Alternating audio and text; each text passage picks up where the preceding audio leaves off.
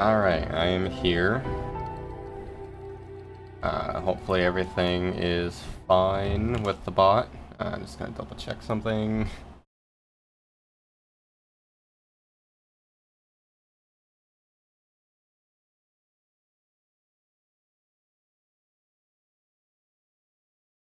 Alright, yeah, everything looks good. Alright, so yeah, if anyone wants to run any of those visual effect redemptions now, you can.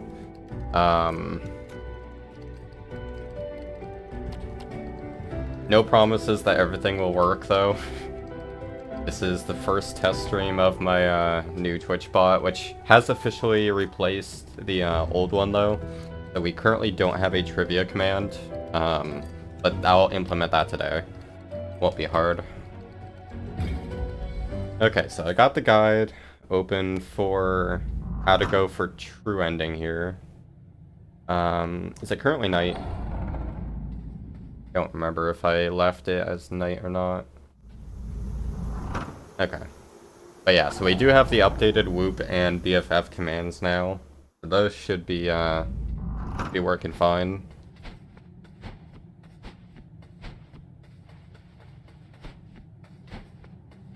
Okay, so yeah, the goal of true ending is once you make it night,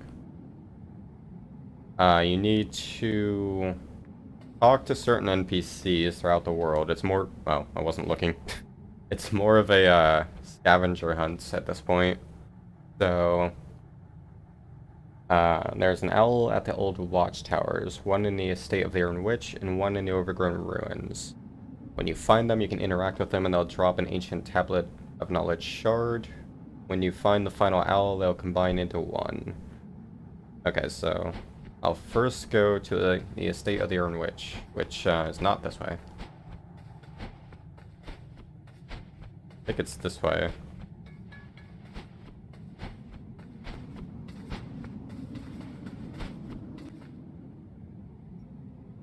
Yeah, so it'll be right out here.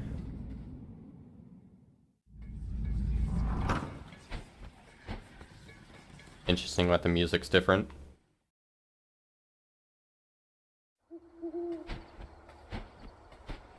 Alright, so it's on a bridge. Oh, hello. Enemies are different. Ow. I do so much more damage. Forgot about splash damage.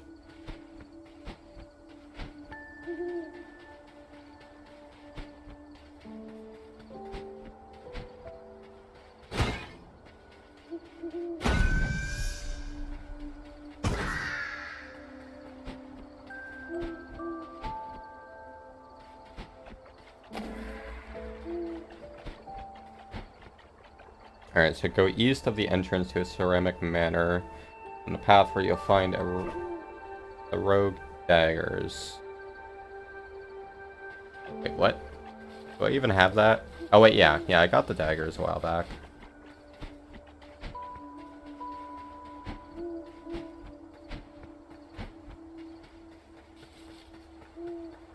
I don't know where this bridge is though. Not down here.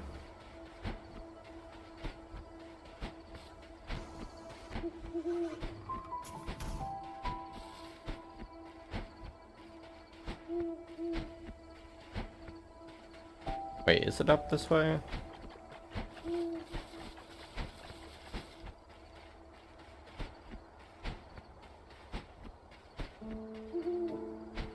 It's on a long bridge.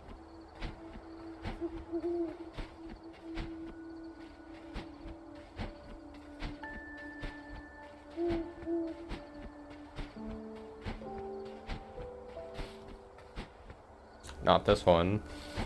You guys new.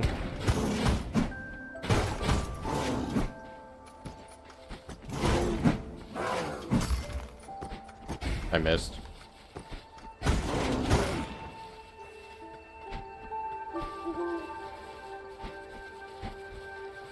Where is the bridge?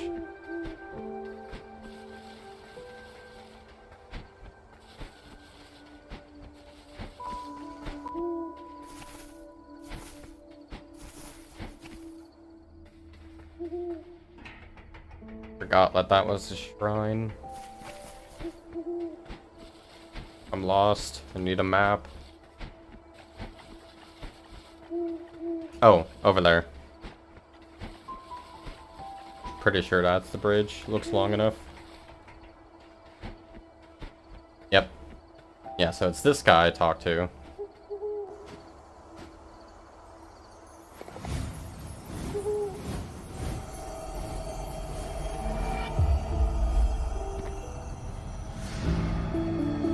We've acquired a shard of an ancient tablet of knowledge. It is incomplete, yet you feel a mysterious energy coursing through it. Okay, so that's the one there. One at Overgrown Ruins.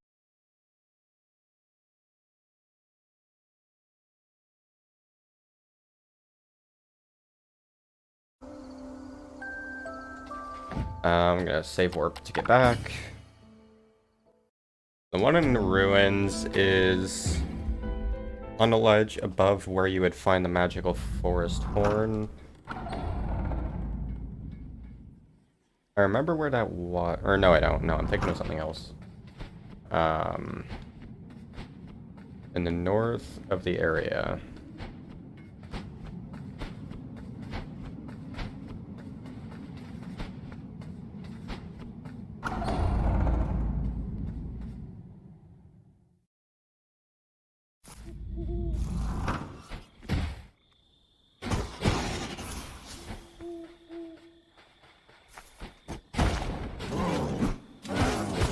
Ow.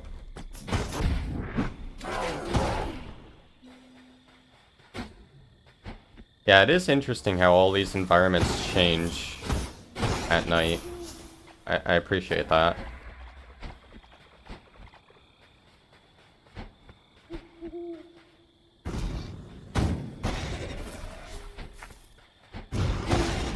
Nice double.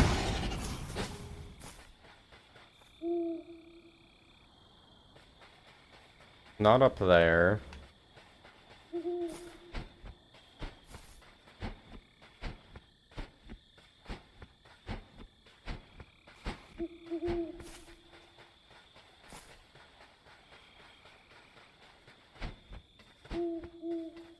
Oh wait, how do I get up there?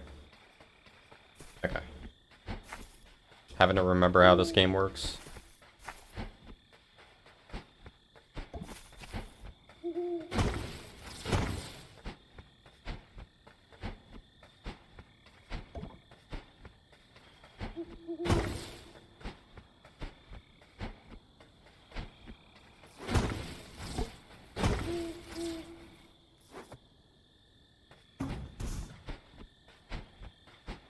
Everyone's gone from here.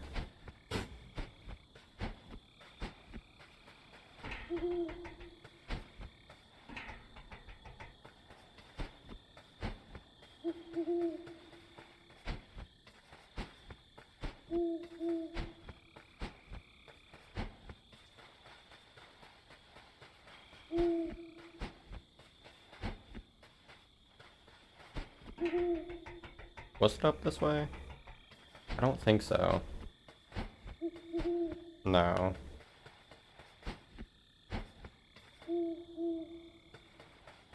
Yeah, no, this isn't where it is. It is in a corner, though. But it looks like to the right.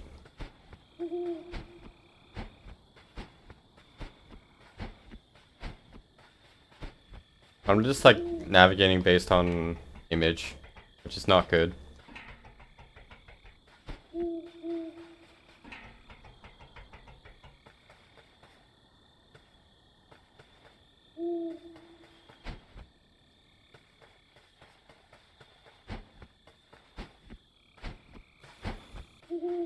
The lack of music is eerie, not gonna lie. Here we go. Alright, when the old watchtowers won.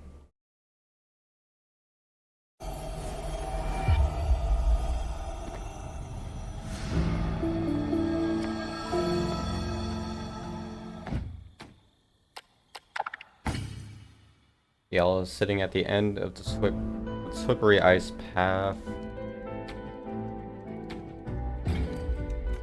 You cannot backtrack to this alloy. You actually need to go through the slippery path again. Alright, that's fun.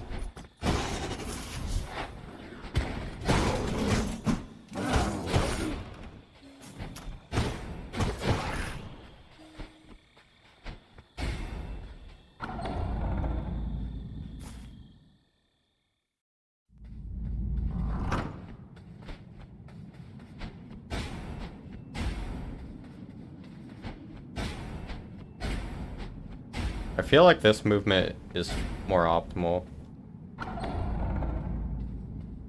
Because you get so much distance with that attack.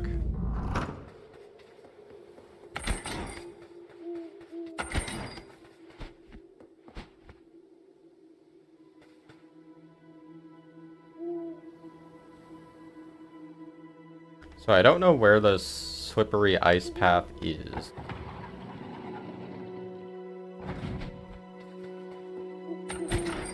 I'm just gonna keep taking all the shortcuts and hope I find it.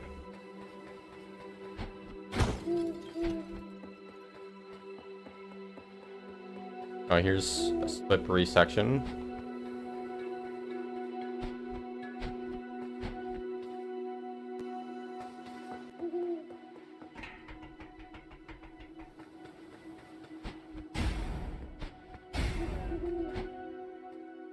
Yeah, this isn't where it's gonna be. Is it? No. No, this is just where I fought Betty.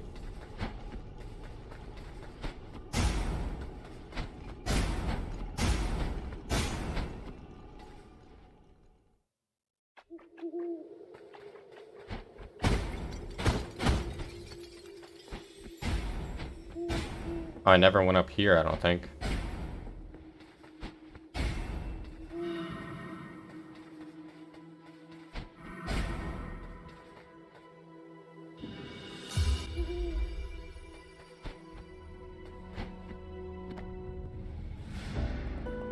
Curious Locket. Here lies Monty. He was a good boy and my dearest friend. His time in this world is over. May he rest in peace.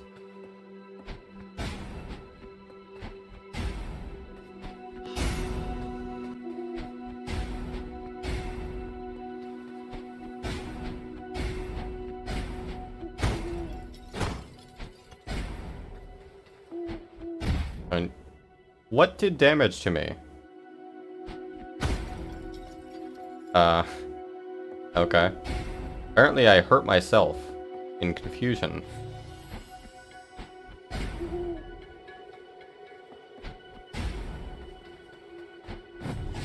Or, no, I have to go up here.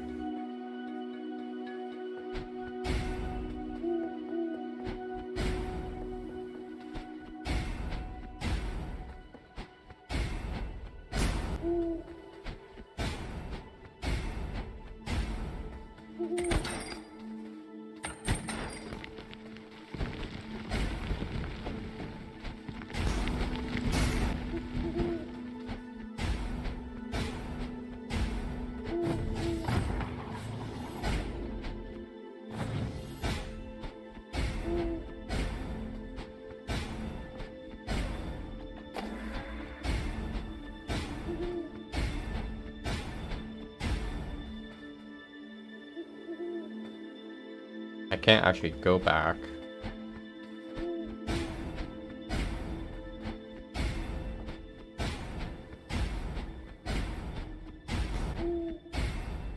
Yeah, I have to save warp.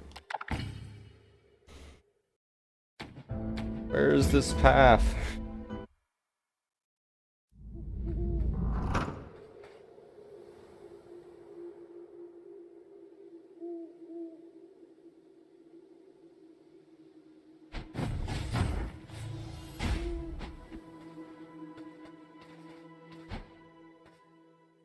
Where did this go? Okay, no, I don't need that. So I think it should be somewhere in this area.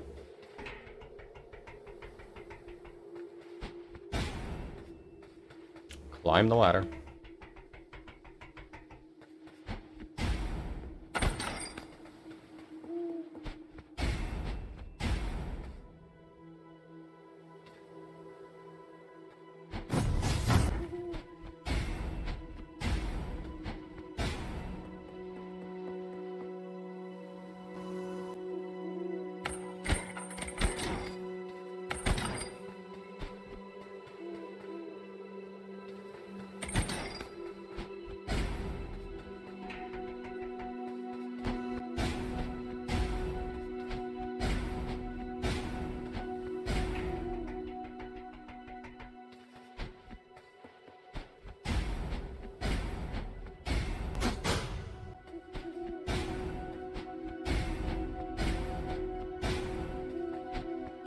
Alright, I want to try something.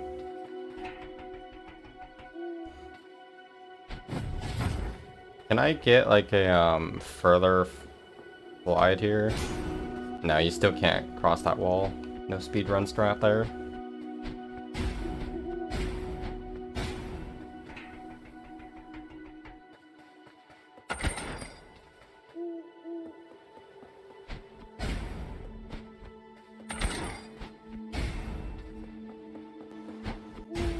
Whoops.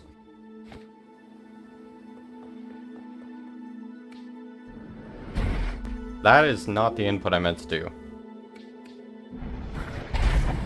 Do they stay lit at... Okay, they do seem to stay lit at night. Interesting. Again, I wish there was a way to actually cancel a spell.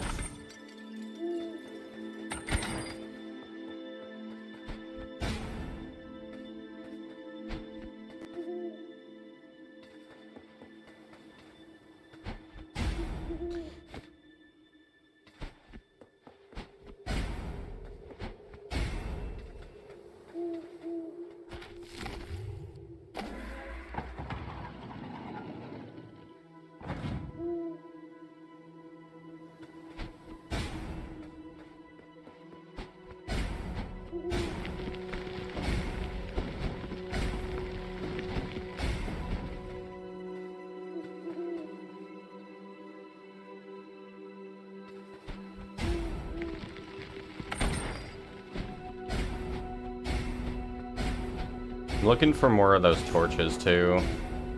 Knowing now that I can light them. That probably opens the door in that one area.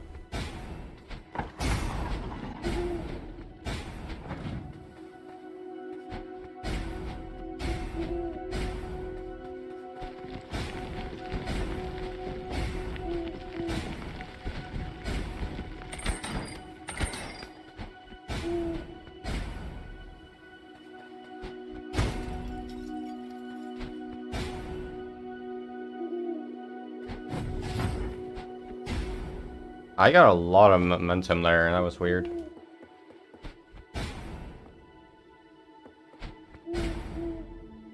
Why is this game the way it is? Oh, is this the slippery path?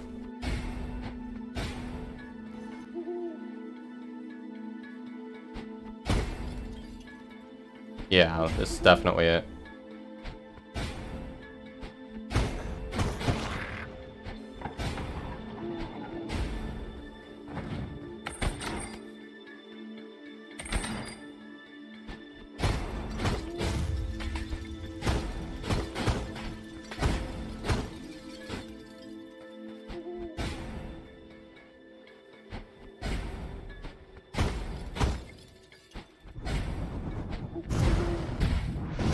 Ow.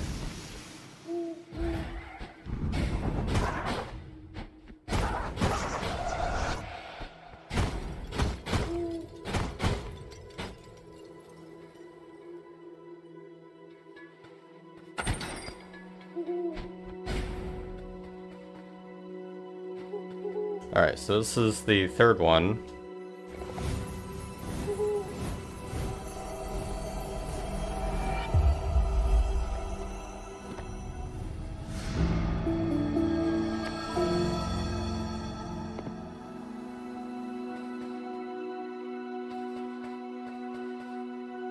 I'm still on the lookout for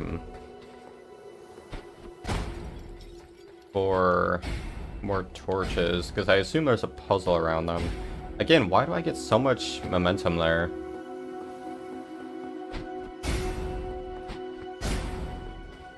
I did not fall.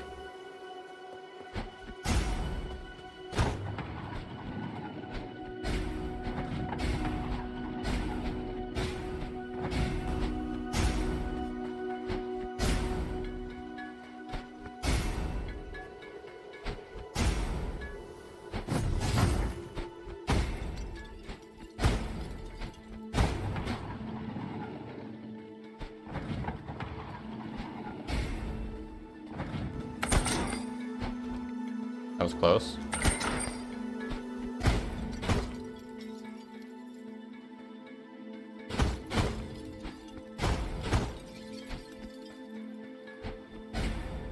Okay, I don't think there's any here.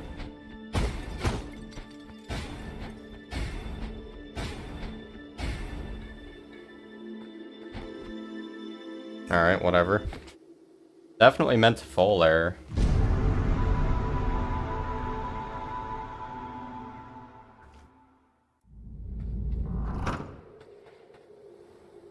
Okay, so there's no torches down there.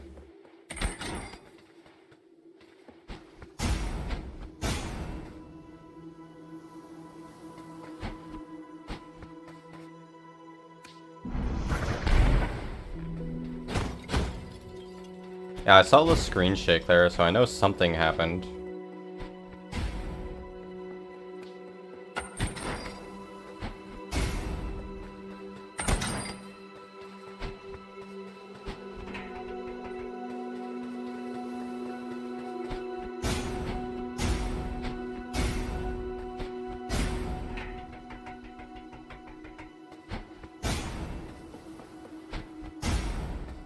Yeah, see, 2 of them are lit now.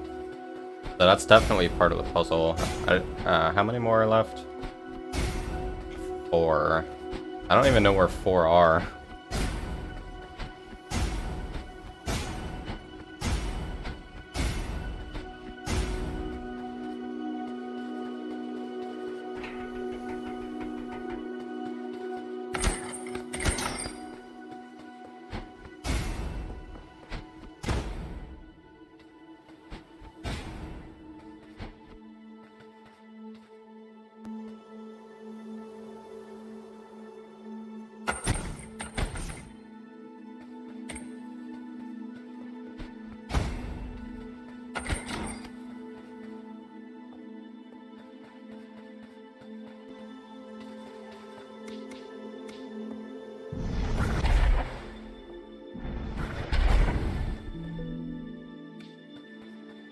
Three remain.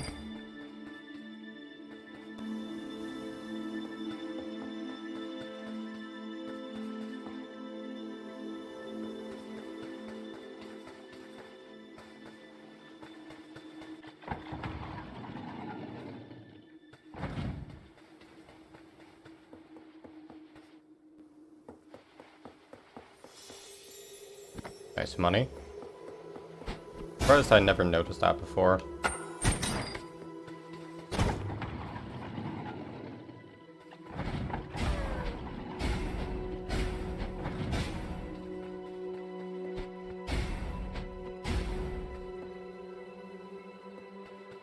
So I didn't see any torches going down that way.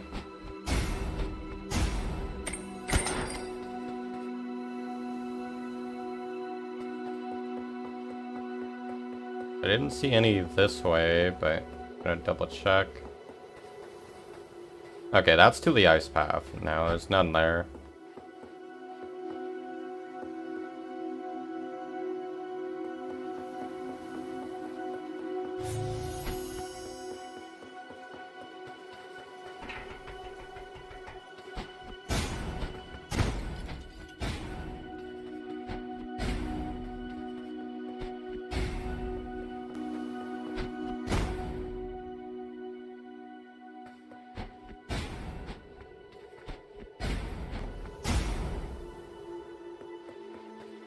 I was not looking.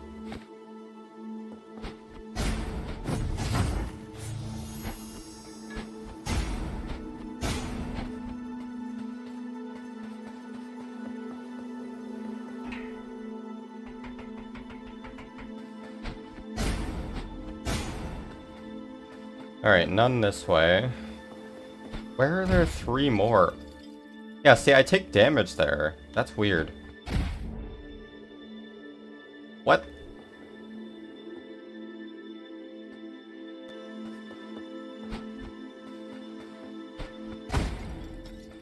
Very confused by this area.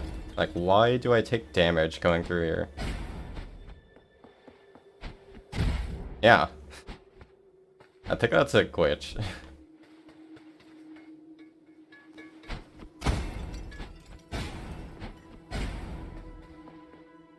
I don't see a torch on this one.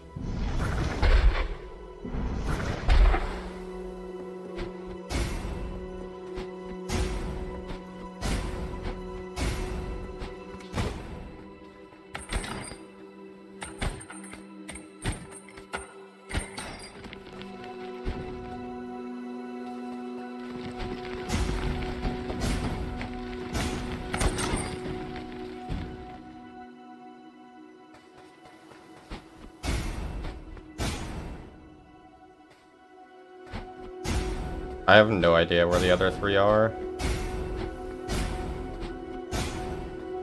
Yeah, I've already been this way. Whoops.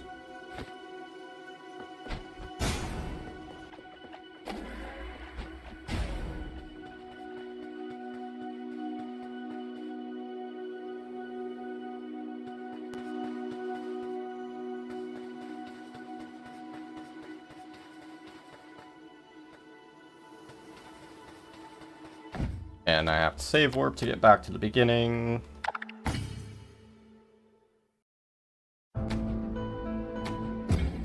Oh, 90% now.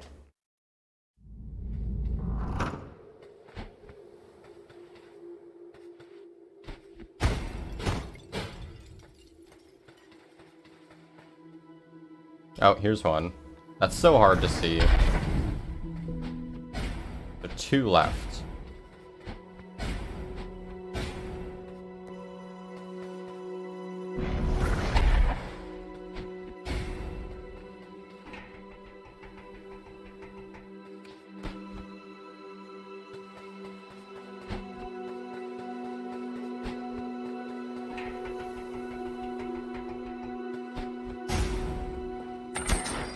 I got that one. Got the one up there.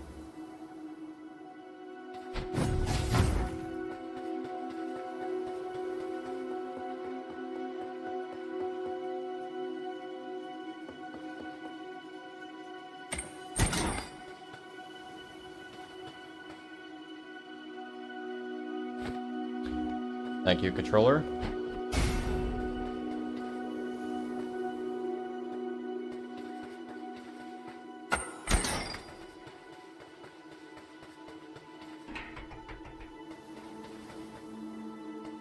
Oh, here's one. Okay, so 1 left.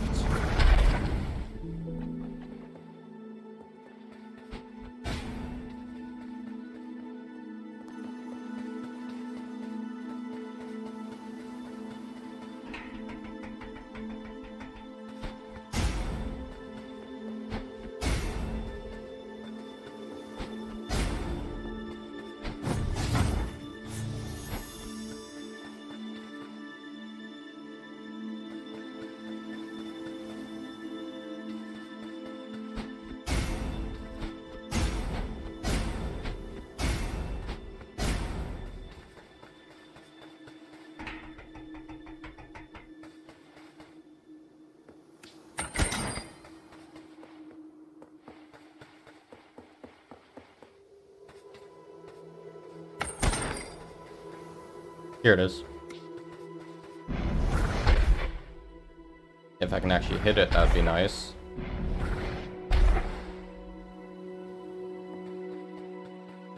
And I'll go a long way. That is not the input I did. Oh, I can't make that.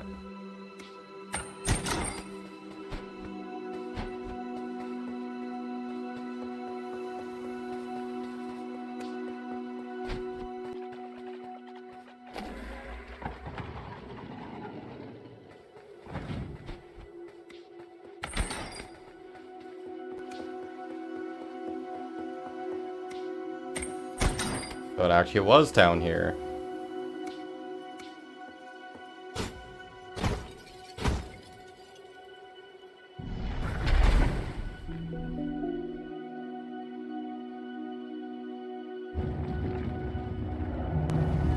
Now, I don't think this is related to True Ending, but still want to get it anyways. I'm gonna save warp.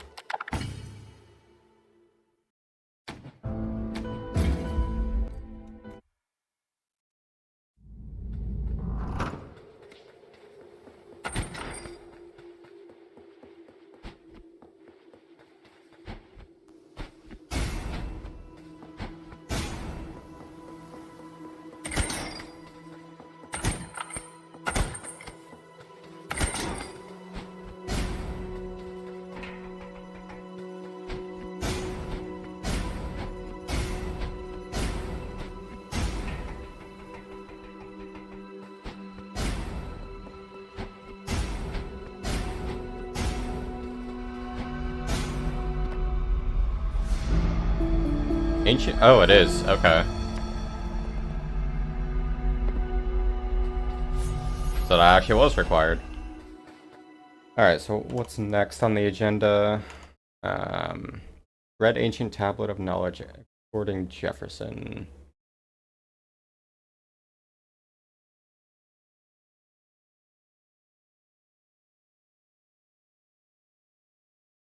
So I go to a stranded sailor, see Jefferson.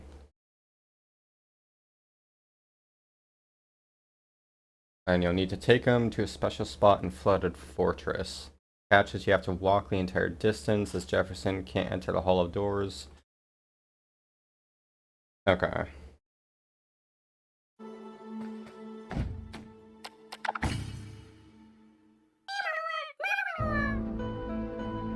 Hey Worm, thank you for the raid.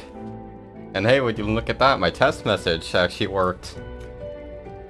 And now I know I can automatically have a you know, shout out to for raids. Alright, thank you for the raid though. I was hoping that would get tested. How was your Zelda? And what were you doing? MM3D?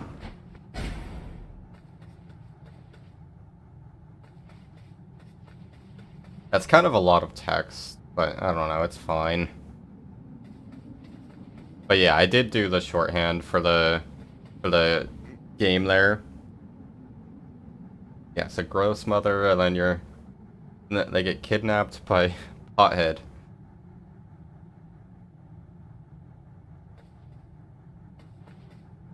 Hey, nice. Good job on that.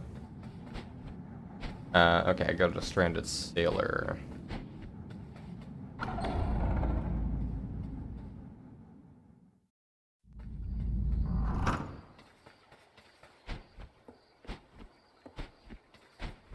This way.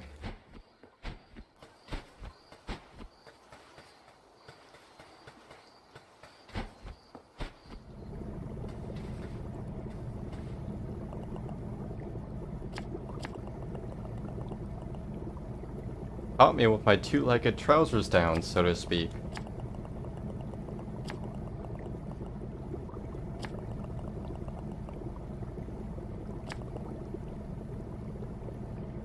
Biggest secret of all.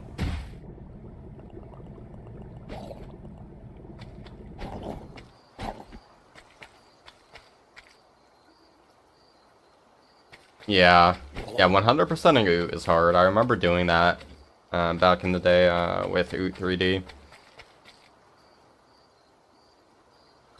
So what's your thought on Oot now that you've completed it?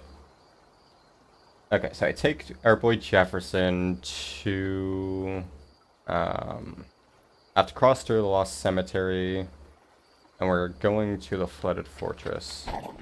How do I even get through this area? I don't remember. Actually, what happens if you try to go through a door? I'm just curious, like, what the text is.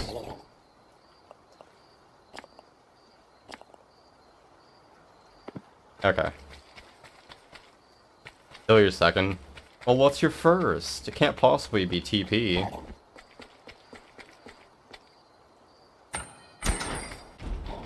I don't need to do this. I am curious what happens if I take damage. I guess you don't float like the other guy. What if I get hit though?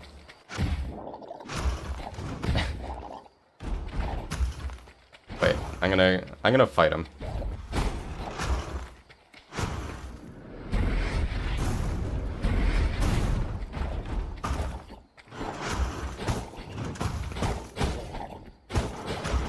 I want to see if anything special happens if I actually kill an enemy. Whoops. Of course I do, Jefferson. The text for getting hit is kind of annoying, though, because it does temporarily prevent you from attacking. Right in my tentacles.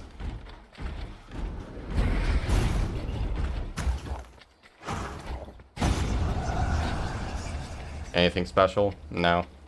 Sad. Wait, so what if I die?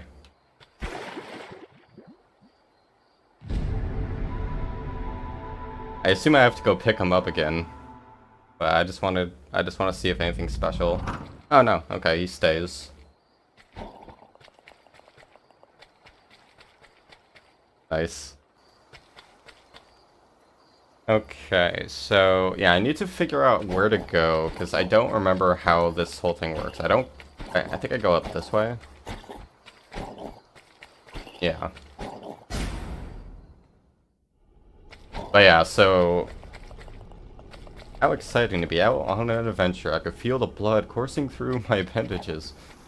But yeah, so all I've done so far today is just, I completed one part of the, or I guess two parts actually, of the, Ancient Book of Knowledge, or whatever it is. So I'm making my way towards completion. I'm at 90% right now.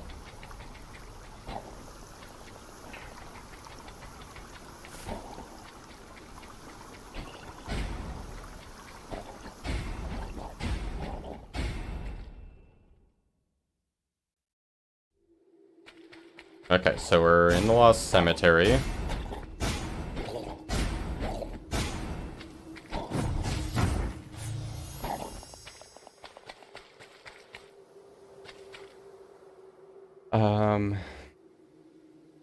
Take the gondola down to the overgrown ruins. Walk through the mushroom dungeon. This is such a long trek.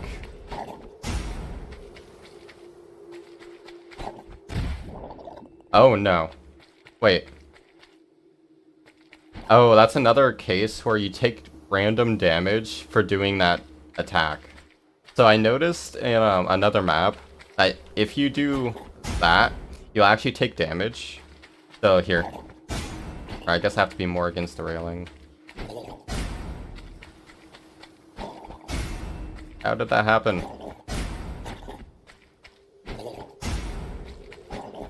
I think it's like you probably clip into a little wall or something, and it just forces you out by applying damage.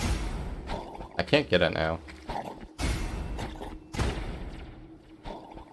Yeah, it wasn't because of the spirit. Like, that was definitely a thing where, like, a wall was doing damage to me earlier.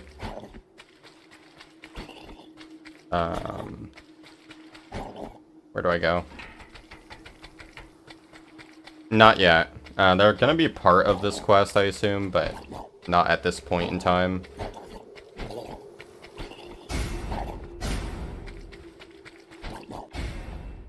Actually, now I think about it, I wonder if I have to direct them to these, if those will play some role in this quest. But yeah, it's one thing at a time so far.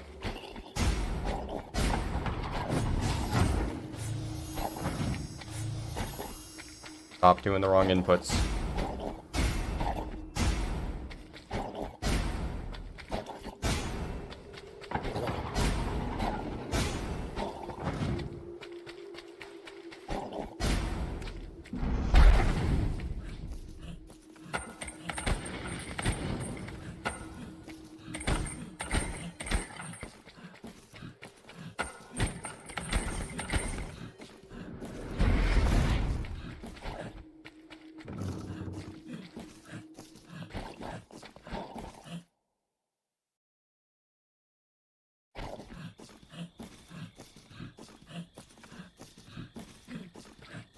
Yes, I really love escort missions. No, let me out.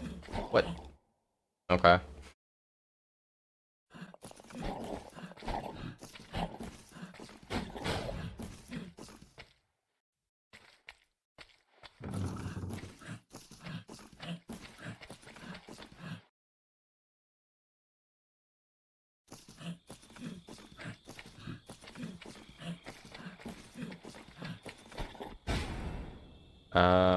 Oh wait, can I take a shortcut here? No. I'm trying something. It's kind of difficult to time, right? There we go. Yeah, haste is good, although I don't think that actually helps me. Yeah, never mind. So have I been here? Apparently I have not. Oh, okay. This is actually the area that was underwater during the day. So yeah, all of this is new.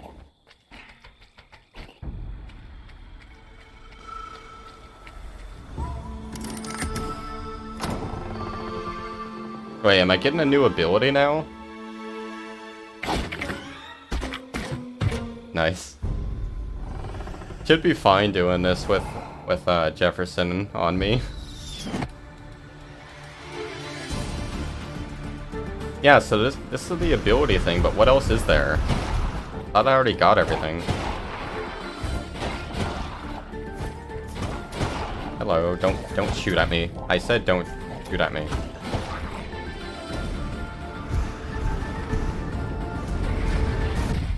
What is that?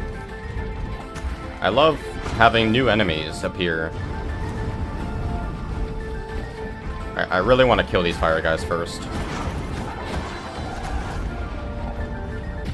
I rolled, thank you.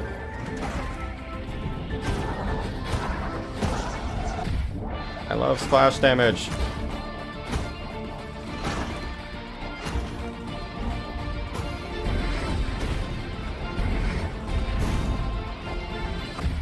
Stop with the splash.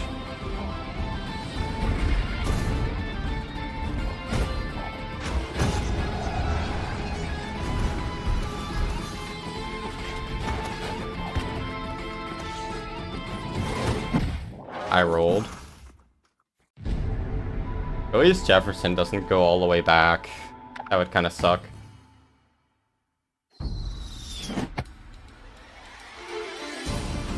I am a squid.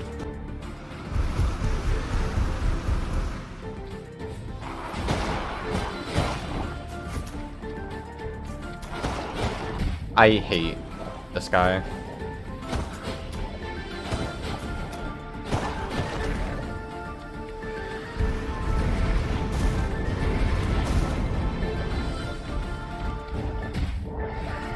Love splash.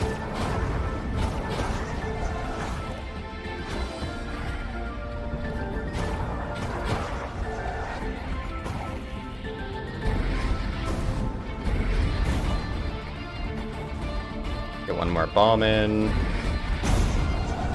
Alright, we're fine.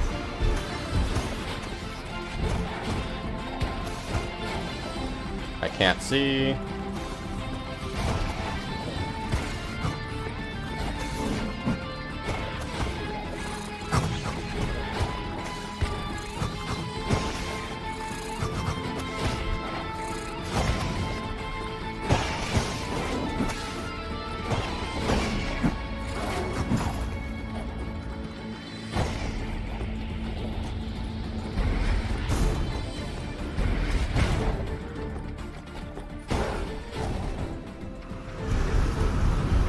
Oh no, this is a mess.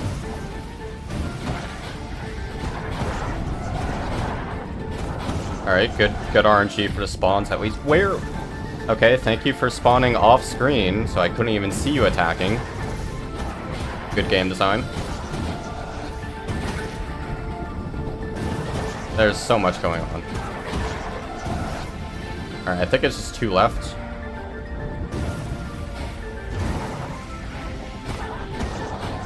One more. Okay. I didn't realize that wouldn't hit them. Alright, second try. With squid. Makes it much harder. It actually does, because there is some delay when you get hit where you can't do anything.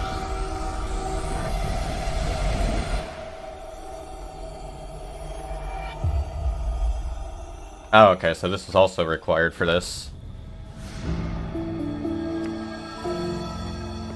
So I think that's 3 now.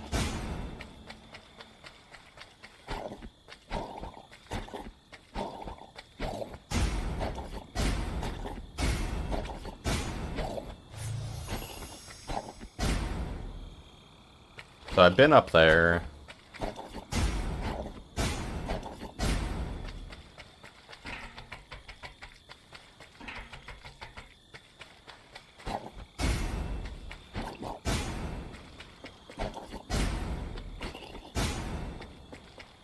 Oh wait, where do I go?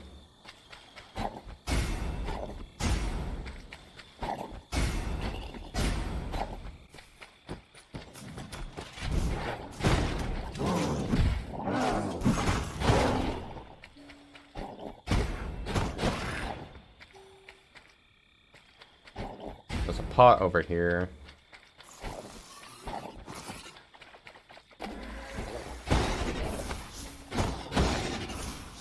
Okay, where am I going?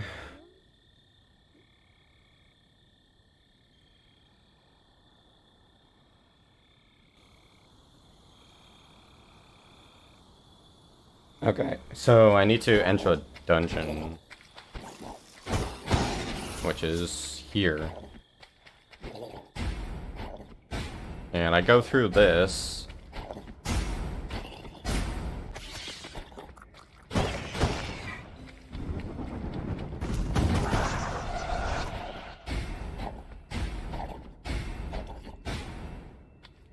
Not in there. I have to like find my way through again. This sucks.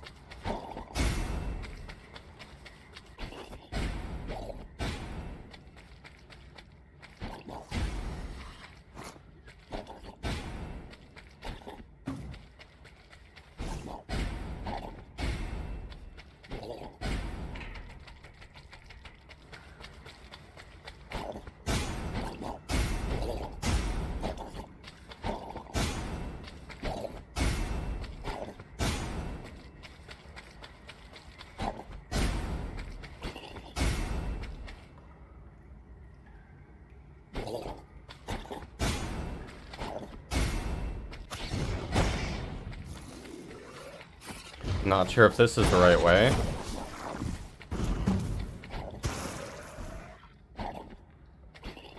No, it just goes out here. Thank you for instantly attacking.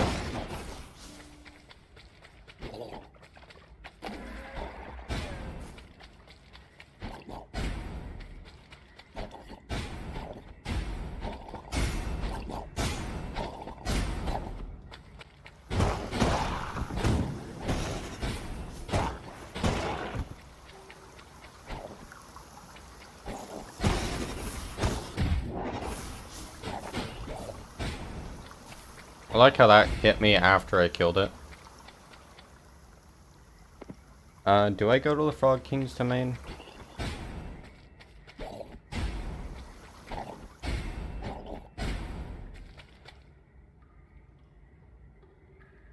Walk through the Mushroom Dungeon and begin your journey in the flooded... Yeah, this is it.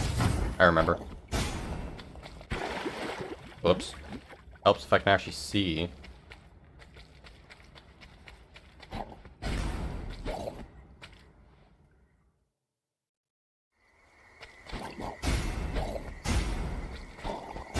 We're almost there. Keep your eye membranes open and look for guidance from the moon. Spirit world is closely tied to the moon. The moon's light will guide us towards our destination.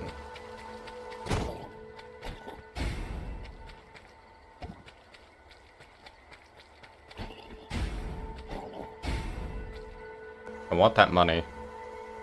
Oh, I know how to get that. I just have to find the other entrance.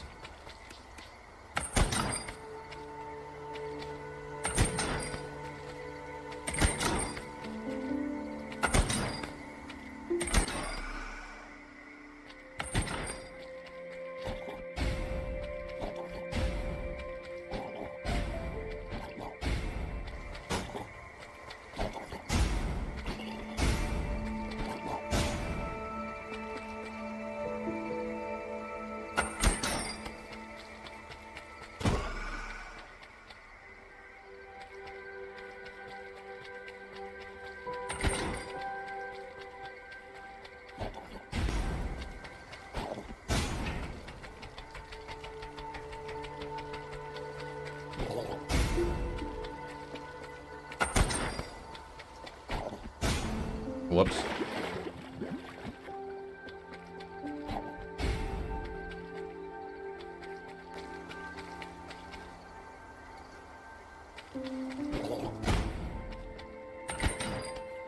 Alright, I see that.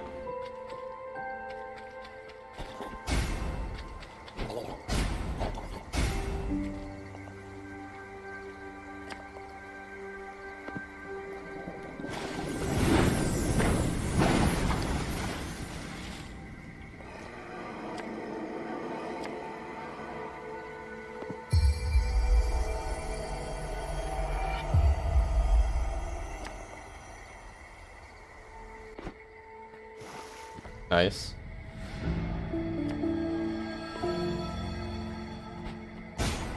Alright, I do want to get that money.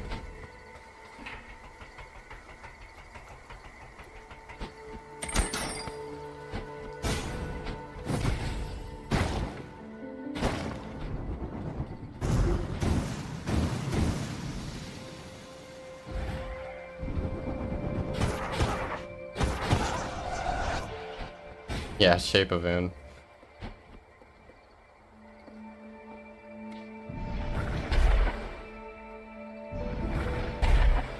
Nice hitbox.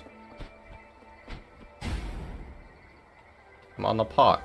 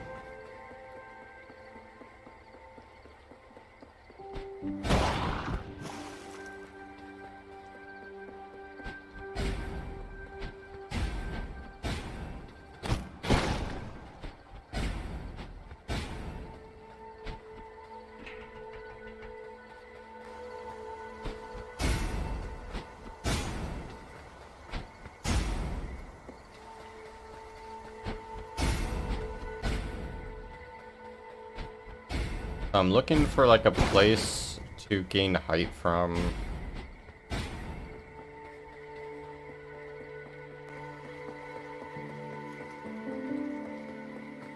Or is this where I started?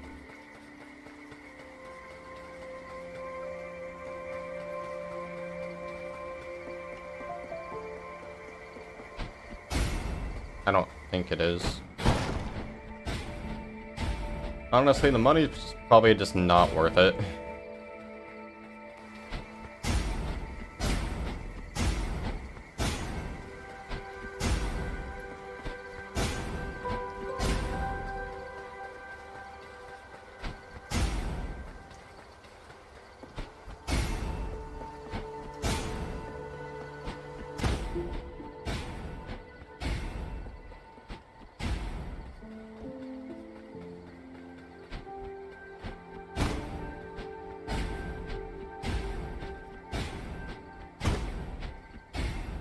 Yeah, I'm just gonna leave. So I got that one.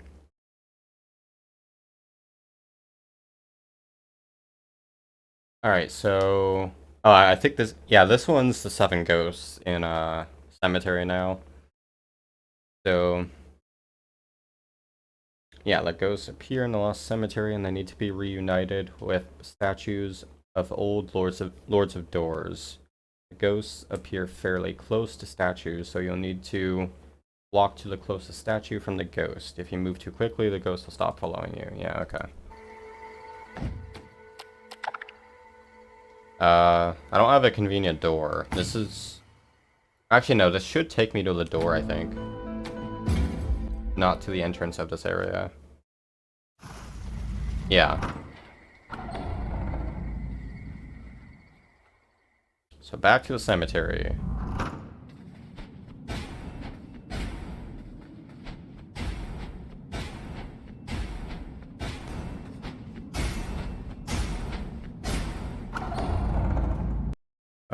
Also, there's a map of all the ghosts, although I don't have a map in-game.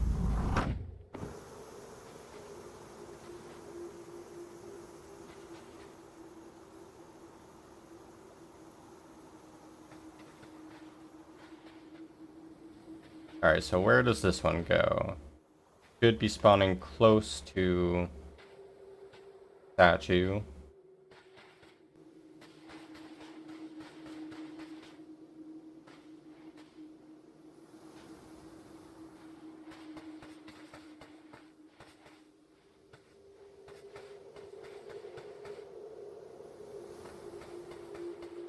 Well, there's another one.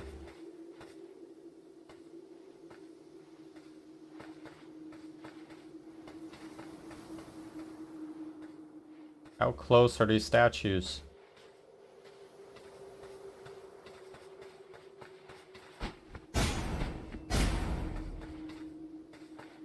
Is there one down here? I don't think so.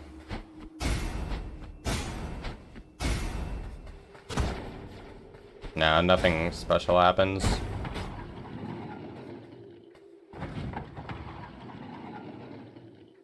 Where are the statues, though? And there's gonna be another one up this way, I think. It's statues of the old Lord of Doors. So I know there's one... There's at least one that I've seen. I don't remember where it is, though.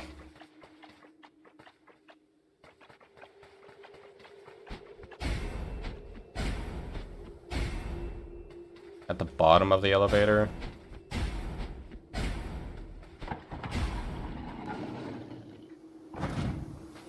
Oh.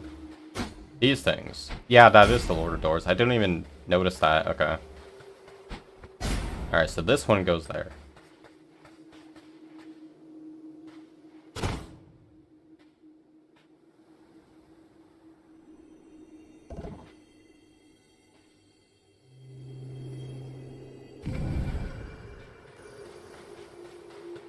Alright, let's go back to the other one and look for one that's close to it.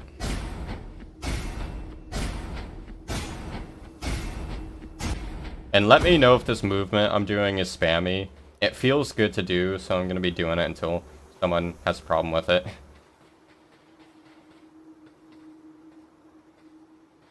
I guess I'll look for the... Okay, here it is. That was easy.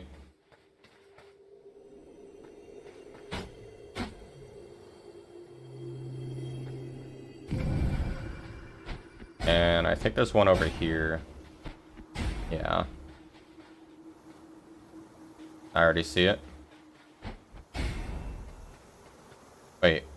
Which one goes in this one? Okay, that one. What happens if I bring them both over? Yeah, figured only one can go to each one.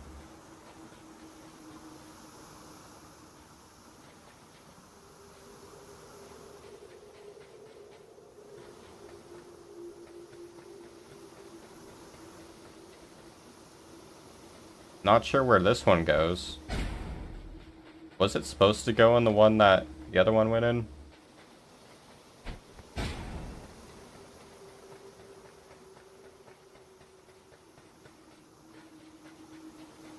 There's a statue opposite the other one. Oh yeah. I am not observant. Although, everyone should know that about me by now if you watched my streams.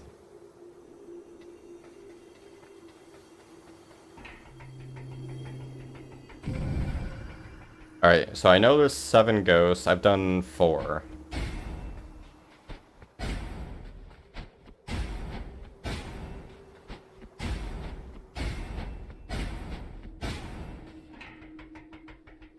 I think there's one up here.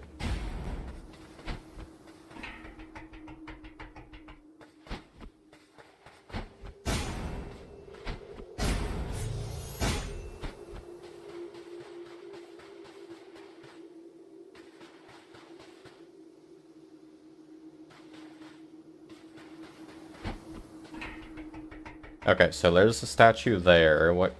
Okay, he goes to this one. Hey, buddy.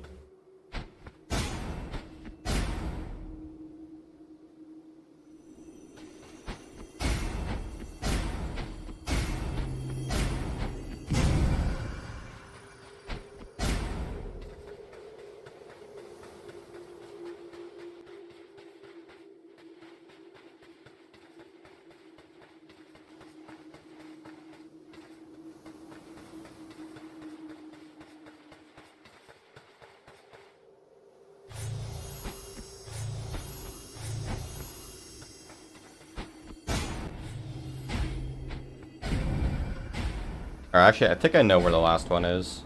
It's closer to where the key is. I think there's just one more.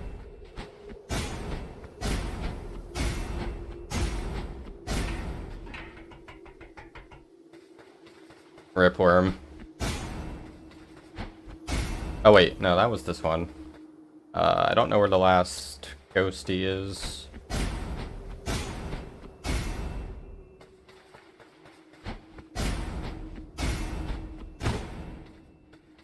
I still like the signs. This effect is a really nice touch.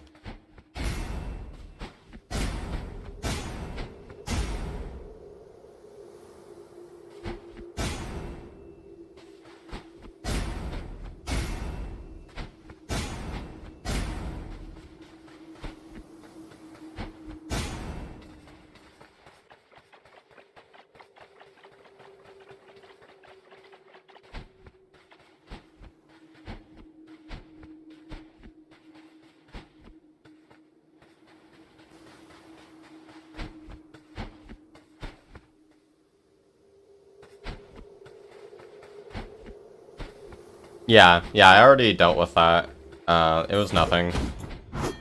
It was just like a shiny thing, if I remember correctly. But yeah, that was already done.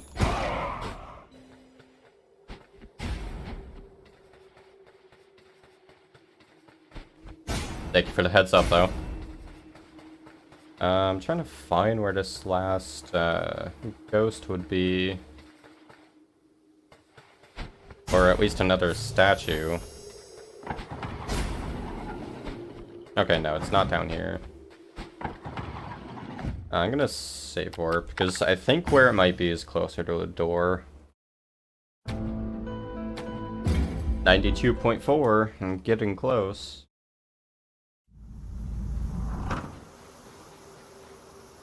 Yeah, I think it'll be up here. Or let me check if the door's already open. Maybe I miscounted. Because the door is somewhere. Yeah, somewhere. Oh, there it is. Alright, how does one get over there? Here we go.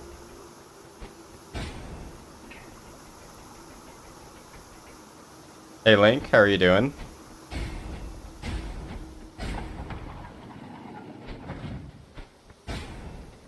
How late for you is it right now? Because I know it's 2:30 for me, so it's got to be pretty up there for you.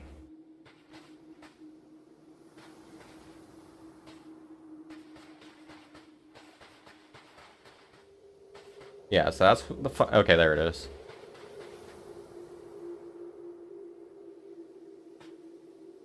Hey, that is not a valid command. I am not entirely dumb. Also, a nice water reflection with the spirit.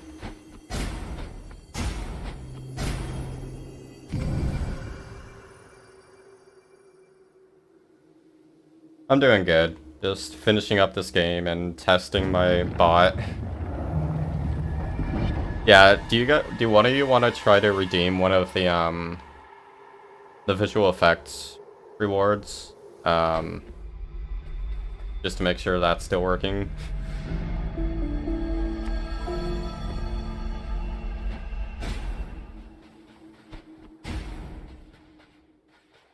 Okay, so I think that's everything for this area.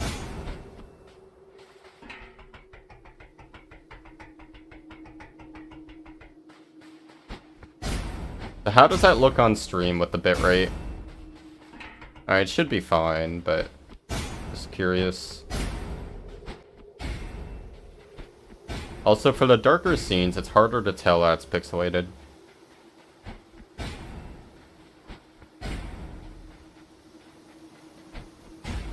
Yeah, I did extensive testing to make sure all this stuff works.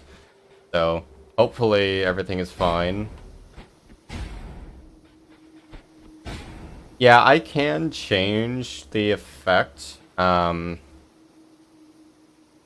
hold on. I will update the effect. 1 second.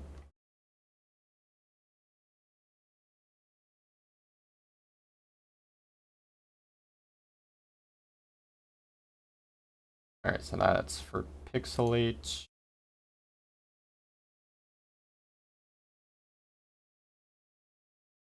Alright, let me disable... Okay, so I'm forcing pixelate right now just so we could see the effect.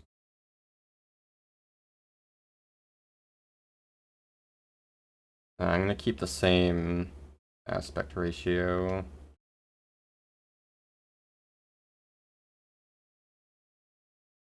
Alright, give me a moment.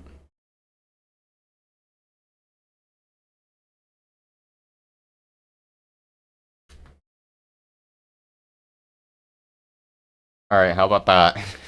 Is that pixelated enough?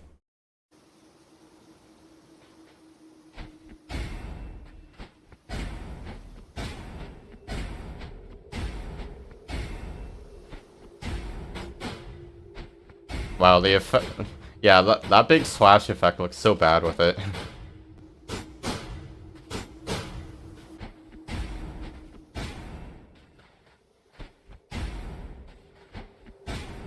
Yeah, it does.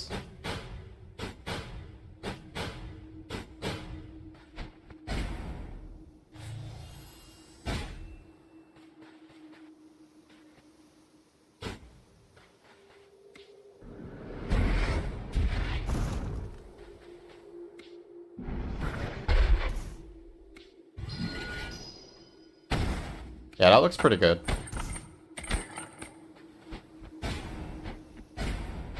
Well, certain things look bad. Like, I think this actually looks good, but the actual, like, dash doesn't, in my opinion.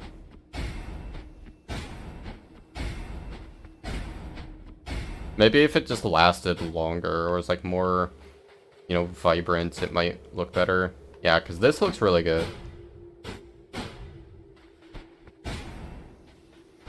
But yeah, here, I'll demonstrate the other effects, since, I kind of am already in OBS. So yeah, that's pixelate. Obviously there's flipped. Oh wait, I have to like click back into the game each time I change these though. So yeah, this is flipped. Oh my god, this is horrible. Don't ever redeem this one. This one is bad. Like, it's so disorienting.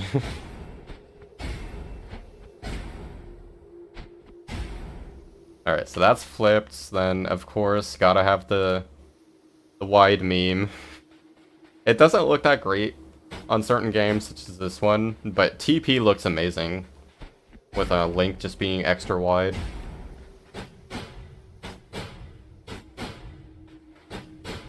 Worm, I know you've got like 1,000,000 points.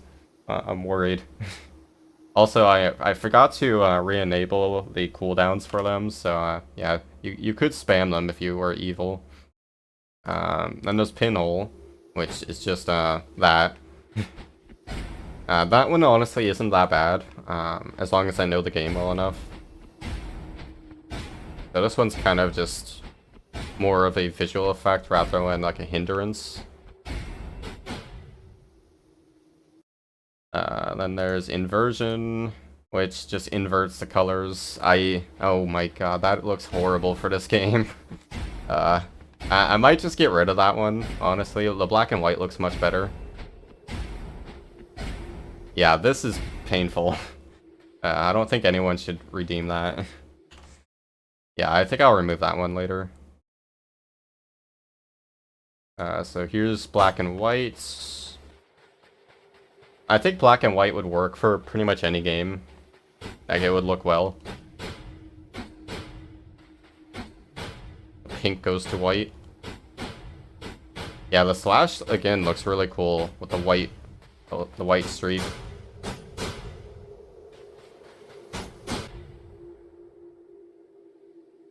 Yeah. Yeah, I can send you that. I'll do it right now before I forget. Oh, actually, no, that one's not using a shader. That's just using a LUT, which I don't even know what that is. Yeah, it's just an apply LUT filter. Oh, and that's the stock inverted PNG that that comes with OBS. Alright, so that's black and white. Here's cell shaded. Now this one is using a shader, of course. Obviously certain games look better with cell shading. I think TP actually looks not bad with it. This game, I don't know.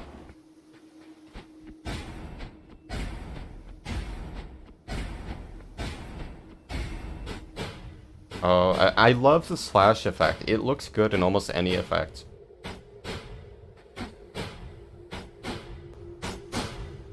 This is real artsy. I'll send you the PNG? Okay.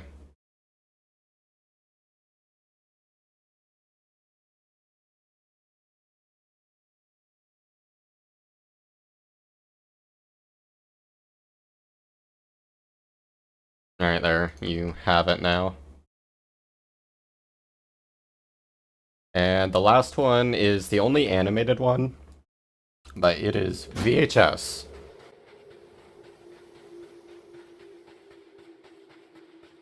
So, yeah. I really wanted an animated one.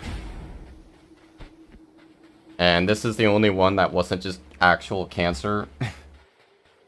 Because, like, there's a glitch one, which would just cause epilepsy, so couldn't really use that one.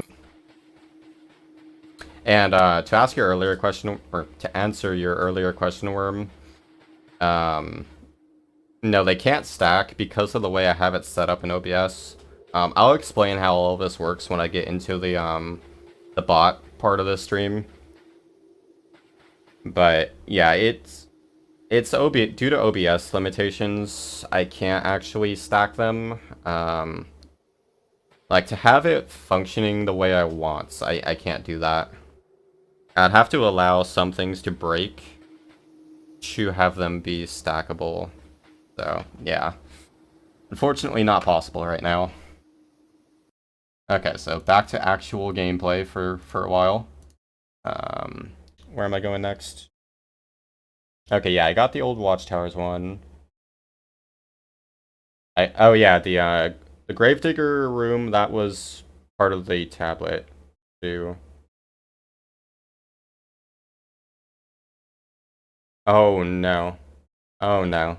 Okay, this one might take a while, and I might not do this one. So you know how I skipped planting some seeds?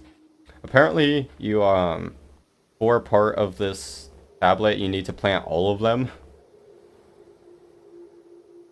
To get this ancient tablet knowledge, you need to find every life seed and plant them all into pots.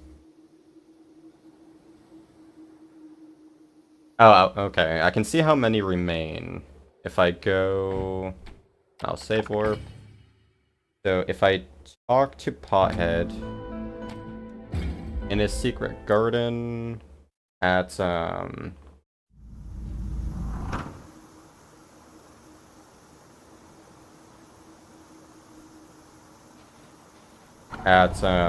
the estate. Well, there's still a little bit more to do, even if I decide not to do this one.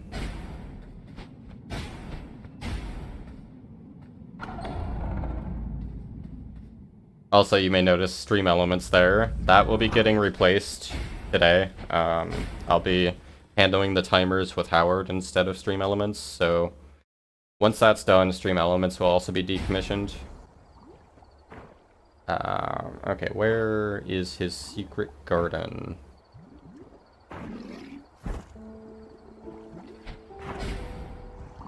Looks like it's on the left. Ow.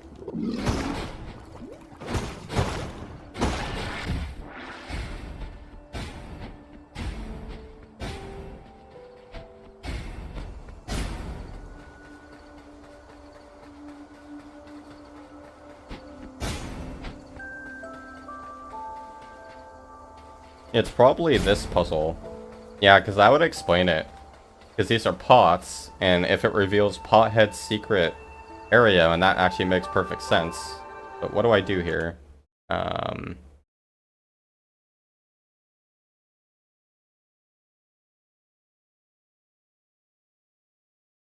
Yeah, like... I don't know what to do here. A family tomb.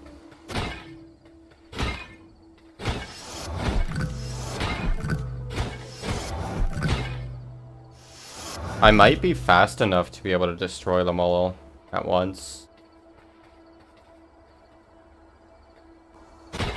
I missed. Or not.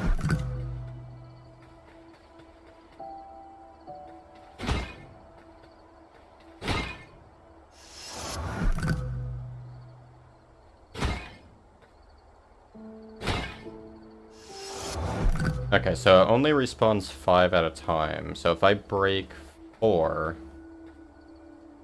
Okay, here's what I'm gonna do.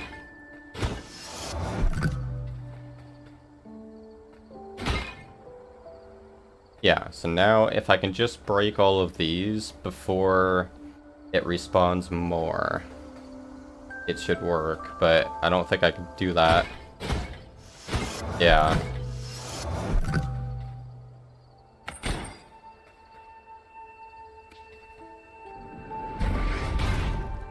Really, the bomb does nothing. Wait, does fire go through the pots? That'll make it easier. And let me try the bomb once more. Try to get it right in the middle. Problem is, it's hard to aim in the middle here.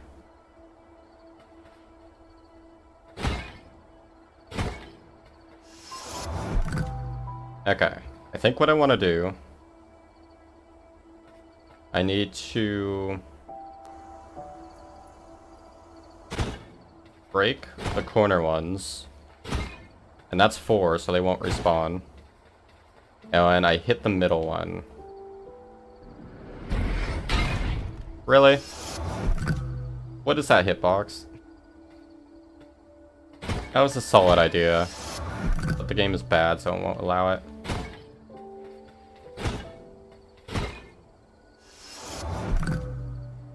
So Fireball can go through in a straight line. It can go through a bunch. Is there a way I can make use of that? I think so. If I'm fast enough... Well, no, the bomb's not going to destroy these 4. Oh, now it does? Why does that work? Okay, I have an idea. So I destroy the 4 up here. Then, if I fireball in a straight line through these, and then quickly bomb this one. I think that will work, but it's gonna be hard. Actually, I have to charge the bomb, though. This is gonna be awkward. No, that's not enough time. Can an umbrella do a spin attack?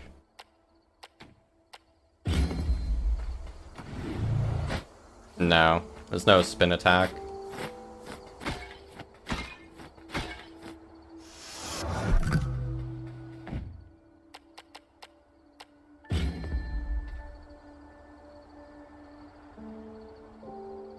I think using the spells is the right idea. I just have to figure out the most efficient way to do it. So yeah, Fireball could take out 5 at once, but only 2 ways I can make use of that, and I don't think it helps.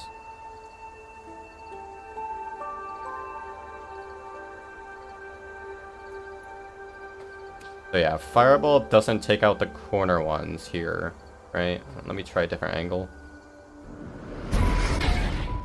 Yeah. But if I do it here, that destroys 5.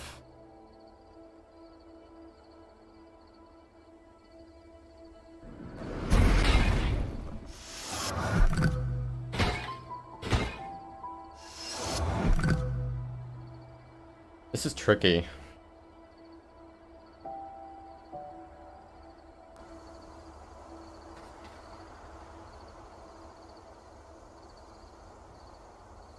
Yeah, if I just had a slightly larger bomb radius, this would be free.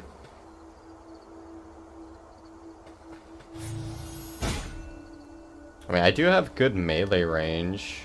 How many can I take out at once? Well, if I angled that better, I could do 4.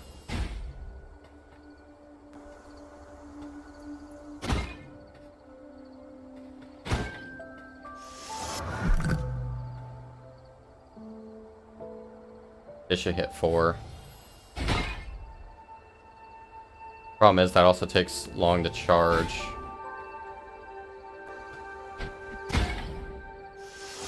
How did I hit the one to the left with that? That was weird. Interesting hitbox. What about the bow? That only takes out 1, that's lame.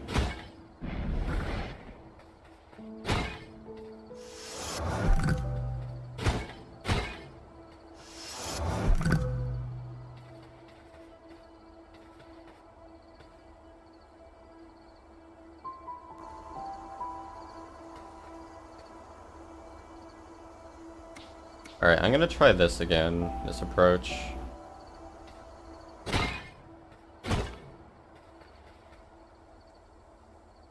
I think this might be able to work if I start with a bomb. It's just, how do I angle this? Because I need to hit the middle one.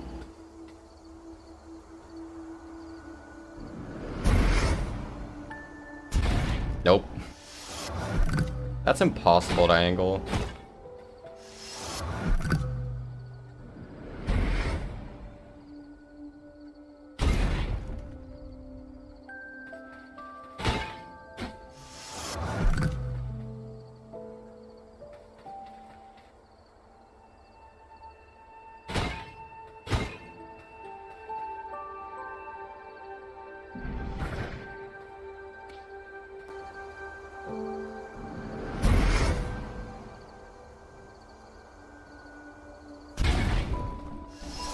I don't think that'll work.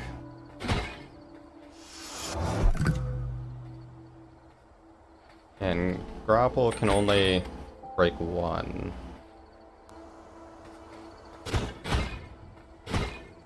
How do I do this?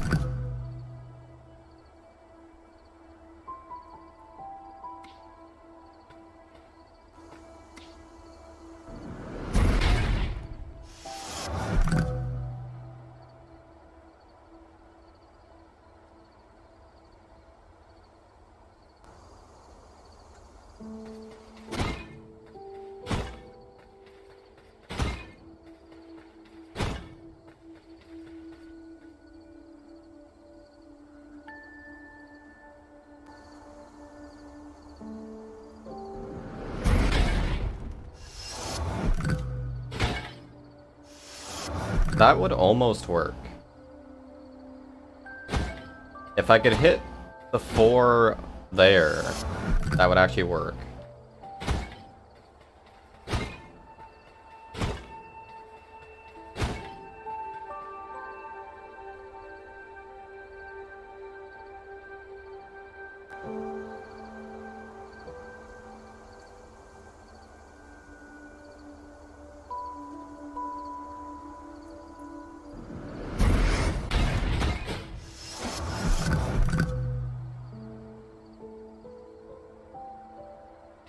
I'm gonna look this up because there's no answer.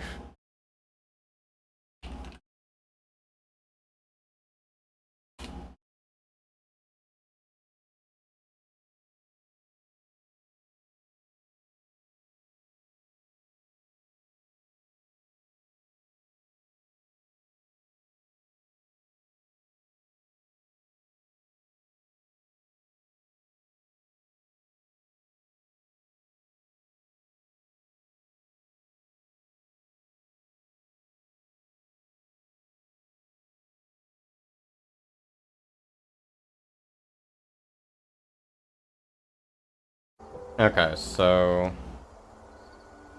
Wait, do I have this shiny thing that it's saying?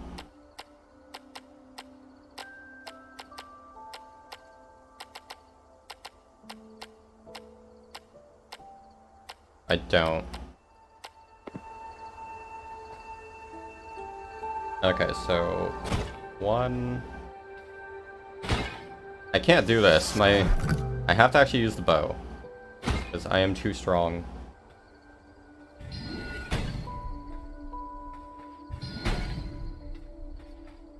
So you don't have to actually break them all, it's an order. So yeah, the only way I would have known that is if I got another item earlier, which I still want to go get, but I just cheated. And Pothead's not here.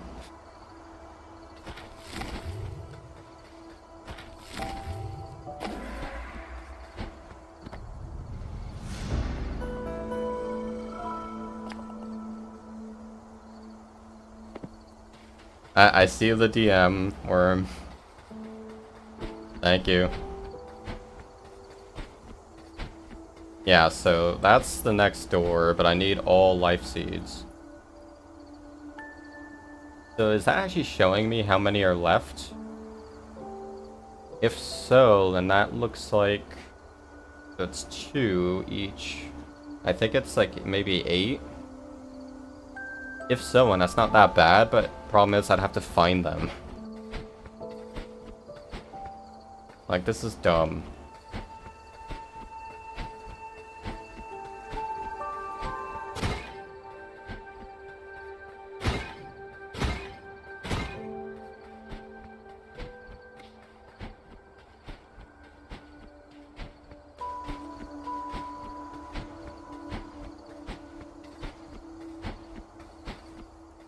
I am gaming, Worm.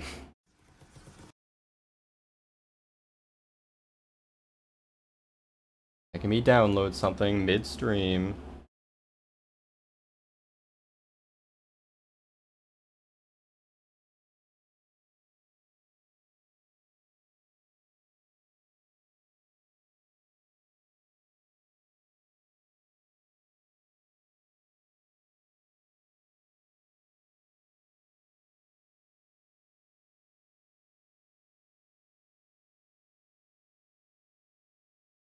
Alright, hold on.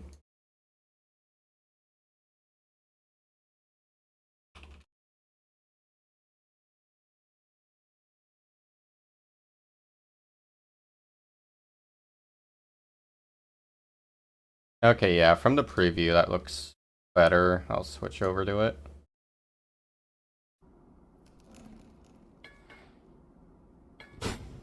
Oh, nice green sword. In the blue atmosphere. Hey look, it's blue fire. Okay, where's this shiny thing that I'm supposed to be looking for?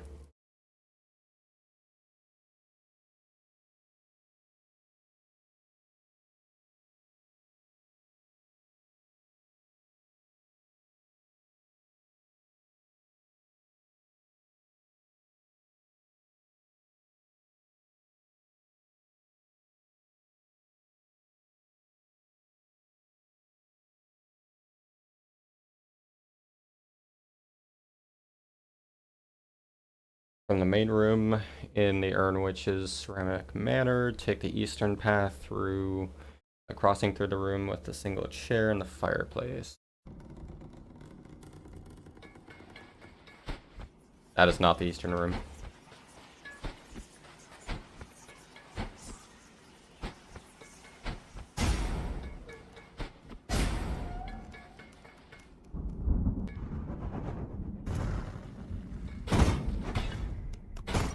Let me read something, game.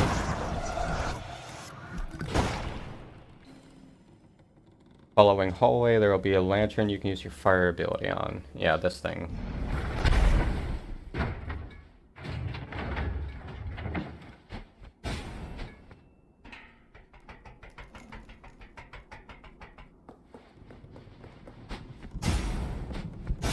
Whoops.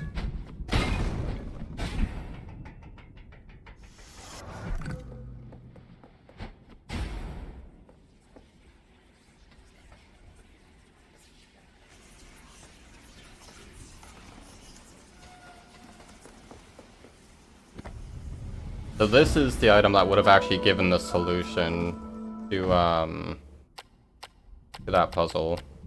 Wait, where is it?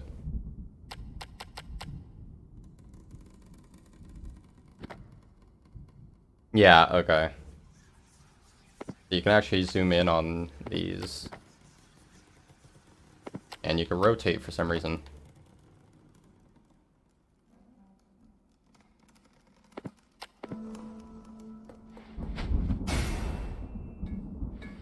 Alright, so that's all the items in this dungeon, I think. Yeah.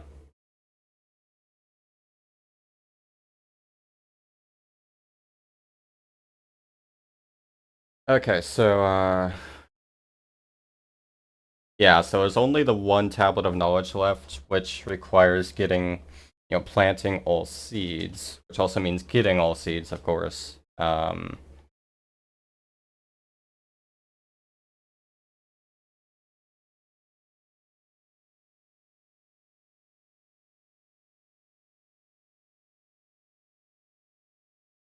Okay, so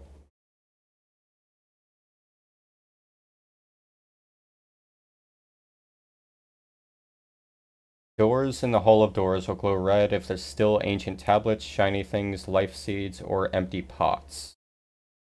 Alright, so let's head back.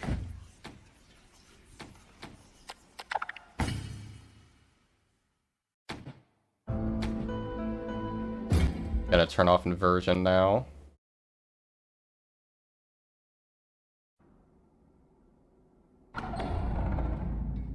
Even though it looked better. Okay, so it's saying there's a pot in here because I've gotten everything else that's in here. Alright, so back we go and have to find a pot.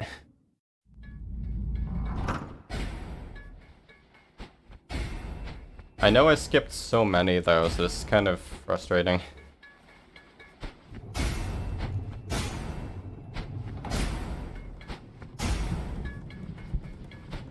It's also night, so I can't see anything.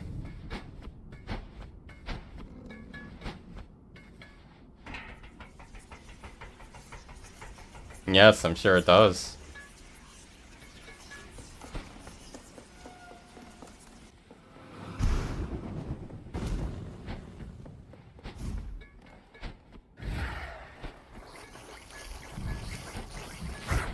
Excuse me, friends. Okay, yeah, here's one. Oh, they fly. Hey, why are you here? I already beat you.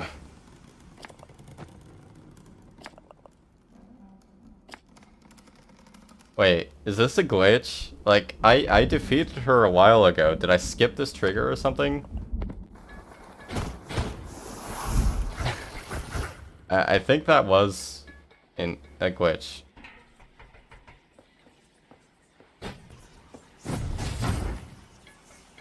And I can't see anything in here.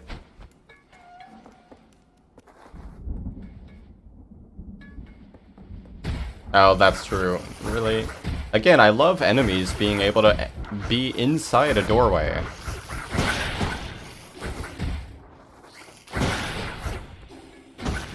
Easy game.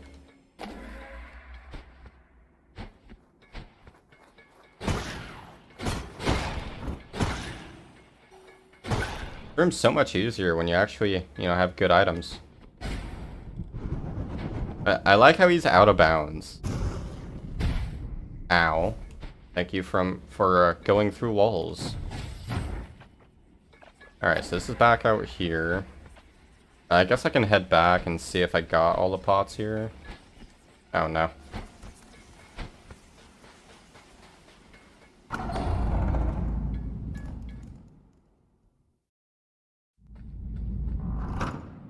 Okay, so it's no longer red, so I got everything there.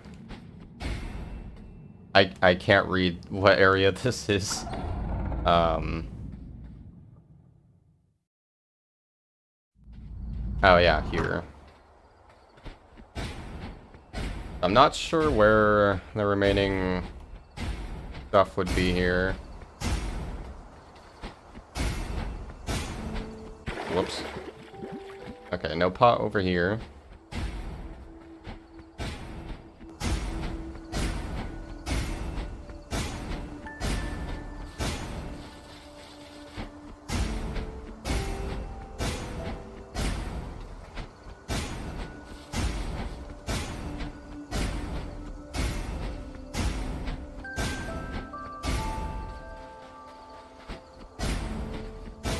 Alright, no pot here.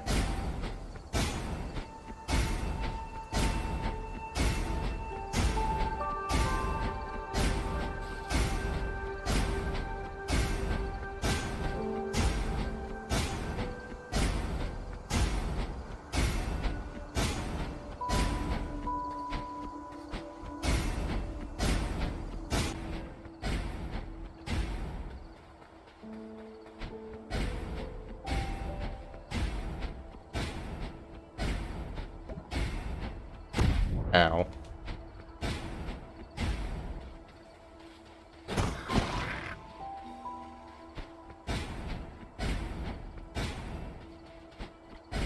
So I got this one.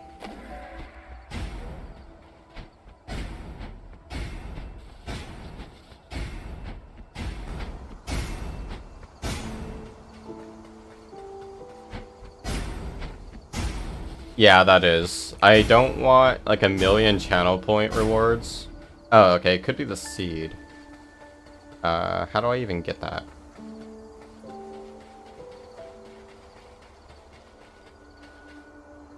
I see there's a way into the hedges on that side. Okay, I see it. But yeah, I just have the more interesting ones as rewards. But then there's random, which includes all of them. Okay, let's leave, see if I got everything here now.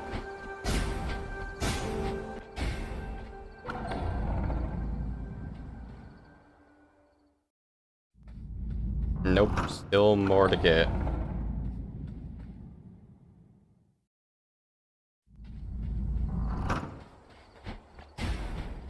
By the way, how seamless is it when you redeem that?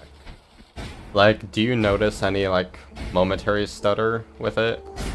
Or is it actually, like, perfect? Because there is actually a bit of stutter on my end. But that's just because of what all it has to do. But yeah, I'm not sure if that actually shows up on stream. A tiny lag spike? Yeah, okay. Yeah, that's the same thing I experience. But there's nothing I can do about that. Because what I actually do... Again, I'll explain this more in... once I get into the code later. But I actually swap the game to... I move it over to my other monitor. And that's what that lag spike is. It's moving the window. Like right there. It probably lag spiked for you guys again. Again, it had to move it back to my main display. I do that because I want to actually be forced to look at the effects in the OBS preview. And so I just toss the game feed over to my other display, which in most cases is off, though it's on right now. Because I'm following a guide. But yeah, so that way the game is out of my vision. And when I have to look at the OBS preview to play. So that's just like the best way I could do, the best thing I could do to like force myself into seeing the effects.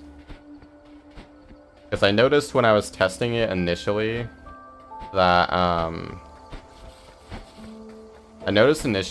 I would, like, even though I wasn't trying to, I would just like naturally be looking at the game, at the unmodified game feed through the corner of my eye, and it would just influence my decisions. So I just prevent that. Alright, there's probably a pot somewhere over here. Now I got that one.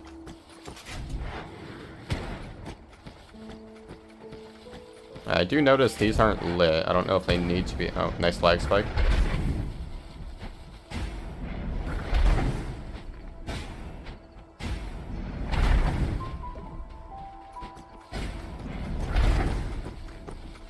Yeah, that did nothing.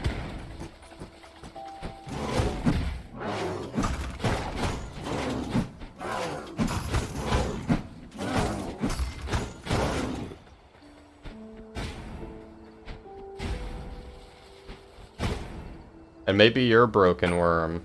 I'm not broken. I mean, to be fair, there's only 8 effects that it can pick at random from. So, repeats will be often. Yeah, it's not going to be around there.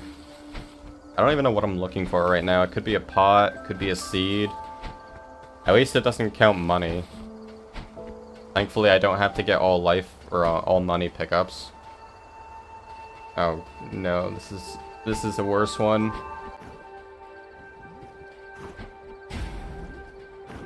Wide crow. It looks like I slide so much further when I normally do. Hello.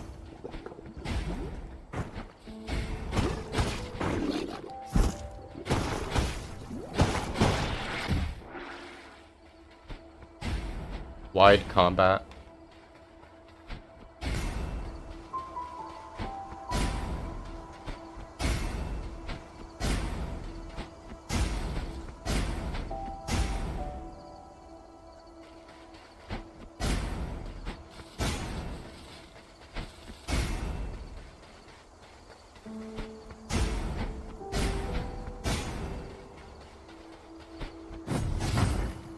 Alright, so I got this pot. Yeah, I've been down here.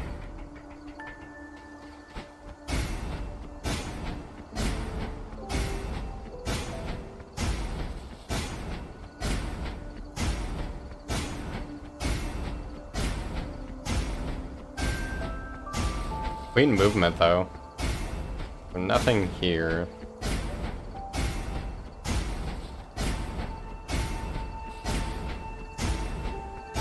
And I've been over in this area.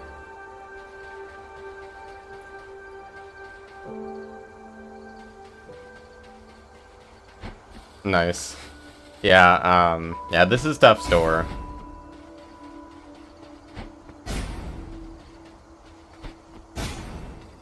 And this is to a secret garden. Oh, actually, you know what? It could just be red because of the door over there, because it still has the, it's still telling me that there's a, tablet here, but I can't get that right now. I'm just gonna put that off. Yeah, I am deep in post-game right now, just doing cleanup. Although, there's not really any spoilers for a while, because, I'm just getting stuff I've missed. Really, there's something I missed in Cemetery. Let me see if it's a shiny thing.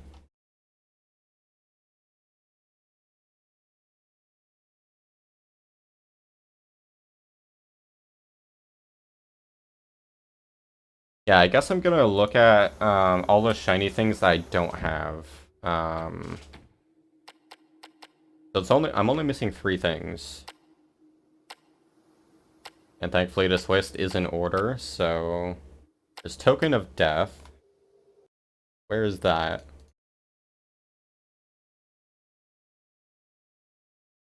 Stranded Sailor. Yeah, I did. Yeah, I forget what the detail was on that, but I did. Actually, so I've gotten all the secret things, or all the shiny things in this area.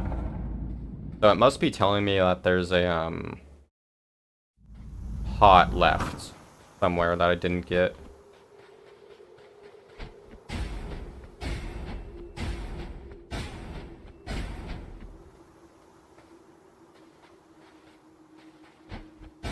Funny is this doesn't look that inverted.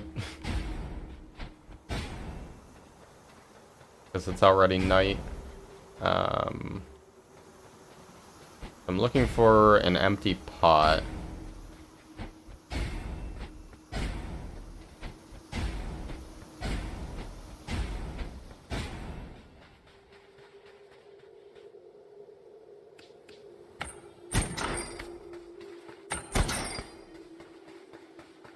Oh yeah, this is going to where the door is. Oh right, no, it was a shrine, that's right. And this leads to the door.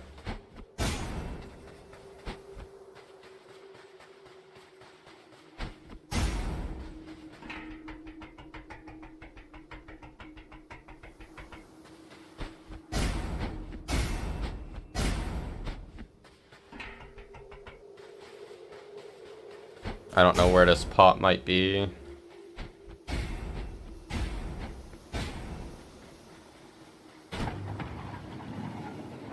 I guess it could be in an interior. Well, not this one. I think there was a pot I skipped in one of the interiors here, like the spider cave.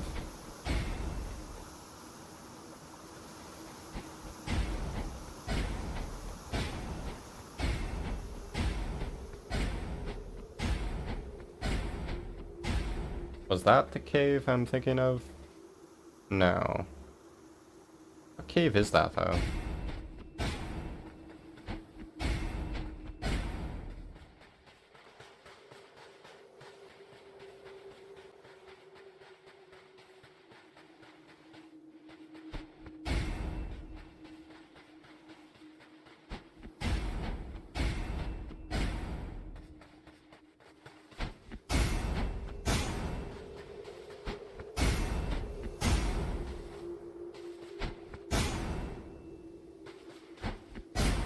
And yeah, I did what was in here.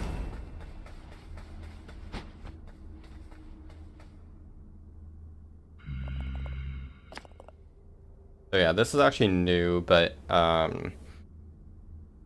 yeah, I don't have the last book, so probably nothing happens here.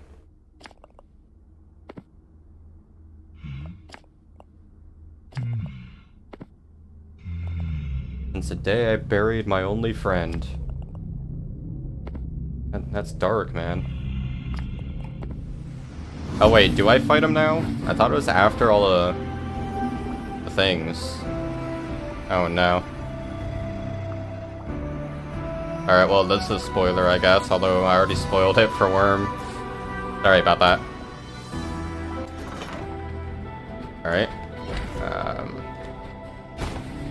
Start with some bombs.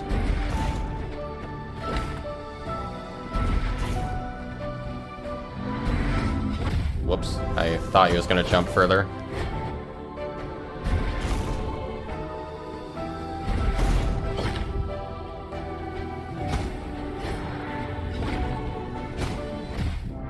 He attacks faster there than I was expecting.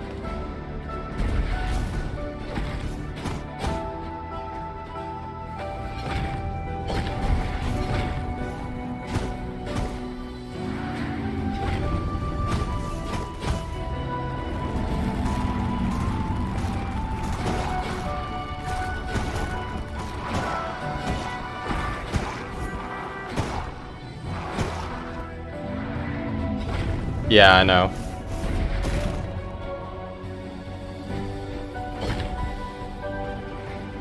I should have gone in for melee there.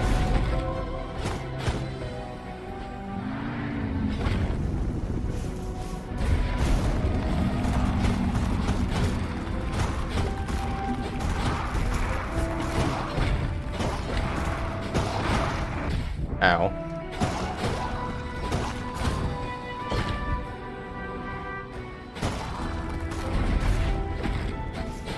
Hey, no splash damage.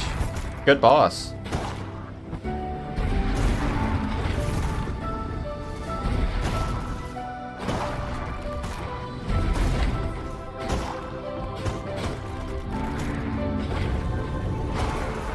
Actually a good boss, because that was first try.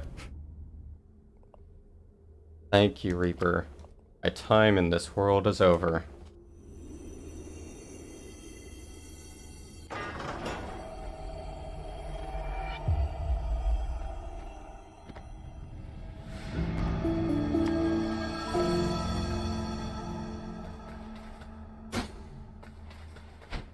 He put himself to rest. So I guess I just had to acquire one book for that. So actually this area might be done then. So yeah, I'm gonna work back. Because I don't think there's any pots I would have missed unless it's in an interior.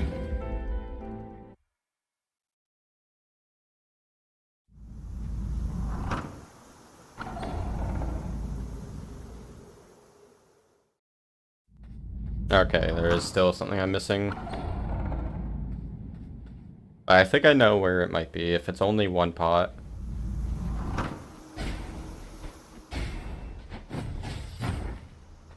Because I think I skipped one in here. I know I got at least one here. Also another good place to farm.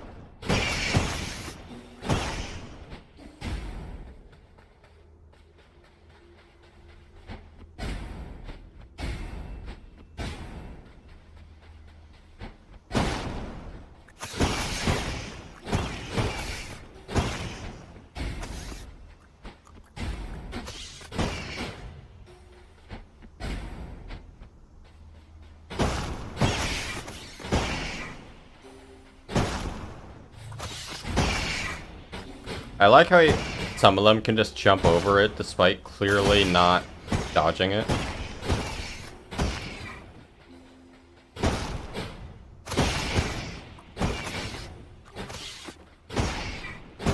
Okay, I got that pot.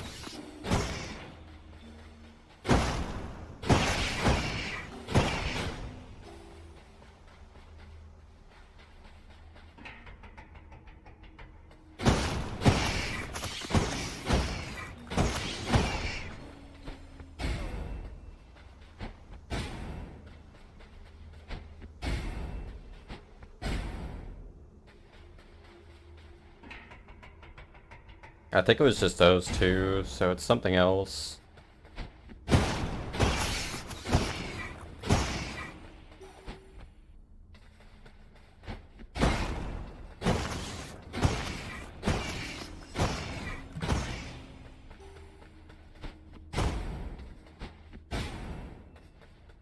Yeah.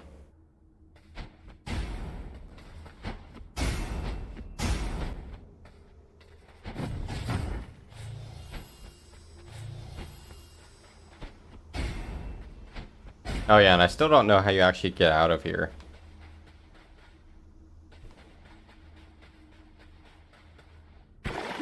I mean, I guess dying would be one way. Yeah.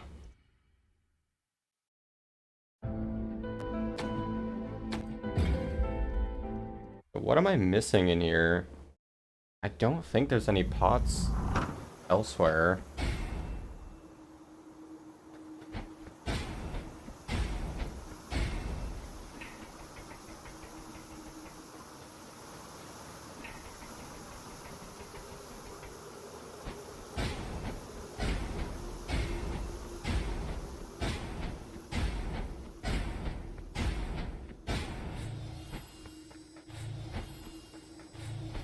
Let me roll. There's nothing that way.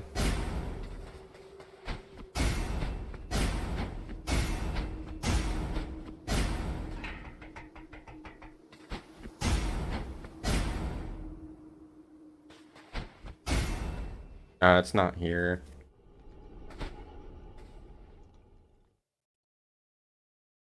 I don't know where it is. Again, I take random damage. Why? Like, that's definitely a glitch. I think it's like I'm partially clipping out of bounds when it punishes me. I think that's what's happening.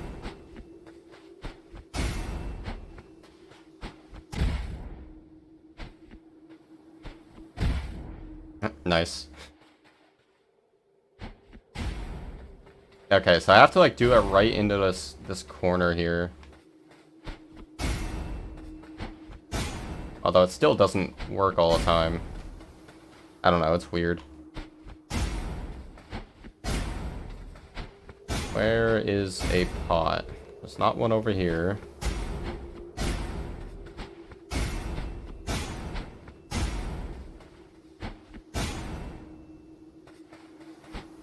It is fixed.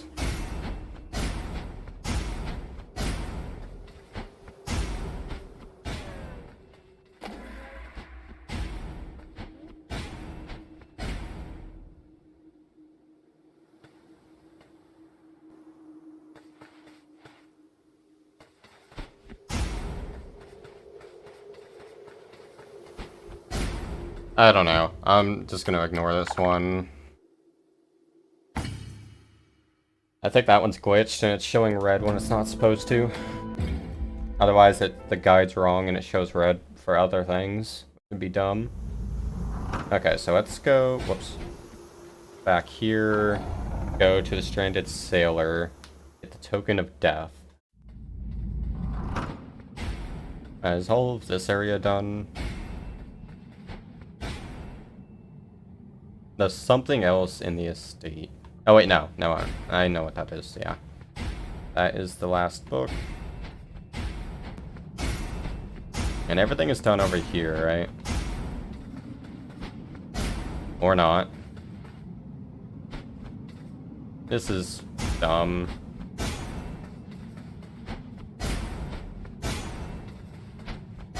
There's 3 maps not done right now. 4, 5, 6.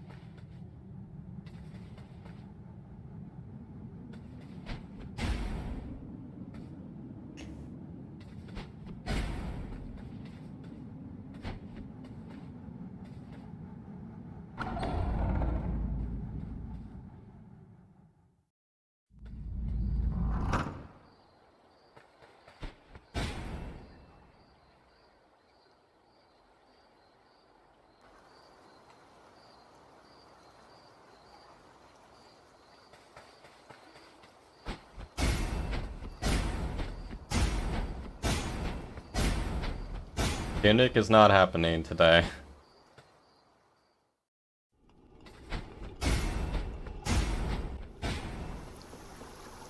Goes in front of this waterfall.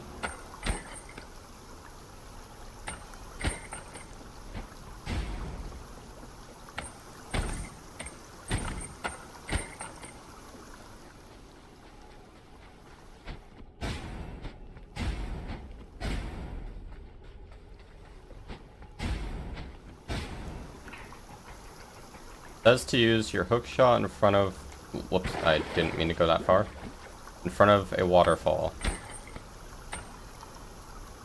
Oh, okay. I thought I had to actually go through the waterfall.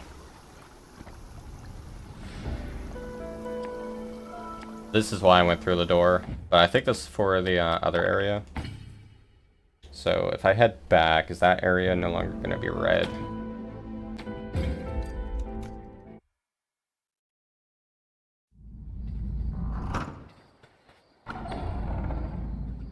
There's 2 more shiny things to get. Okay, no, it's still red. Yeah, that'll be this one. Okay, what's the remaining shiny things? Because once I get the shiny things dealt with, the last 2, then the only things that the red could be showing would be seeds or unseeded pots.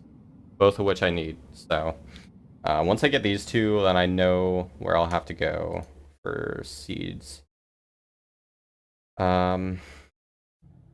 Okay, so what comes after Magical Forest Horn?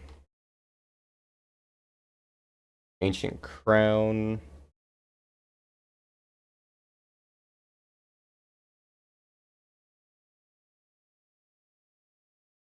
So this is in Castle Lockstone, so this might be why that one's red. In the room north of the main hall, dive into a nearby sewer cap. Keep following the path to find the ancient crown. Okay, I see. Also, I may have skipped pots here. Wait, no, it's not this room.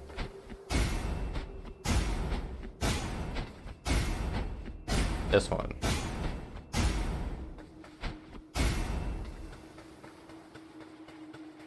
Yeah, I have to get up, and I don't see a ladder. Oh, wait, here it is. It's too dark.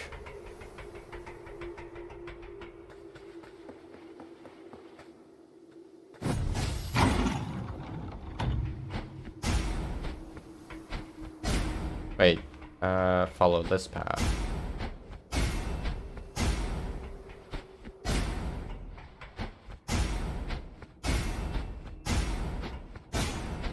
Wait, was that a pot? No, okay. The top-down view made me think it was.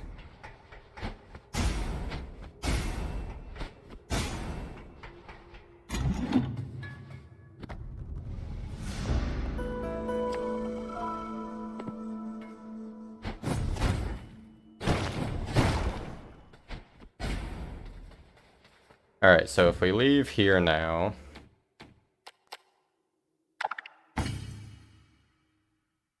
What is next?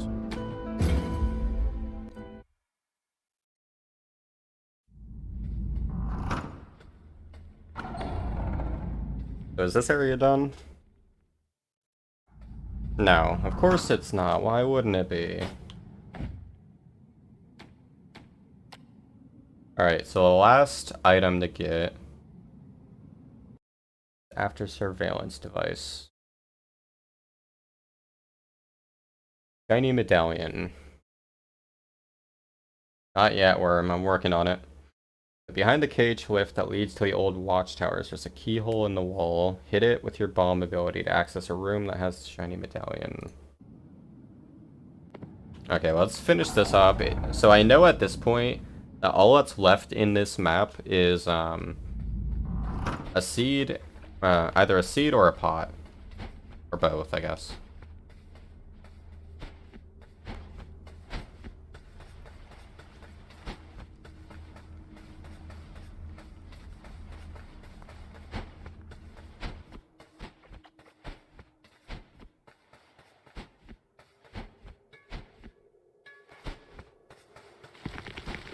Oh, that was not a good time to make me switch displays.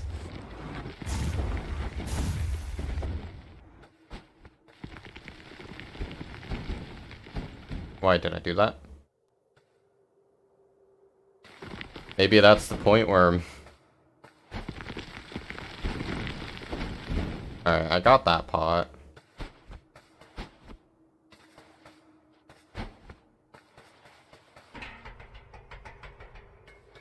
It is fixed. I can't see anything. It is so dark. Where's the door?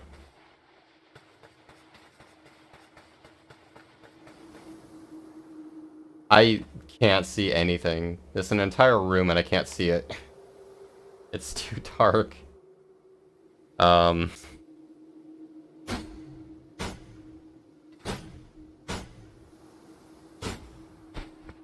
Okay.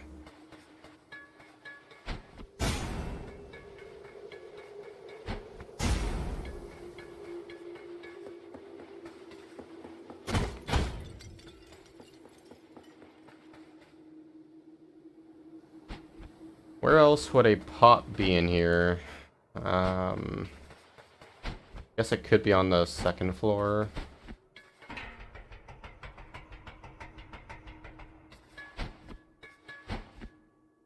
See, there you go, Worm.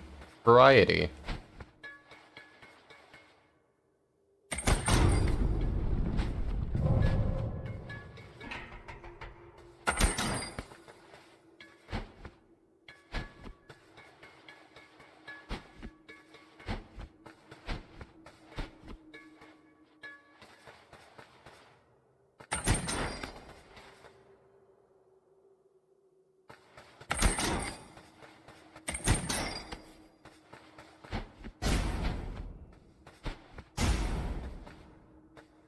Oh yeah, that just goes back here. Where's the pot? I mean, it could be a seed too, but I don't know where seeds would be.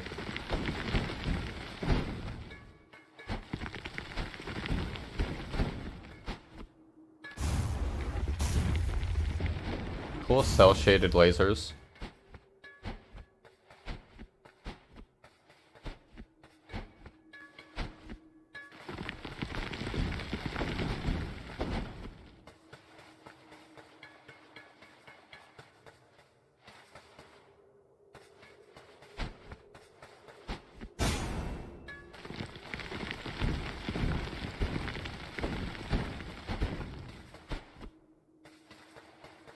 And this had nothing. I don't think there is anything here. I think that one's also glitched. Yeah, it would be. Um, I mean, is there a map I can get of these things?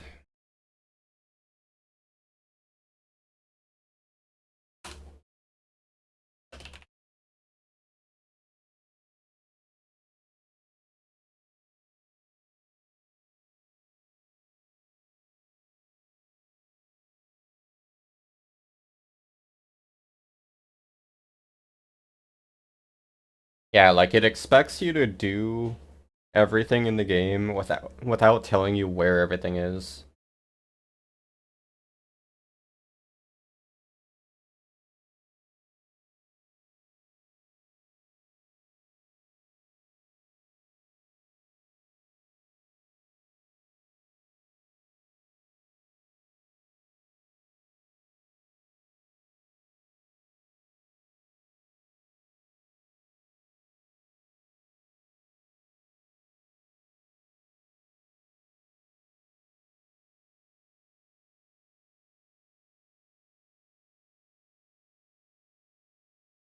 I'll be right back. I'm gonna get more water.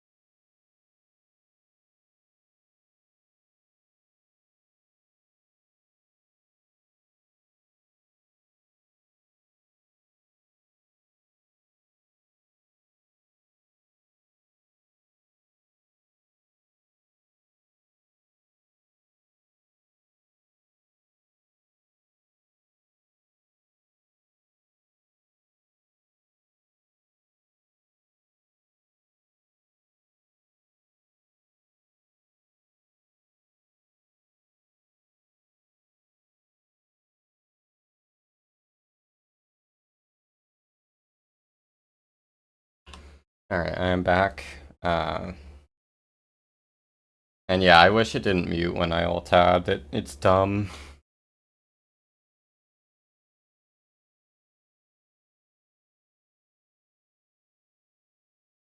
Yeah, it definitely needs a map. Um, and also the downside of it being an indie game is there's like no info to go off of online. Like, I mean, there are guides for like where the shiny things are and stuff like that, but as far as like actual maps for stuff, I mean, since there's no in-game map, there's no like, fan-made map, so it's kind of annoying. Actually, Polygon has maps, although it's kind of awkward to look at it when it's like not an actual official map. But yeah, they don't have a map of the pots, which is what I need now. Let's go get the final shiny thing. So yeah, just take the door.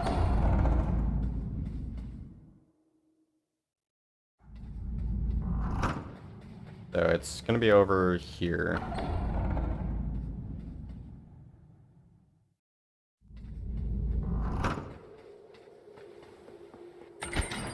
I go all the way through this. There's definitely pots here I skipped.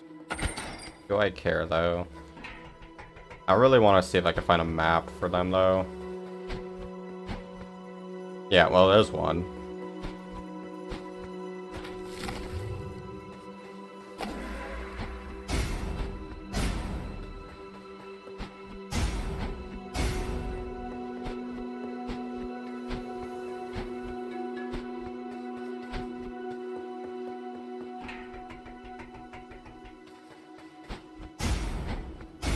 Got that one.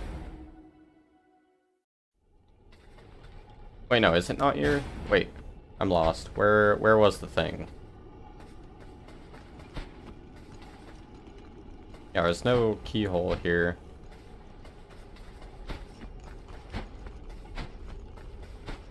Yeah, I was thinking about that too.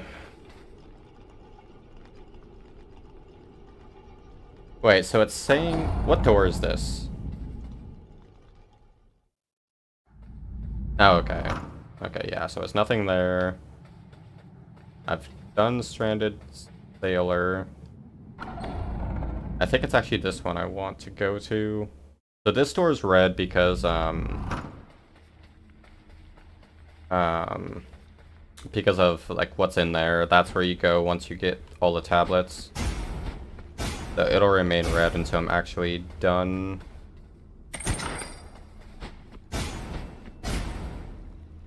How do I get out of here?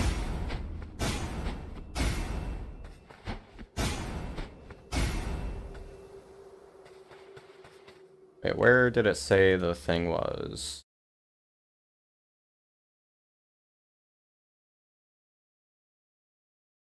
A shiny medallion.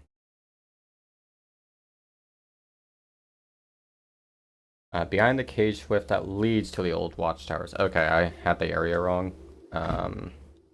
Well, since I'm here, let's see if there's a pot somewhere around here.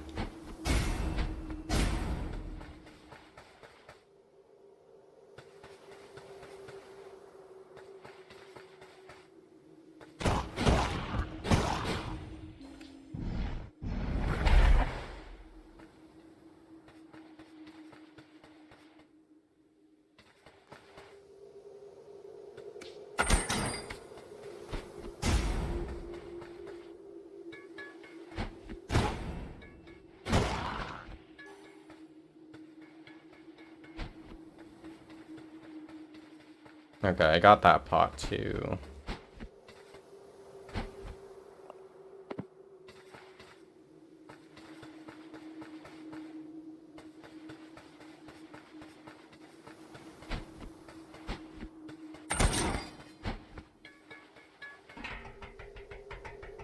Yeah, so this area is done. Just work back.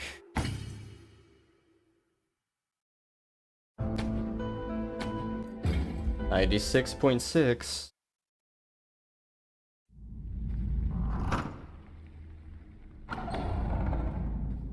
Okay, so if I go to the old watchtowers,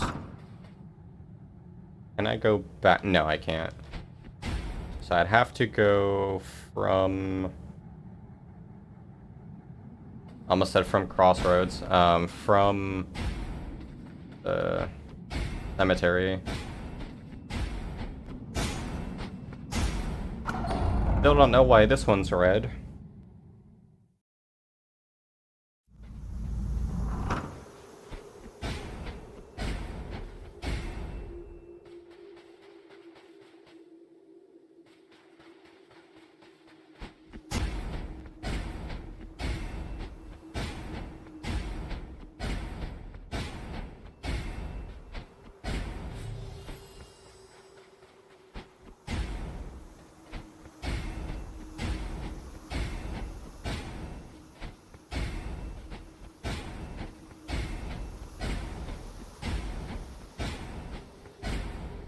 Wait, is it not this way? Nope.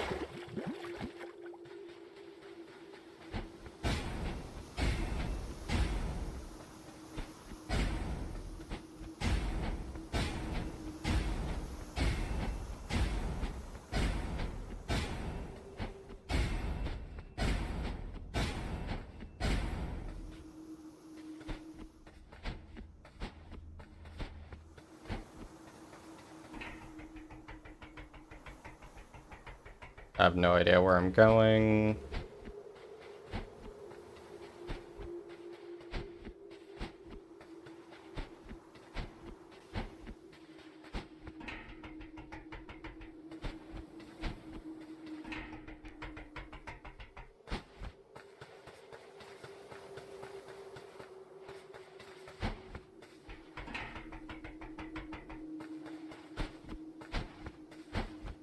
Would still be pretty nice if I could find out why this area is glowing red. But the game doesn't tell you that.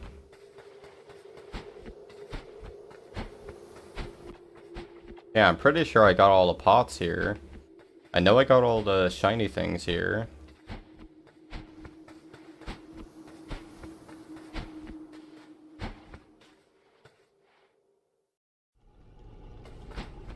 Where did this go? Not where I want to go.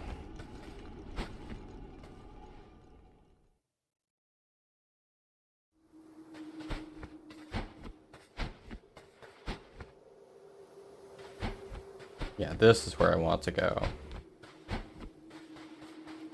I'll go down first. Make sure there's no pot I'm missing.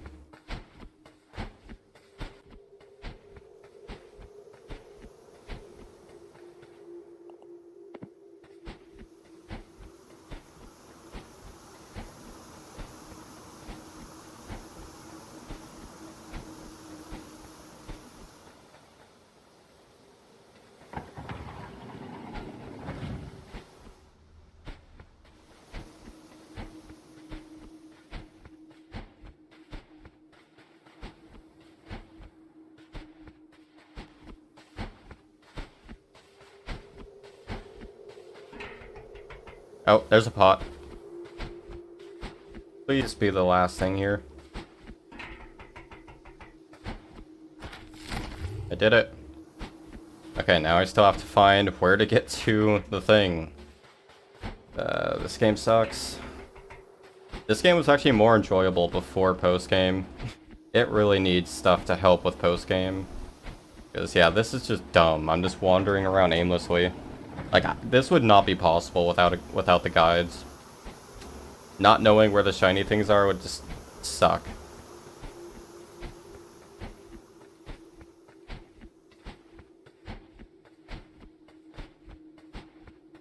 I think it's this way. Yeah.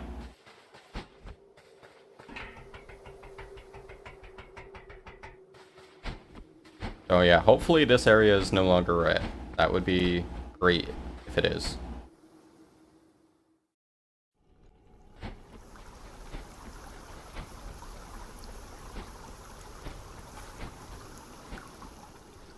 Wait, is there an elevator here? I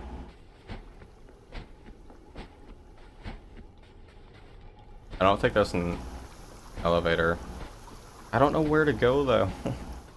This was where I'm supposed to go. I'm lost.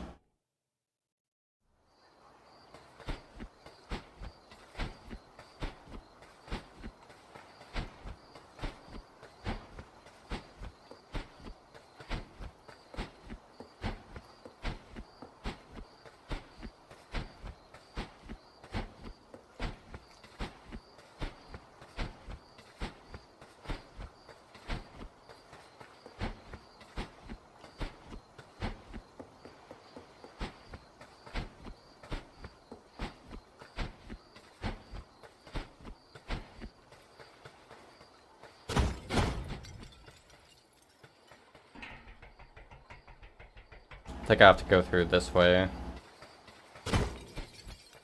Yeah. Is this where the elevator is? No, this is not where I want to go. I think the game just deleted a part of the map, honestly.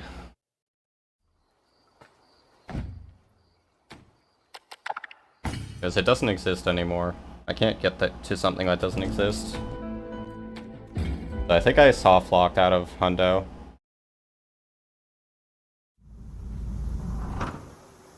Why am I back here? That was not my closest door. See, that's glitched. Okay, there's nothing red there.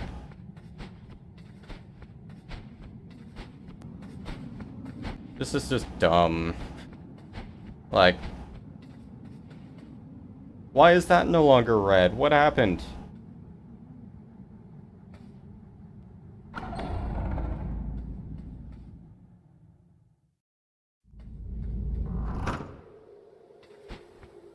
This way.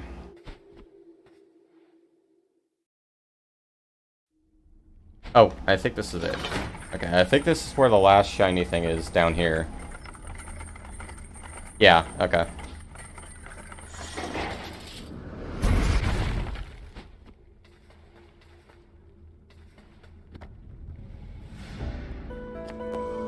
You're a real winner. I don't feel like it. Game sucks. Okay, so we got all the shiny things. Let's just go right back. Or, I guess I'll follow this path, see if there's any pots. Wait, this is the Stranded Sailor, isn't it?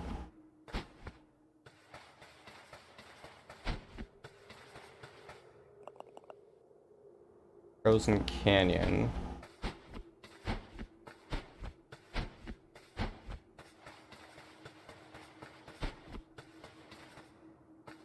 I don't actually know where this is.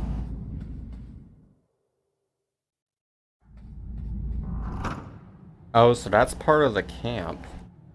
Okay.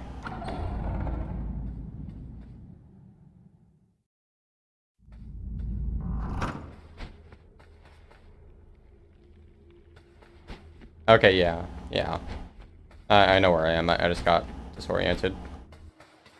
Let's head to the Frozen Summit.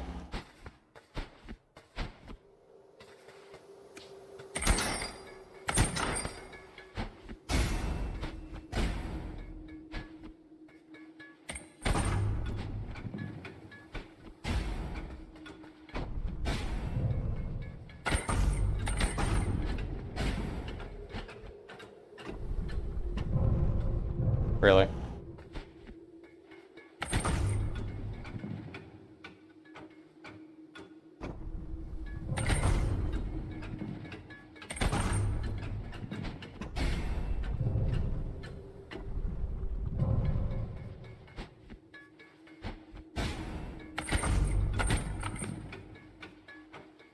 No, I think I was supposed to start with this one.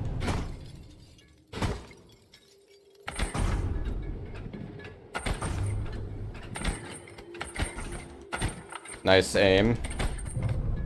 You know, the game's supposed to automatically lock on to things. I love when that just randomly fails.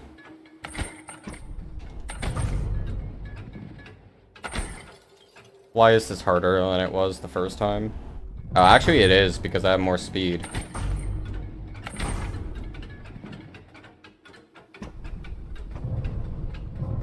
Alright, first try.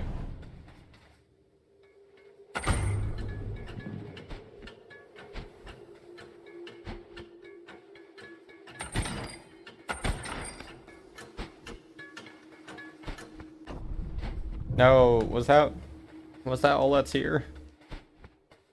No. I was supposed to get money. Or, I was supposed to get something. I don't even know. Okay, well, I think this area is done. Although, because the game is bad, I have no way of knowing that. Okay, but, so shiny things are done. So now I know all that's left are seeds and pots. I have no idea where they are, though.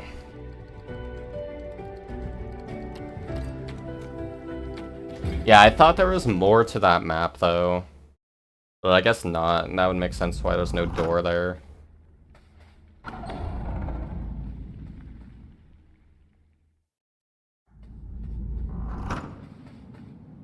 So yeah, there's still something at Castle Lockstone. I wish I knew what.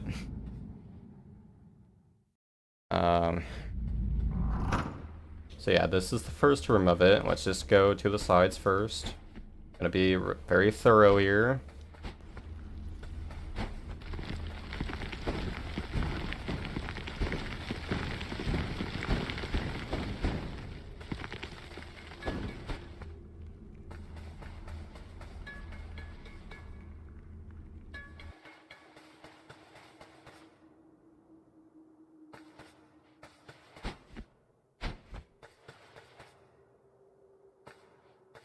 I don't remember how I get up there.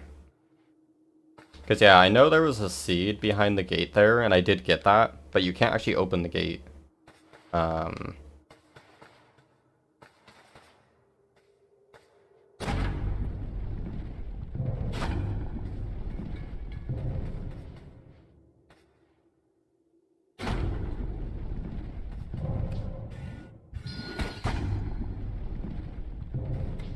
Yeah, because I got that.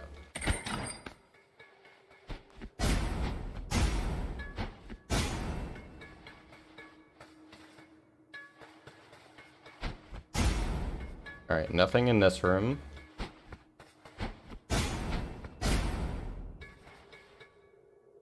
Nothing in this room.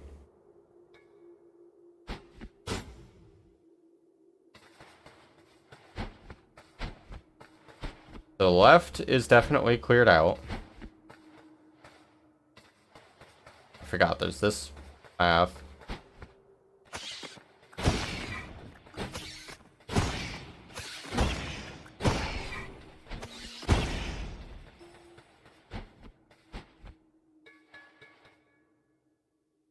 And there's nothing in here.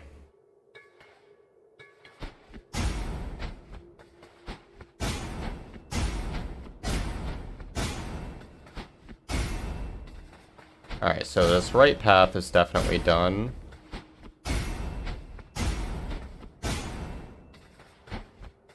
Let's go left here.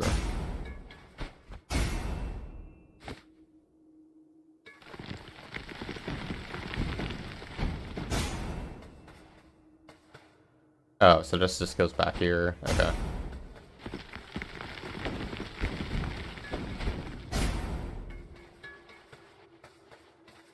Actually, what goes down? Is that still in the same map?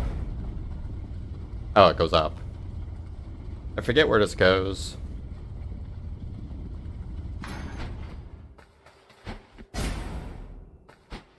Oh yeah, this is still the same dungeon actually, so this might be where it is. Oh, never mind. Loads to another scene. Oh yeah. Yeah, okay, I was here. I verified that area is done. Alright, back down we go. Isn't this a fun game? I'm having the time of my life right now.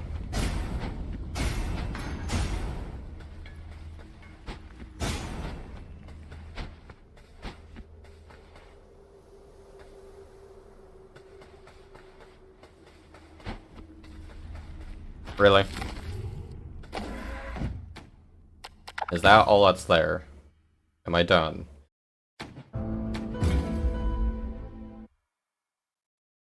I hate everything. You know, I wouldn't have skipped pots if I knew that it would hurt me later. I thought I was being cool and skipping them. Yay! Okay, that one's done. Alright,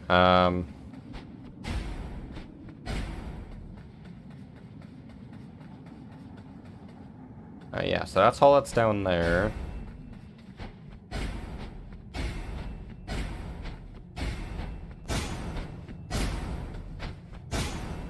And all that's here is the estate. Yeah, and I can't get that one because, yeah, that's the one that needs all of the things. I still have no idea what is in this damn cemetery. Like, I want to delete this map from my brain.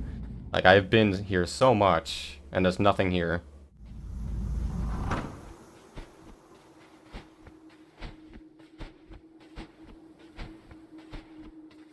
Although, since I missed one on the right, I'm going to guess that the other thing I missed is also on the right. I think that's a safe assumption to make. Okay, so that goes to the other area. There's not anything there. Or, you know what? I'm gonna double check.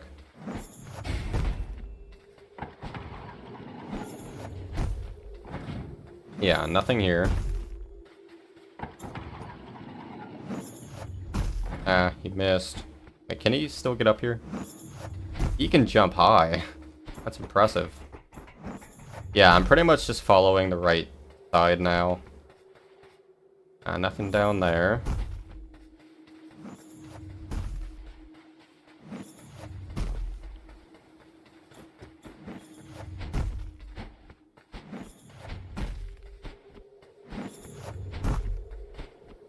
One of these times, he's just gonna randomly fall off. Like that. Good AI.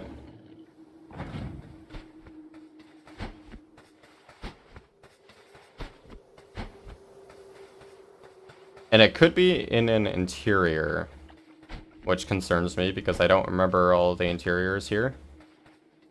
Alright, let's just keep going left here. So we're at the top of the map right now. Okay, so I'm just gonna make sure that it's not in this transition. I mean, this is a separate scene, but it's like between two maps. I'm not sure if this counts as part of the prior map. Probably doesn't. Yeah, I think this room is an elevator. Yeah.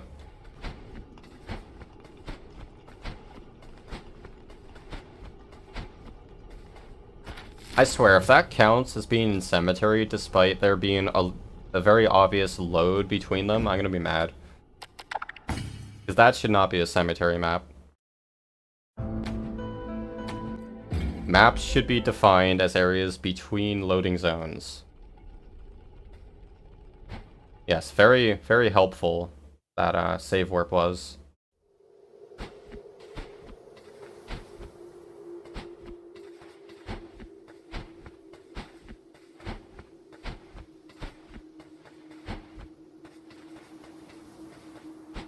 Yeah, like that's the thing that gets to me is technically that shouldn't count. But it's still a pot, so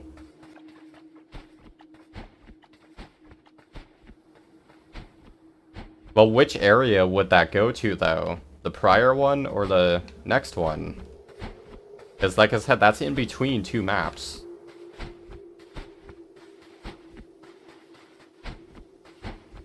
Alright, I'm still looking for something else though, because yeah, I'm not confident in that clearing this area. But I'm gonna head back to the door though, to see if that does magically clear it. Please don't be red. It's not red. So that did count for cemetery. Game sucks.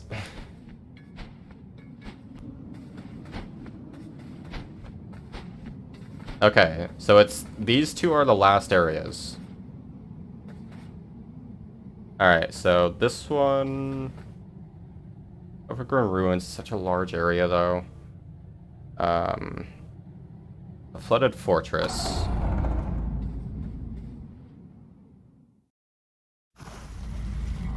Yeah, I do. Alright, so I was here earlier, and now I'm here again because, you know, I like playing this horrible game.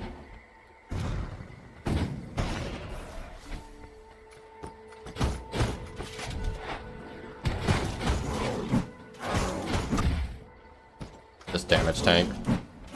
I'm scared to damage tank. Alright, let's just go the non-shortcut path and look for any pots.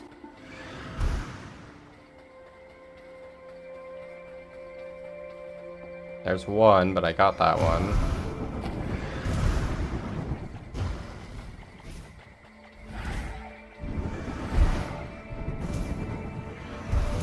Got that one. Oh. Didn't realize I was under the bridge. I was confused there. Ow. Pot. How do I get over there? You know, you guys don't have to chase me all the way across the game here. I'm just trying to find stuff.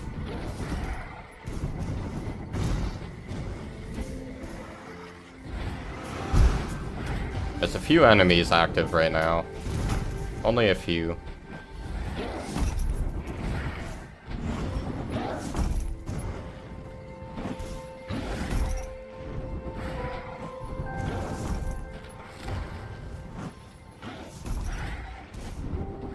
That is very true, Worm.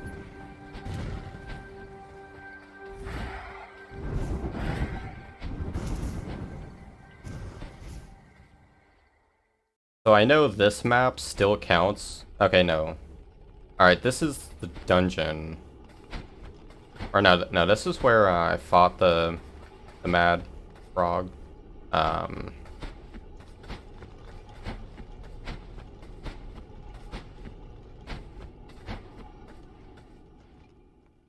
There could be more. I don't know how many are left in each map. I'm gonna keep going through this one though, just to see if there's anything else I missed.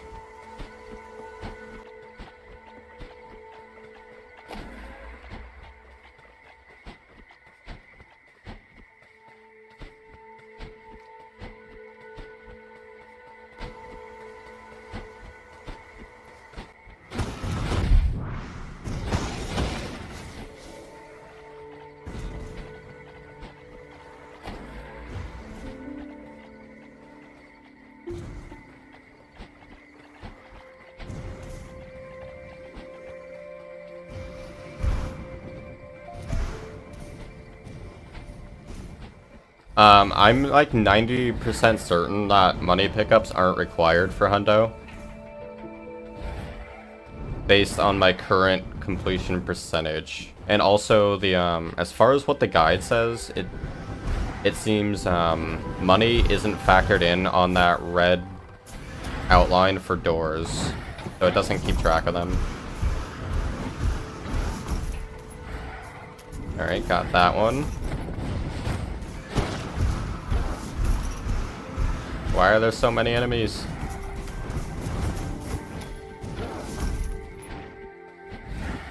Alright, I'm just gonna save warp. See if I'm done with this map.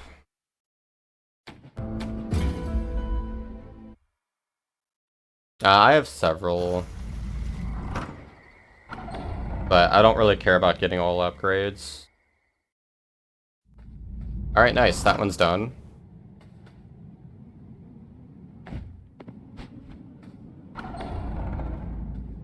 So I think I know I was pretty thorough with this map. So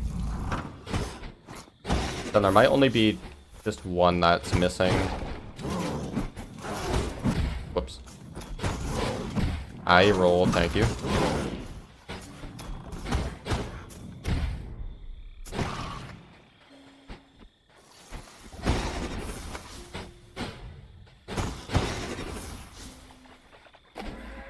Oh, I think I know where it is.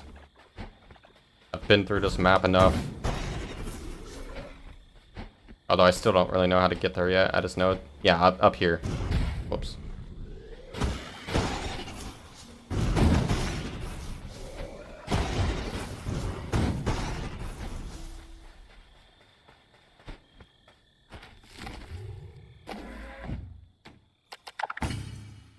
I have to be really close now. 98.1.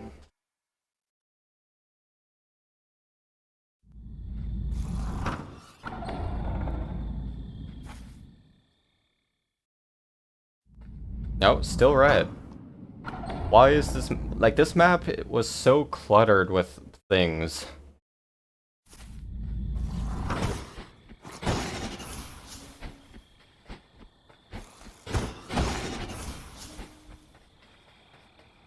There was nothing in here, right? Oh wait, yeah, this was a dungeon. I'll check in here.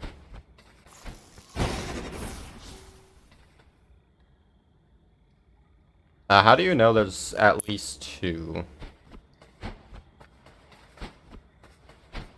Are you seeing something I'm not? I'm pretty sure they're both not here unless there's a part of the map I'm that is part of this map that I'm unaware of.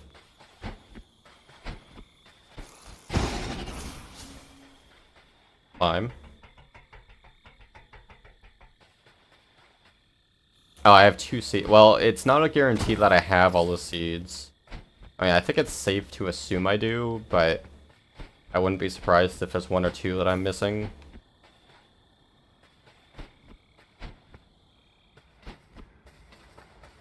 This is the dungeon, and there's nothing in here.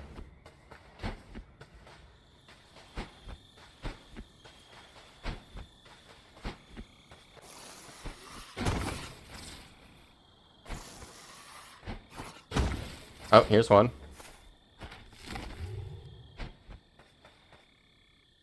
I'm gonna keep going because I'm kind of far from the door. So one more pause champ.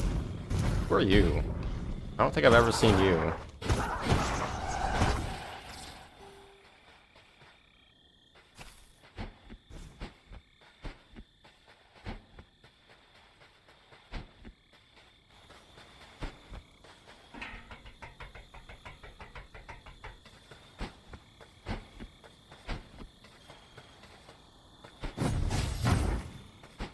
I know I was here earlier, but I wasn't looking for a pot.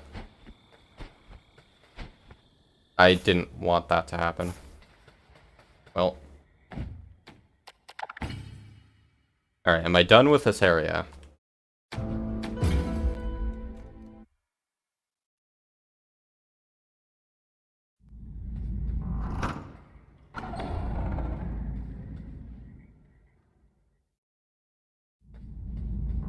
No, that's still another thing. Where is it?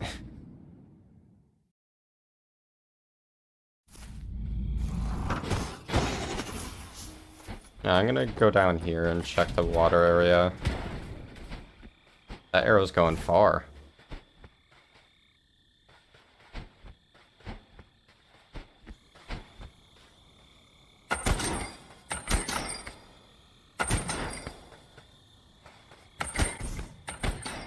That is not the input I told the game to do.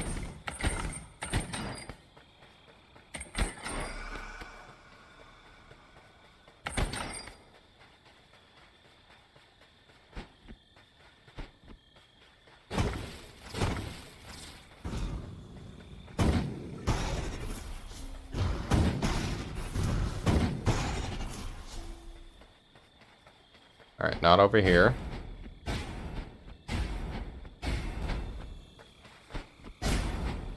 Not over here.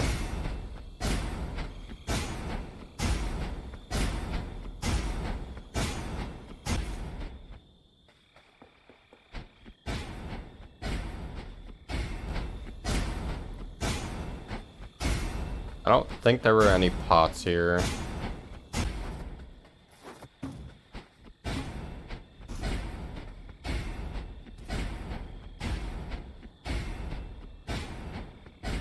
Okay, no.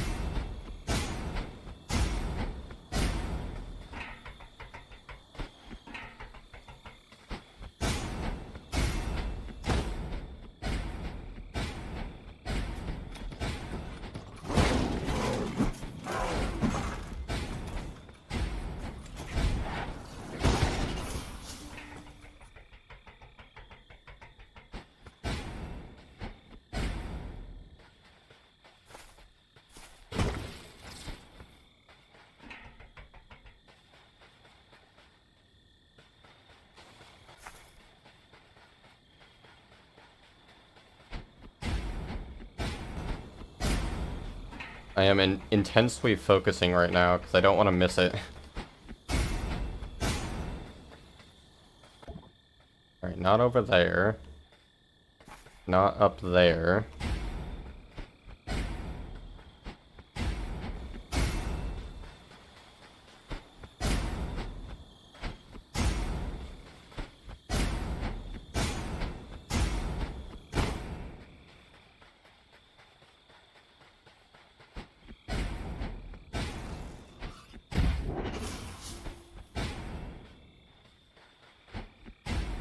So it's not going to be that close to that one, so I think it has to be up here.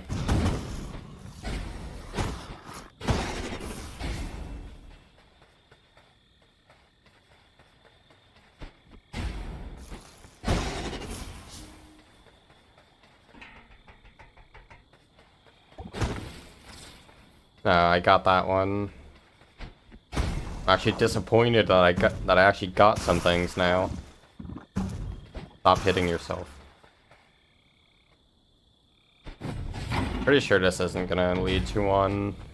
It's just a shrine.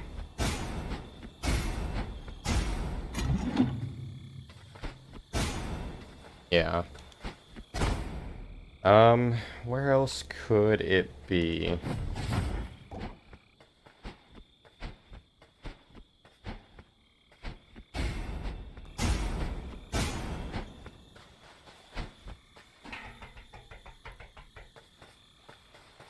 I think this goes into Mushroom Dungeon.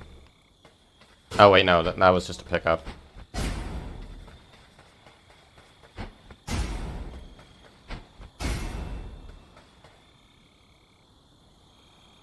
Where is it? There it is. Where even is this? I have no idea where I am. Alright, achievement unlocked, reap what you sow. I assume that means I got them all. So I'm gonna go back to the secret garden. 98.5, one of which is the tablet I'm about to get.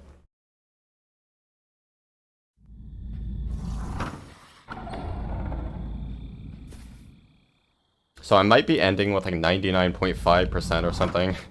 If I'm missing like one thing, but I don't know what it would be. Maybe it is a money pickup. Not sure.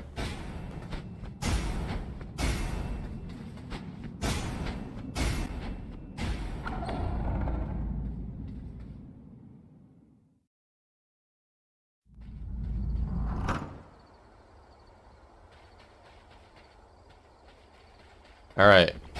Please tell me I have them all.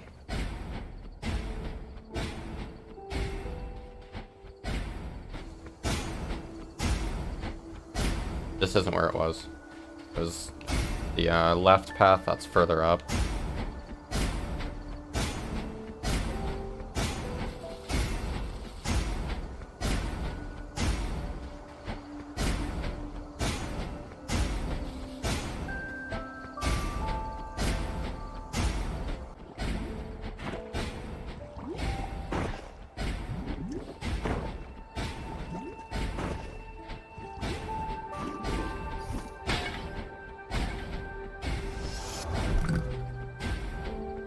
Am I done?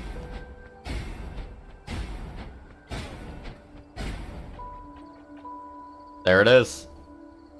Alright, I got them all.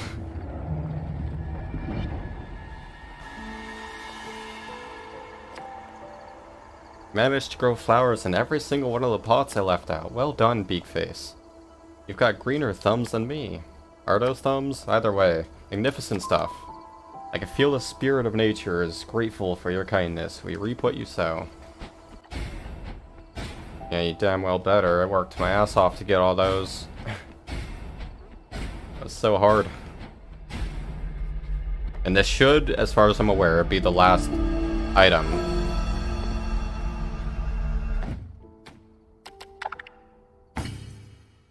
So now this area should no longer be red. 99%. But the last percent might just be whatever, like, triggering the true ending is. I hope. Okay, yeah, no longer red. So the only door that should be red now, I'm just gonna do a quick check of everything. The only door that should be red is the Camp of the Free Crows.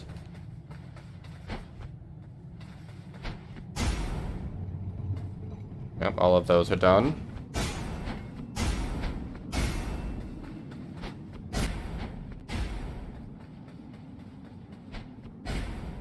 And yeah, just the camp. Now all I do is go up here. Do you say anything different? No. Oh yeah, here, I can get another upgrade. Never mind, I'm too broke.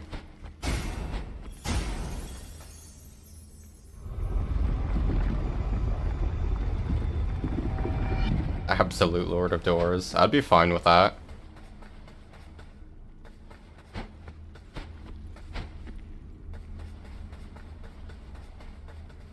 This does look like a boss arena. Of sorts.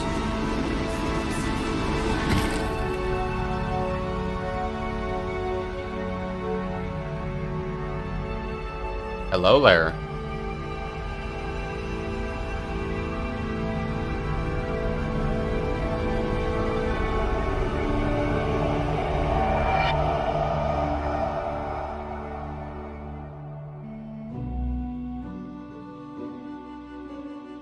Atop a great tower many centuries ago, a door existed before the one you have known.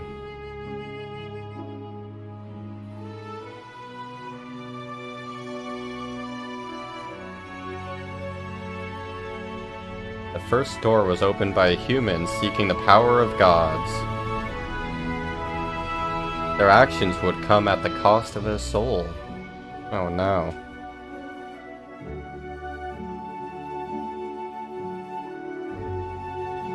A human fused with a being known as Truth.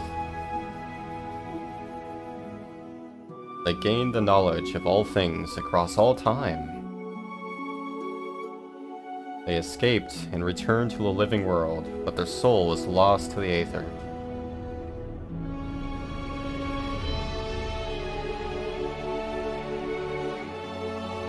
The first door was shattered and broken. With its destruction, the great tower collapsed into the mountains. Truth emerged into the living world, other to the ruins that I couldn't read all of it. I was slow. There's the Lord of Doors. An opportunity was seized by the Lord of Doors to retrieve the essence of the first door. They would reconstruct the door in a new location and trap death beyond it. This would result in the world stagnating for many centuries.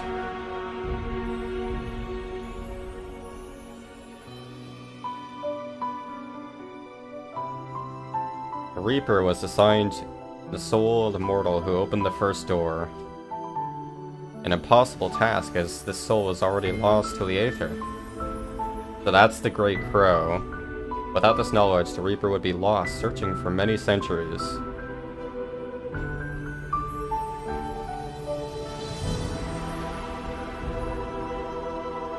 Truth would whisper to the free crows, offering them knowledge and guiding them towards breaking the world free of its stagnation. It would convince them to tamper with the operations at the Commission to assign a giant soul to the Foretold Crow. This would be the Foretold Crow, or set the Foretold Crow off their journey. Nice lore dump, although I kinda already knew all that. The Foretold Crow would gather the 7 tablets of truth. It would enter and behold the sight of the first door, and carry the power of truth out of its prison.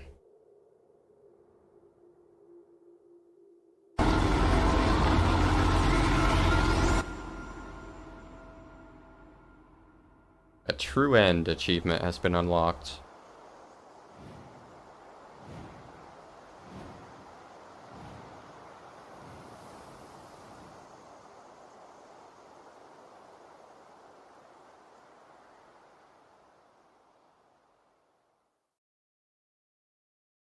Well, GG. We did it. So yeah, this is the final title screen, where I have all of the items that can show up there, and I have the best weapon.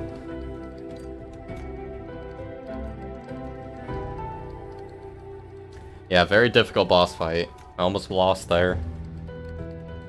I'm kind of hoping there was a boss fight. I'm kind of disappointed that there wasn't. But, while I really did like the post-game content, it really desperately needed a map. That's my big complaint with the post-game. If there was a map, it would have been fine and would have gone much quicker. Because yeah, I really don't know how you're expected to find everything without a guide. Like, maybe I'm just bad at games. I mean, I am, but... like, I don't know. I just feel like it would be a much more brutal task without knowing where things are. And there's 100%. Also, Lord of Chores achievement. That's interesting. So, they don't give you the 100% achievement unless you actually see 100% on the file. You have to actually go into the file select for that achievement to unlock, which is weird. You could just miss out on it despite having Hundo. How speedrun Hundo. Like, I do want to look into speedruns of this. I keep saying that, but now that I finished it, I'll look at a speedrun. If it interests me, I might try it. But, because yeah, the movement is fun. It does. I do like the movement. Combat, at least combat late game is more fun. But depending on glitches, you might not even get a late game items. So I don't know how that would go.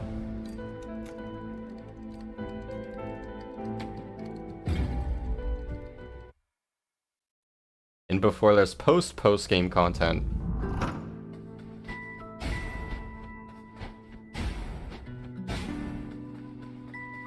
No, I think it...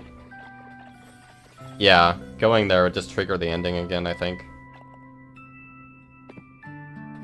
Yeah.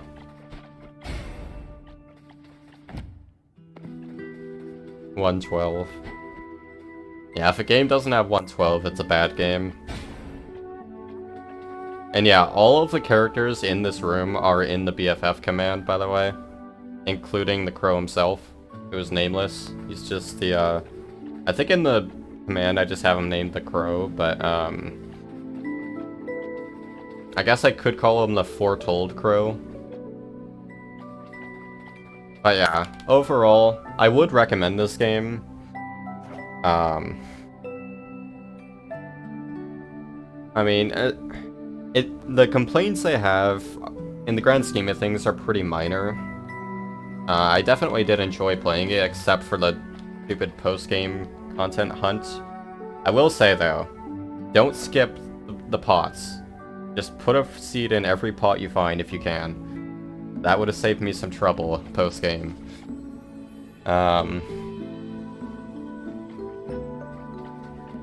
And yeah, my biggest complaint overall is that the game the combat is pretty boring to start with. Like, the first third of the game-ish, or third-ish of the game, is pretty rough. There's, like, not much enemy variety, and you only have the, like, one... Or I think you can get the rogue daggers pretty early. But they're not really worth it, in my opinion. Because, yeah, they do much less damage, while they do attack faster, but I prefer heavy hitting weapons, so obviously the greatsword or the hammer.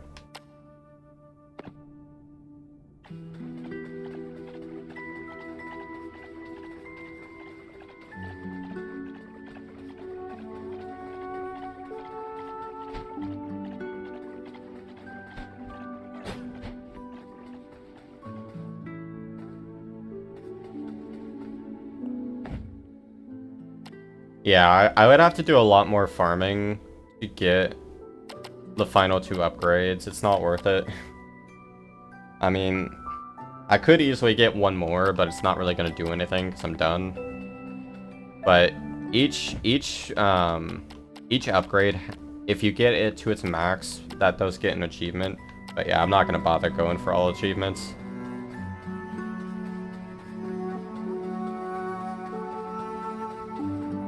Alright, but yeah, I think it's time to finally get into the code of Howard now. So yeah, I'll switch over to display cap. I'm debating on if I want to have a snack though, because I am hungry.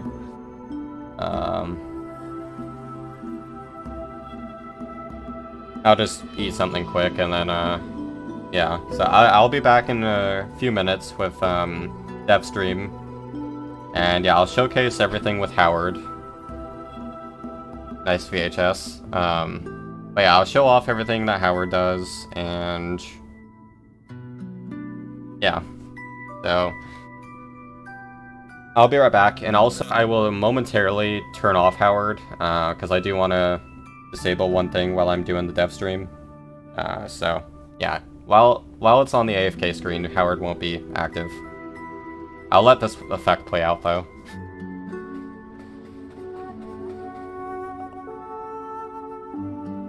Well done, friend. This is so hard to read. I never doubted you for a second. Oh my god. It will take some time for the world to... I can't read beyond that. To... I have no idea. I can't read.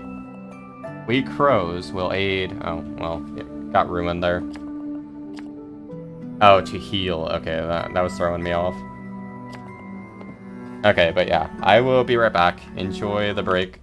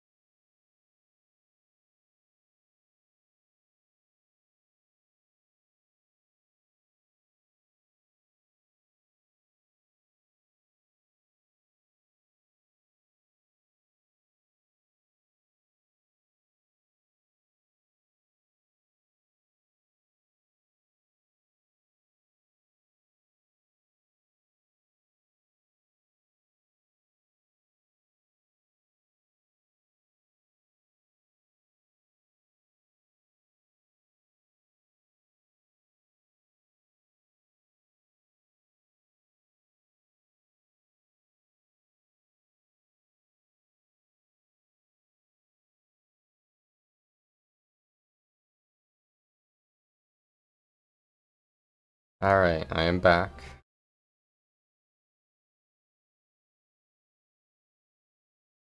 Alright, so... where do I even start? There's a lot that goes on to make Howard work. And here, I can re-enable him now.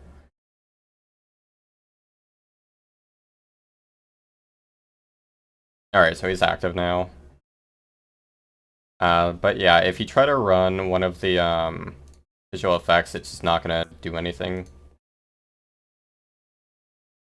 But yeah, you can see all the logs. Ignore these. That is a known issue with the library that is fixed on the dev branch. So that'll go away with a future update, but it's not due to my end. But unfortunately, it does kind of spam. Every time the bot sends a message, just gets logged. So it's just something I have to deal with right now.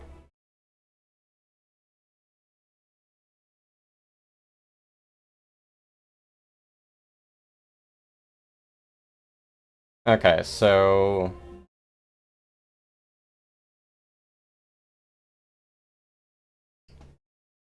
I'm just trying to think, like, how to break this down.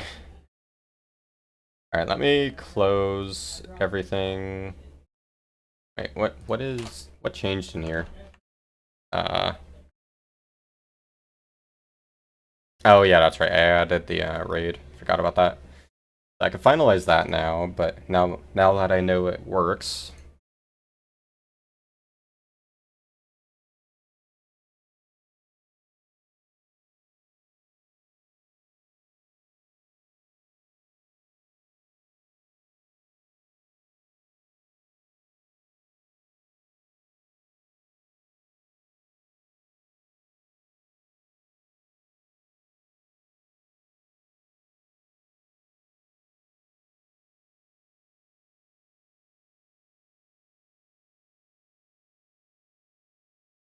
Nice, accidentally muted. I did finish a Hat in Times DLC, for the record. I 100%ed the DLC.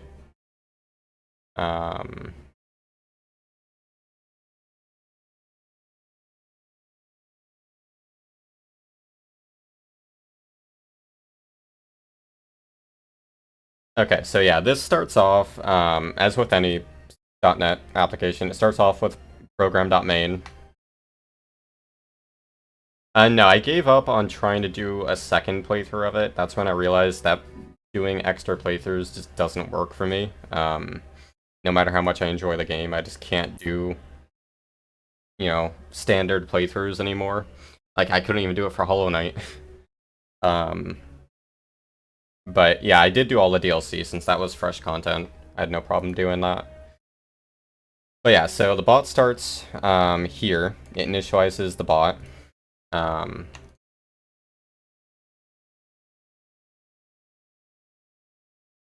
Yeah, there's a co-op mod, isn't there? I might be willing to do that, like, in a co-op with you one time.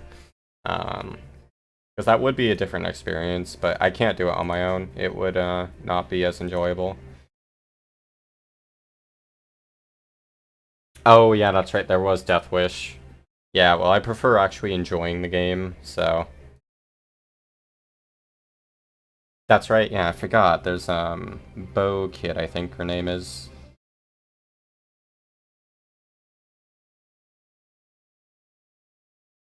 Alright, so to break down the bot, so yeah, this is the main bot file. This is, so in this constructor is where it initializes everything the bot uses.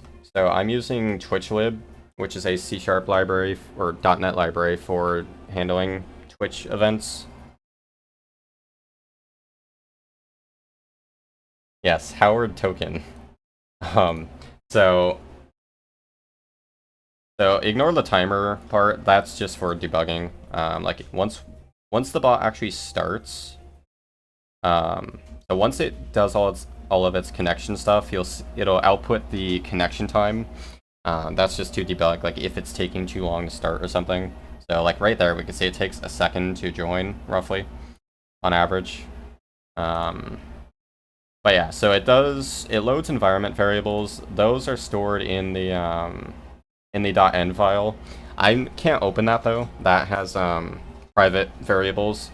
Like if you knew what was in there, it would you'd be able to connect to my bot yourself, which wouldn't be good. So it's important to have that kind of, you know, sensitive information just stored in a private file.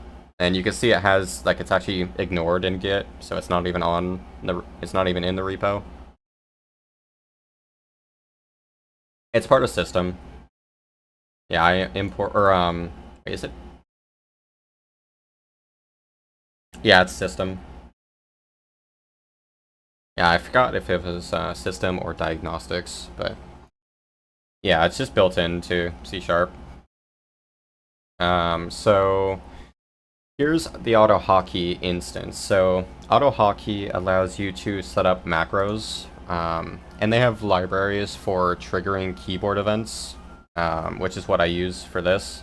So I'll show it off a bit later, but like once I get into the reward stuff. But yeah, how those work is it uses AutoHotkey to trigger keyboard events.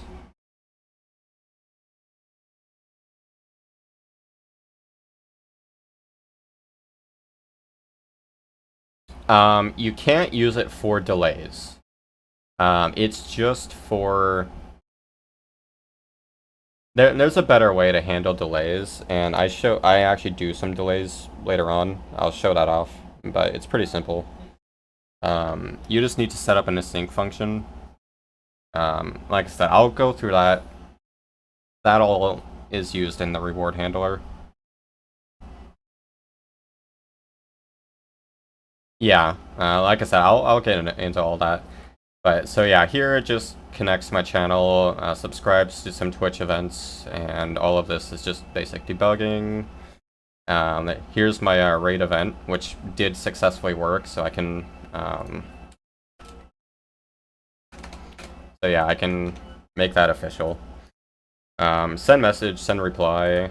So sending a reply is when you do something like this. So yeah, that's the reply. And obviously, just sending a message, if I do the /me, it automatically pings. So this is how like a standard non-reply would be. Interesting that I'm not getting chats showing up. Oh wait, oh that's right. Yeah, when I redid my wiring, I actually changed the display order unintentionally. Give me 1 second. I will fix this.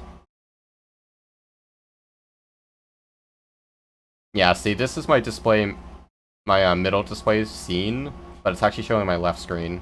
That's a simple fix though. 1 second.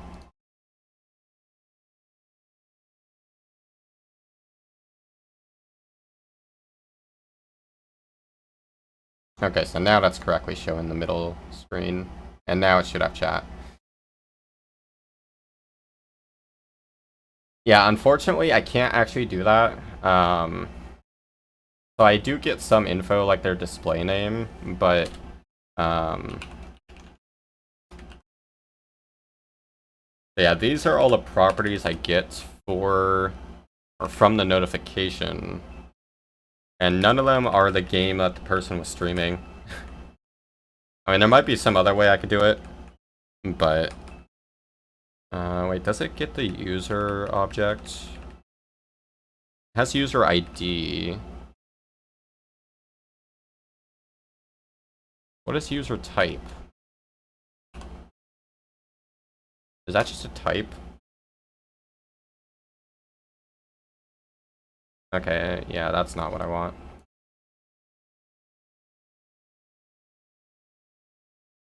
I can't get the channel. I can only get the user ID basically, or display name. I can't get the actual channel.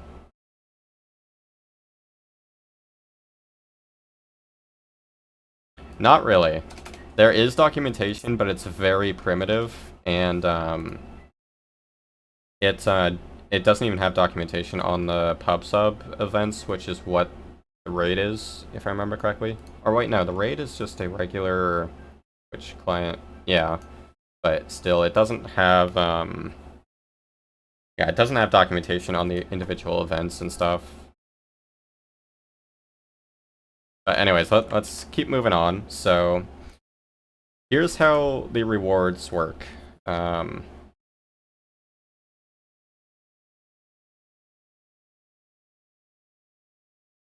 Yeah, so it subscribes to the on-channel points reward redeemed event. Then...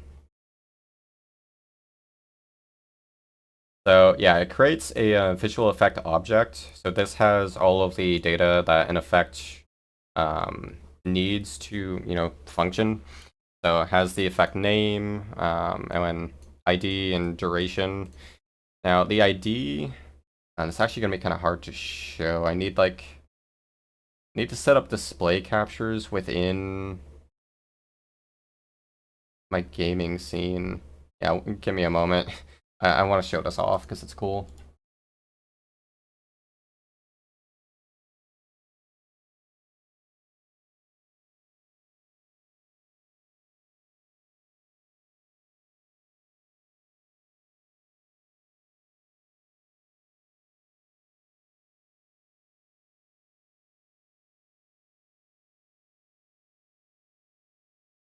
I'm gonna... Wait, why is it not showing... Oh, wait. That is not the correct screen. Hold on. Why is it failing? Like, my screens are basically in a random order.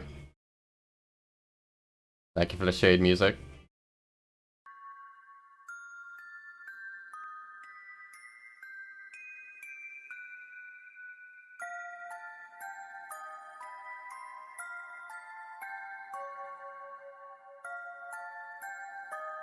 I guess I'll just, okay, here. This will work.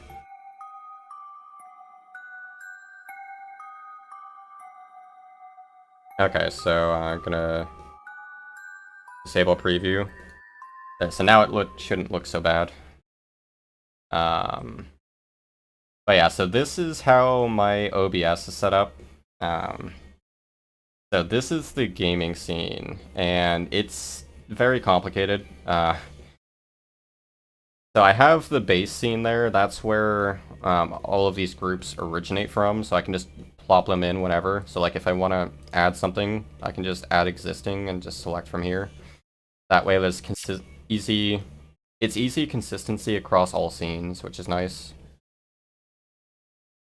But yeah, so here's the games group. This has all of the full screen games, emulation, all that good stuff already configured. So each of these groups is a exact duplicate. The only difference is each one has a different effect. I can't really show them off right now, but basically what happens when you redeem like random visual effect, for example, it actually, I have hotkeys set up. So if you go to the gaming scene, these are all of my hotkeys for toggling the effects. So what auto hotkey does is it actually presses like it does Control-0 to hide the I can't really show it. So it does Control-0 to hide this one, and then it does like Control-1 to show flipped, for example.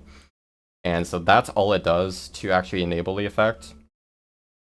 It's actually pretty simple, but it's just, yeah, you're having to, work within the constraints of OBS. So I can't have them be separate scenes, unfortunately, which would clean it up. Yeah, but that's how it's actually enables the effects. So let's go back to display. Okay, that should be back to normal.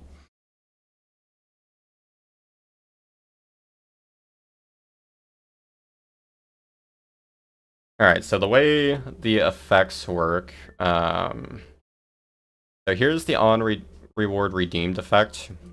And before that even runs, it has the list of effects. So right here, we can see each effect lasts for 60 seconds. And the ID here is just the hotkey number for the effect. So normal is 0, but I don't have that as an effect. And then 1 is flipped, 2 is wide, and 3 is pinhole, and so on. So yeah, then it runs this code whenever an effect is redeemed. So it just...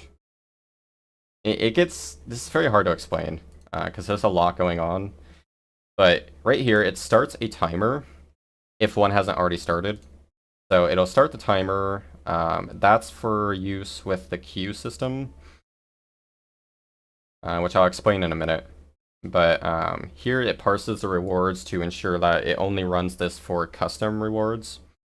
And here's the random visual effect. It'll just randomly draw from the effect list. So Worm, the RNG is correct. You're just unlucky. Because yeah, all it does is it gets a random number between 0 and the effect count. Which defaults to inclusive, so I do -1. So it is pure random.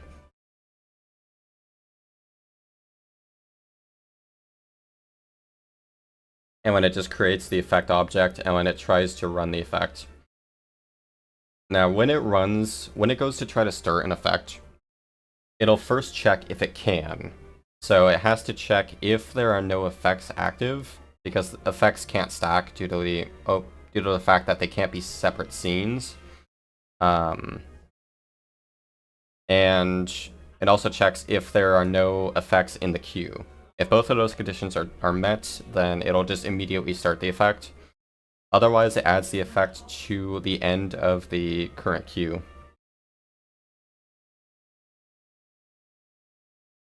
I'm not doing that, Worm.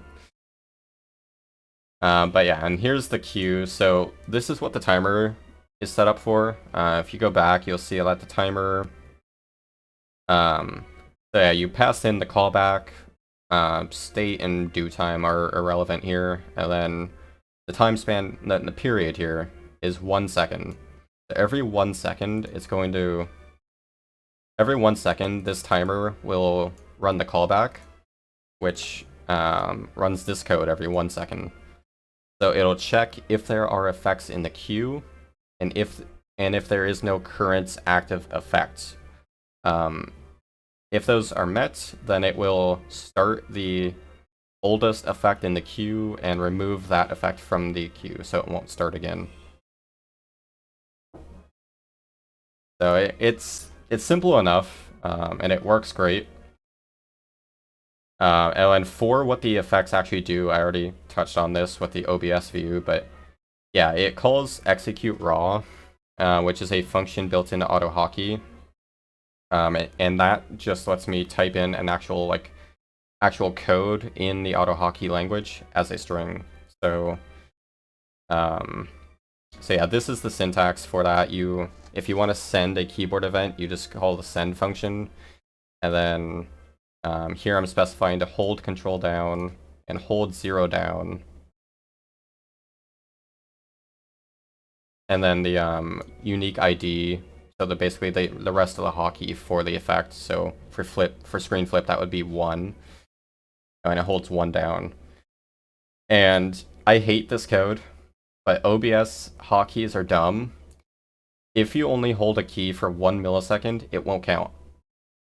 It will not register hotkeys if you do them too quick. So here I just have some arbitrary short wait to ensure that OBS has enough time to process the key press. And then I make sure to release the keys. And yeah, then it shows how many are left in the queue. So like here I can demonstrate. So I'm gonna redeem a couple effects.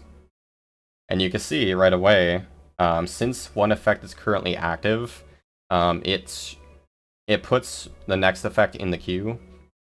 And then I should have lowered the time because it's gonna take 60 seconds, but after these 60 seconds, go through and that effect cancels, then it will run the next one, which will be VHS.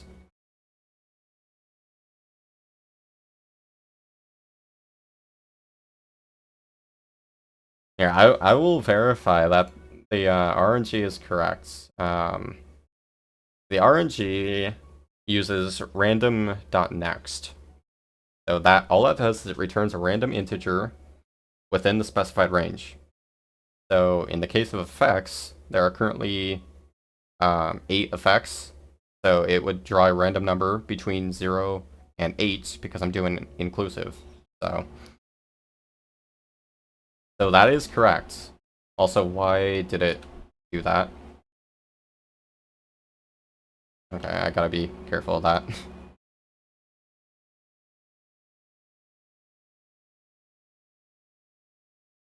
So yeah, it is correct.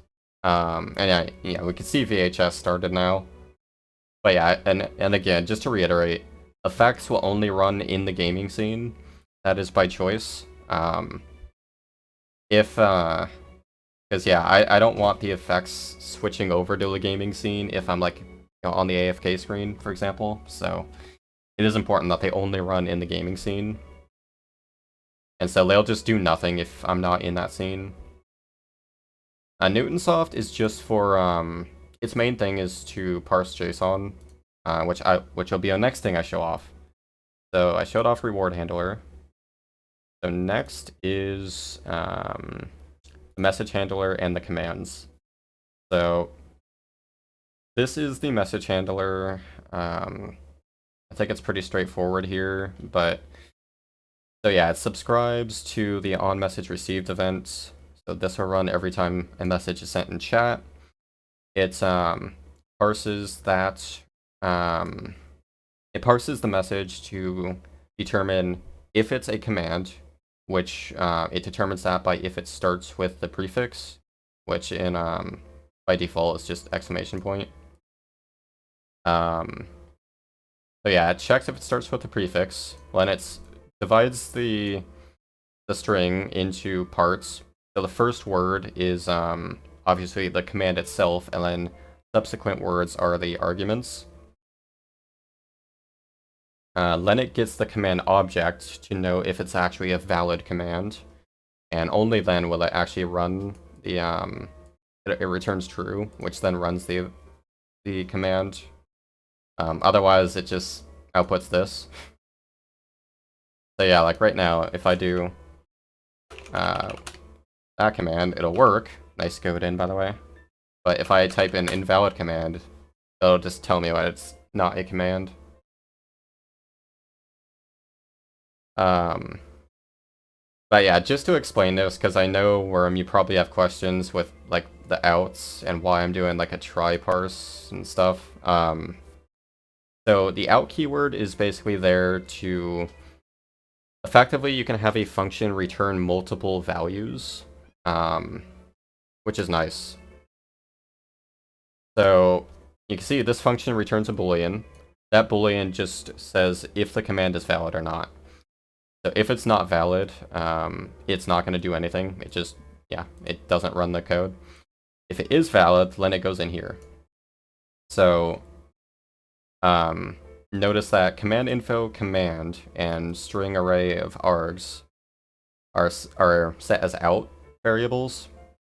So you assign that variable here. So here I'm setting command, and here I'm setting arguments. So what that does is when it does the return, so it goes in here, this code can reference the values set in command info and args from within this function. So this is effectively returning a boolean, the command info, and args all in one function.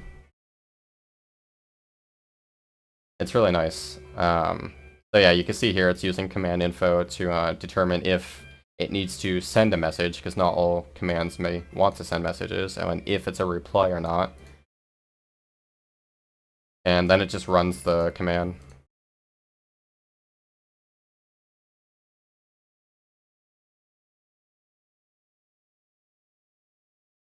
So the way the commands are set up,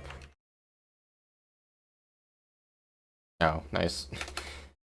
I need to actually... Yeah, here, I'm gonna do something real quick. Since the hotkeys are gonna mess up some of the code. I'm just gonna disable... I'm just gonna disable the effects while I'm doing this dev stream.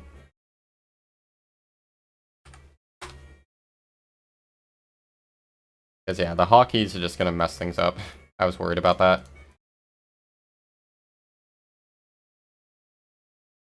So yeah, like right now the effects aren't gonna do anything. They'll do even less. Oh, okay, I guess they'll just crash. That's fine. I don't ignore that. Whoops. I'll just make them not actually send the keyboard events. Okay, now it'll definitely be fixed. Nice crash though.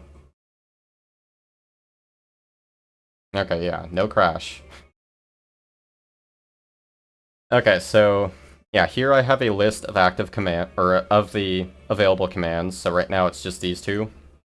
And I pass in the command object. So if we go, let's start with the whoop command. Yes, it is. Hardware on a darknet. So this is the constructor for the command. So each constructor for commands, if they use JSON data, which both of these do, they'll just load that data in the constructor. So yeah, this is where Newtonsoft comes in. So I have this function, this helper function for deserializing JSON. So it parses the JSON at the specified file path, and then which is here. So data, and then one of those JSONs. And when it returns the deserialized object of type T, since this is a generic.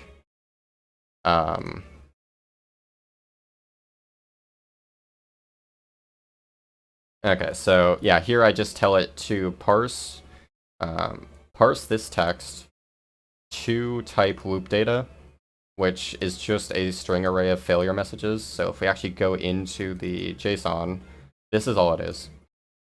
A little overkill to have this be in JSON, but it's just for future proofing. But yeah, so those are all of the messages that you can get for the event of it not going in the barn. And yeah, the goat in chance with the prior bot, it was 10%. I've raised that to 15 for this one. And when it has the data object, which is assigned in the constructor. So when the command runs, it gets a random number between 0 and 100 inclusive. And yeah, if that number is less than or equal to goat in chance, if it's less than or equal to 15, it'll go in. Otherwise, it gets a random failure message from the JSON.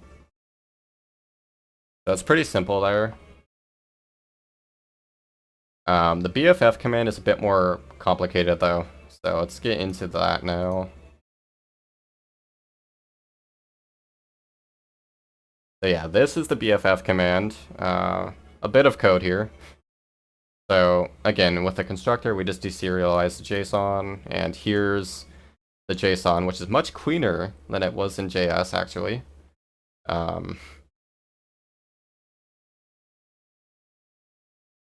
One day, Worm. Give it time.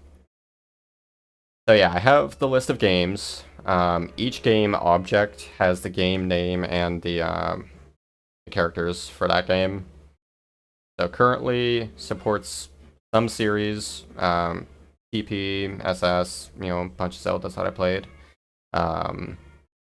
Witcher 3, it'll do Paper Mario, Ori, Hat in Time, Celeste, Stardew, Hollow Knight, Hyrule Warriors, some Mario, but I'm not big on the Mario series, so I don't really have specific games for that. Portal, Metroid, Blue Fire, Darkest Tales, Outer Wilds, and Death's Door. And actually, do I have the Crow? I actually don't. Let's fix that.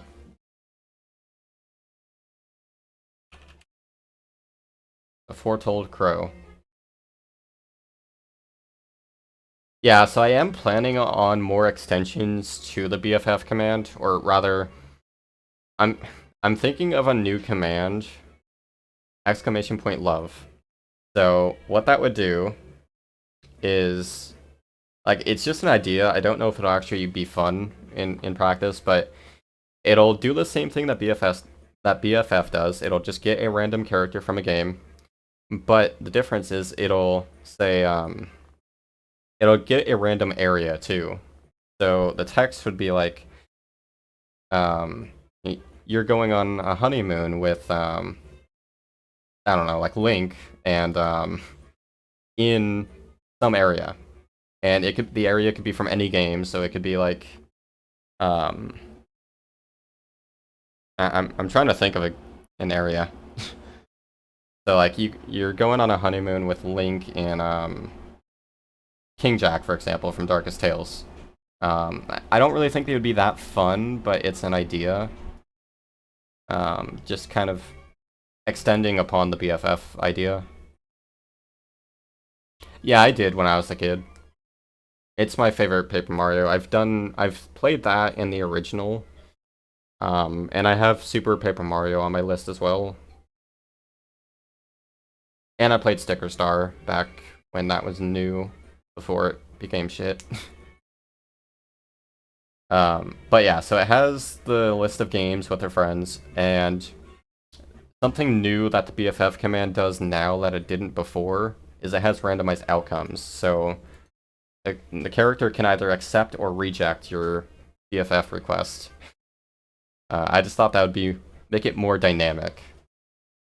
And I really like the results that this has achieved. I really like how it feels to use.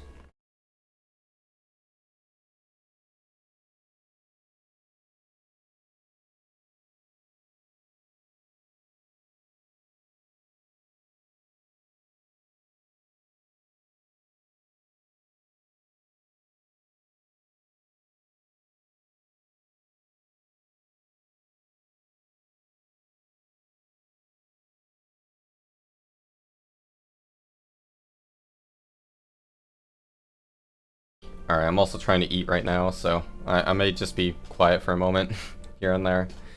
So yeah, with the BFF command, it first checks if you have Howard. Actually, no. So it first gets a random game, and when it gets a random friend from that game. So yeah, these just get a random item from the JSON. Then it checks if you got Howard. So this is taking it further than what my old bot did.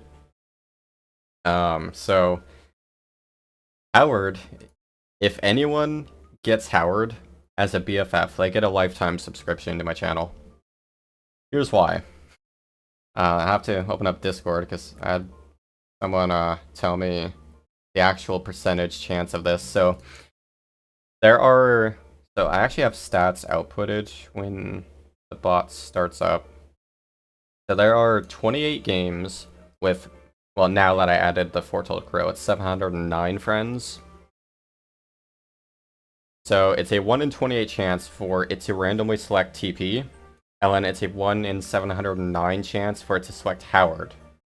Well, I don't know, I'm not good at percentages, but basically it comes down to you have a 1 in 2,128 chance to get Howard, but once you do, there is a 1 in 1,000 chance for him to actually accept your request. And you get sub 20-second goats then. Otherwise, he tackles you. And getting that exception there is actually a 1 in 2 million chance. It is a 0.0000469% chance. And it'll always get rarer with the more games I do, because there'll be more characters for it to choose from then.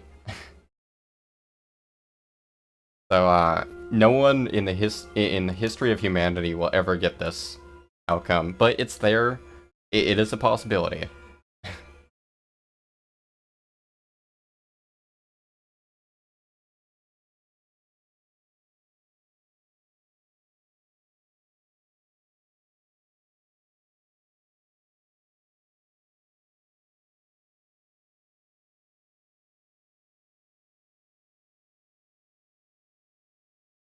I'll be right back in a second.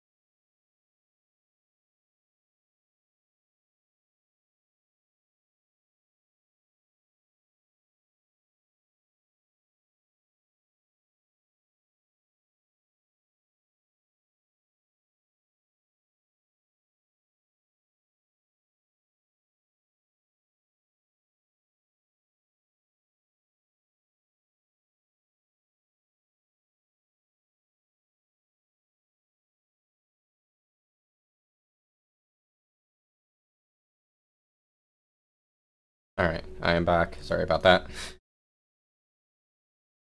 Good news is I finished eating at least. My food was actually cold. um, but yeah. Yeah, and what also a fun fact, that fairy fountain theme is actually my favorite. Or I think it's like it's either that or Wind Waker's are my favorite fairy fountain theme. So yeah, I really like that song, even though it it actually doesn't exist in game. It's just the main menu. Okay, so moving on. So yeah, if it's not Howard, then it actually goes into a 50-50 chance of if you do befriend them or not. So yeah, and then it just yeah, all it does per outcome is gets a random outcome message from that JSON. Then it does some string interpolation. So in the JSON, in some of the outcome text, you actually see something like this or a rand name. That way I can just plop in some random character or something.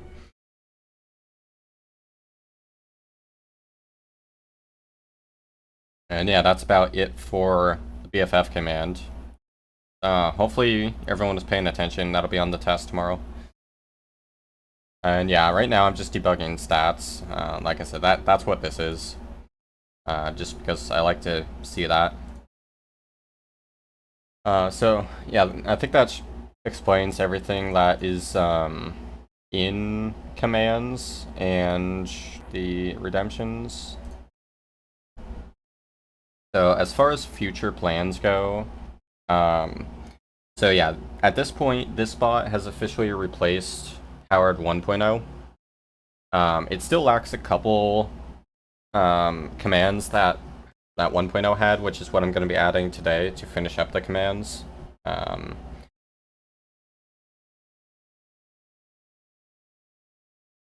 Yeah, so stats is one thing I will be adding in the future. Like this thing is not part of the stats that I have planned. This is just for debugging purposes. But in the future, I do plan on actually having per user stats stored to a database, so we can know like, how many commands have run, how many messages have been sent, stream time, stuff like that. I think that would be a nice thing to have.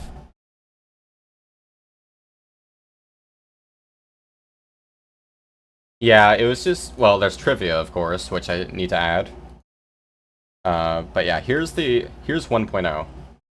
Actually in VS Code, which is superior, but I haven't quite migrated my new bot over to it yet. But yeah, so it's pick a number, flip a coin, and then trivia, which is all of that.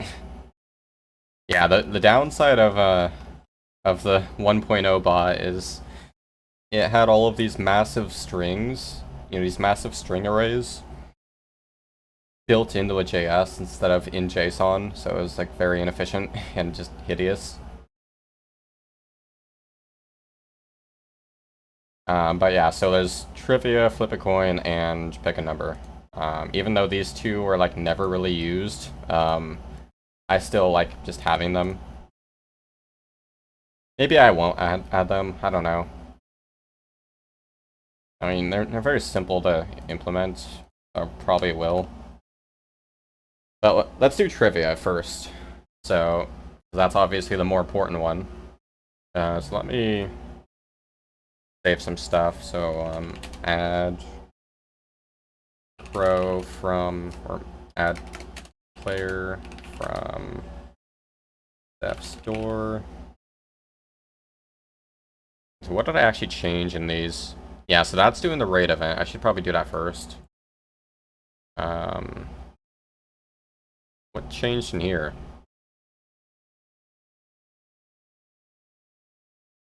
There's literally nothing that changed.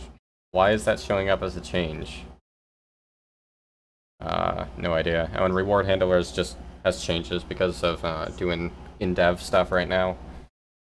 Yeah, let's go back to the raid event and get that finished up.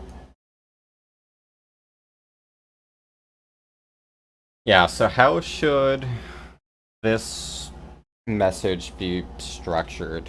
Because yeah, I can't show what game they were playing. Can I even get a link to the channel? Like, I don't think I can. Um, Rain. Because yeah, I can't get the user object. That's the problem.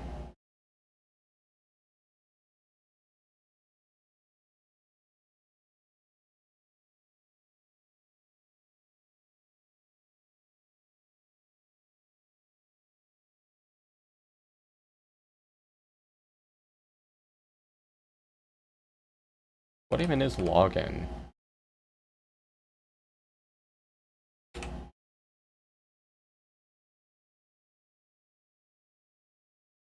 This would just return if they're a subscriber or not. Turns if they're a bully, or if they're a bully, yes, it turns a bull if they're a moderator. Like, I don't know what the login thing is. It's a string, but I don't know what. Like, does that return a person's password? I don't know.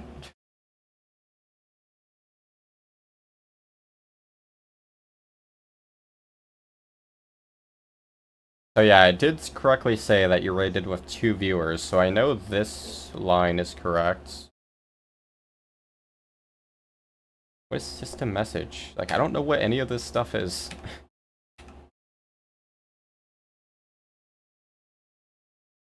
Yeah, so I can get the user type and the user ID. Is there a way to get user by user ID? I might have to import something else. Like the Twitch API, I think. Yeah, let me bring up the documentation on this, because they do have docs on how to implement stuff. Because I need to look into how to implement the API.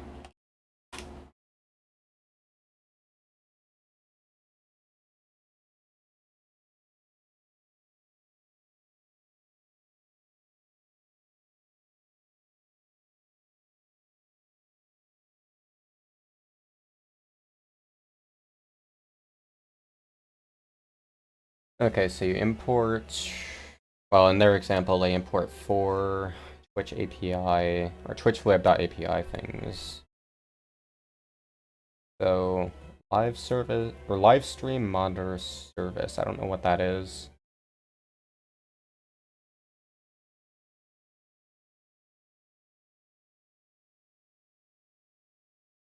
Oh yeah, when it just creates a new API instance. So, interesting.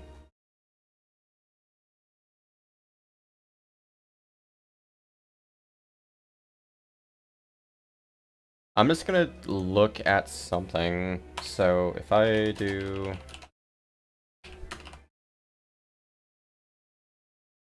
And this is not meant to be final code, so I'm just kind of doing sudo.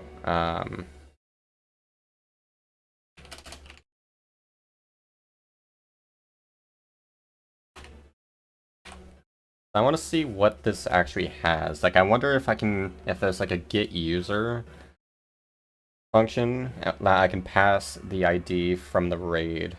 I forget, is Helix the... Yeah, I think Helix is the current API.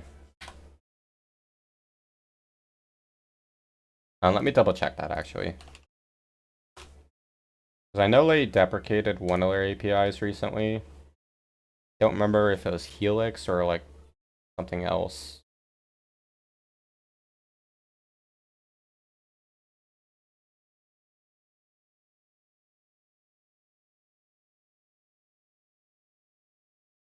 I think it was Helix.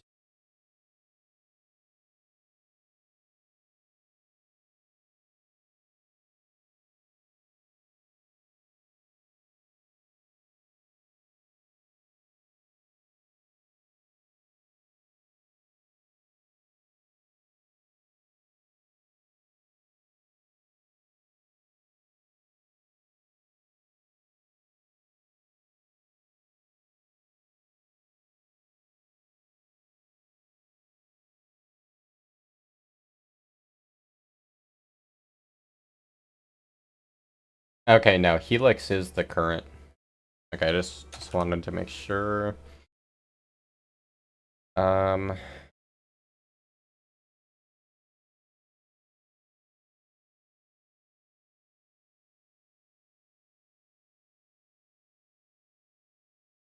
there's users.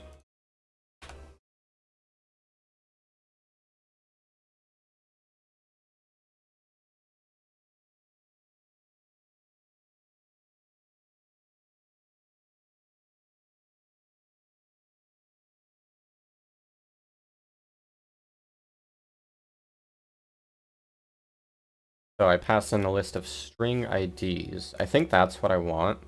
What does that return? Get users response.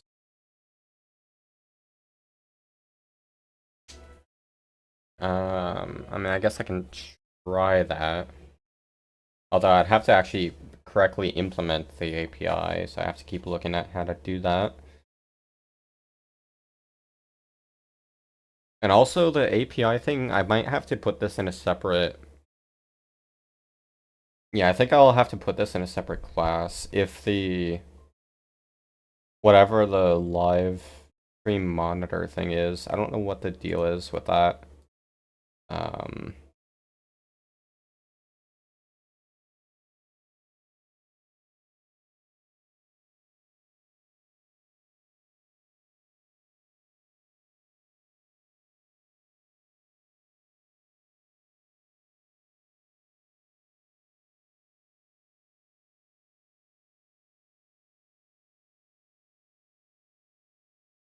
Yeah, Twitch API does suck.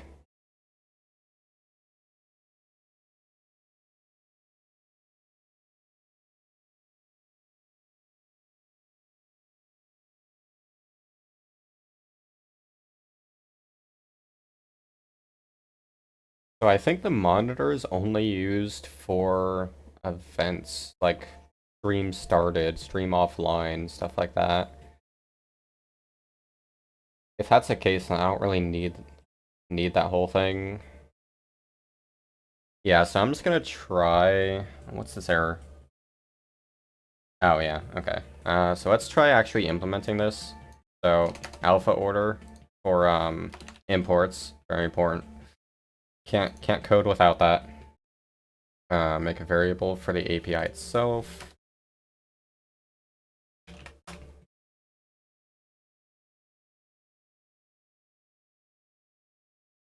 Alright, so yeah, it's gonna be Twitch API equals that.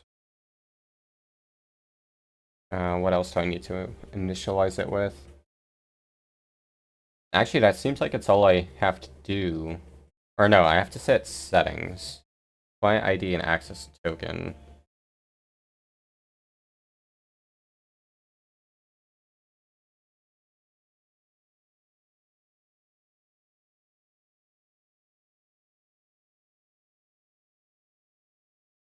I guess I'll put this down here then. Also, why is auto hockey first? Whatever, it doesn't really matter. Um,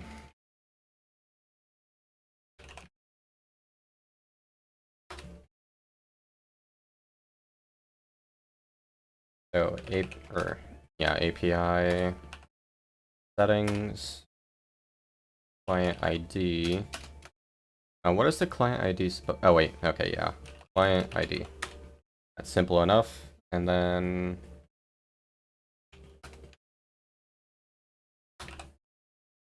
access token equals... What do I do for the access token? Like I don't... Is that Howard token? I think it is.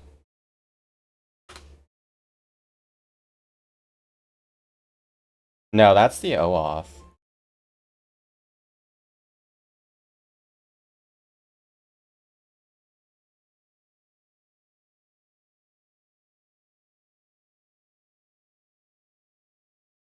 Well, I guess I can try it.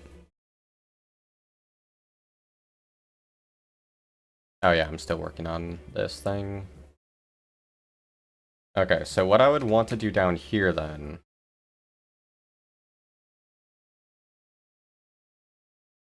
Would be nice if there was a way to virtually test a raid. I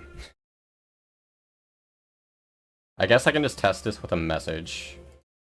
Yeah, I'm gonna keep that the way it is. I guess I could write API helpers.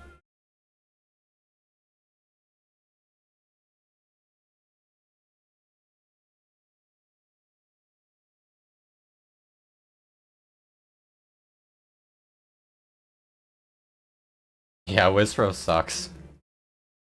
Easily, him and Agatha are like the worst characters in that game.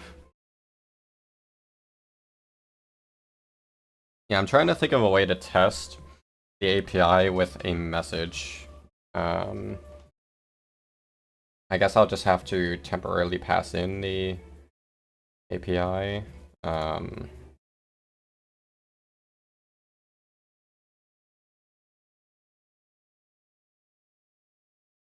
My cat is sitting on my controller.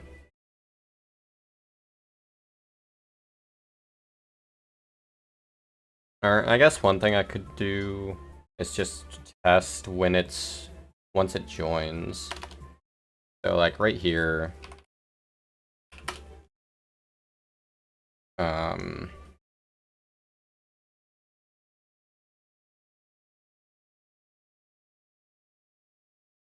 Alright, which one is it? Oh yeah, Helix, and then users.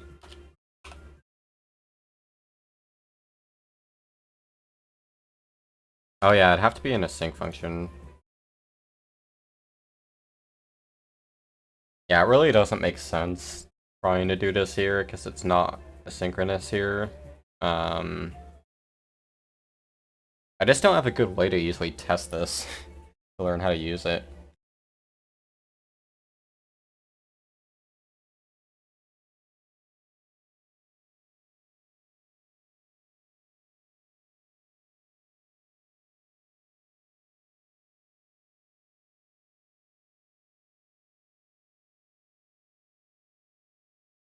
So yeah, for those who don't know asynchronous code, it allows code to run in the background while, like, without stopping your program.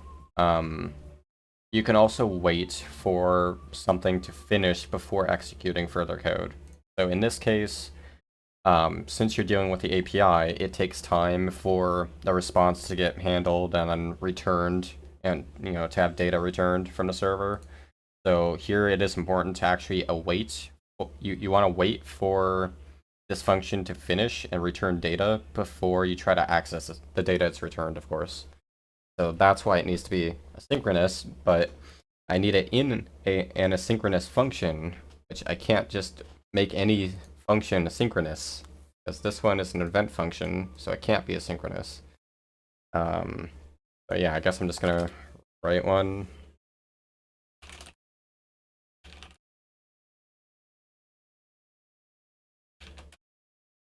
Oh wait, I need to import system threading.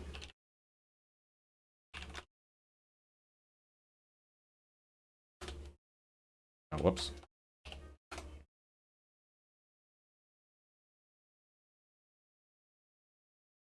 Alright, sync task. Wait, is that not what it is? What import is that? Oh, okay. C# is dumb.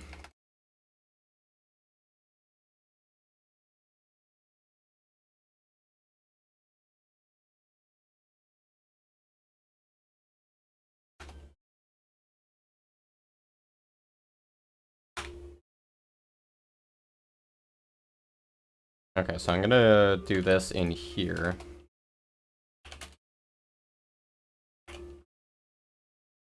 And I pass in the ID. So what I want to do...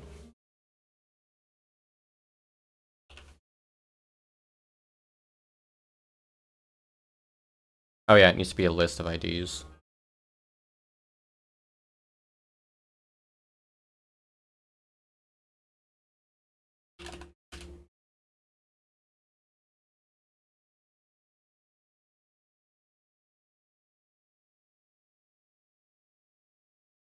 Why is that not a thing? I have so many. I have so many imports in this thing.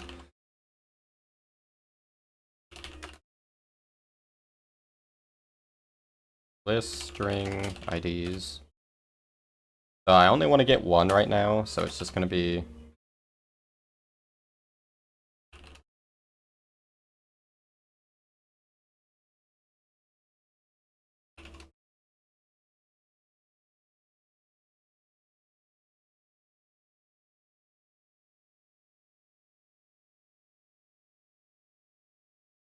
And then...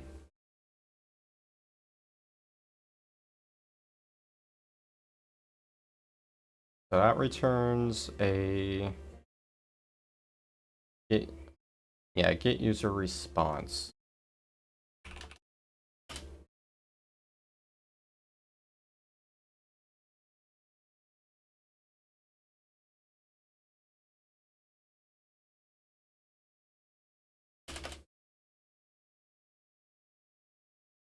Yeah, I guess I don't have to actually return, I can just debug that log.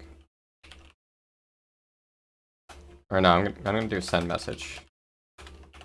So I'll just post it to chat. And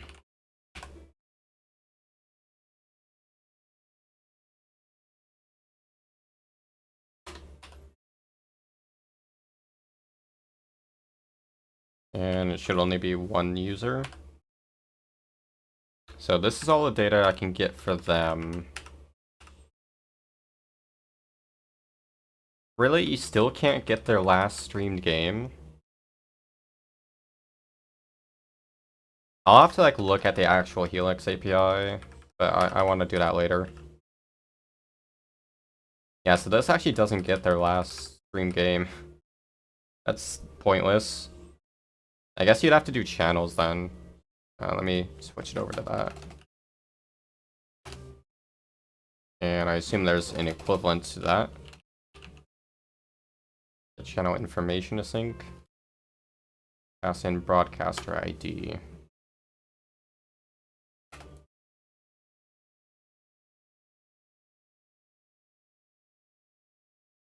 Oh yeah, what does that return? Get channel information response. I'm just gonna do var.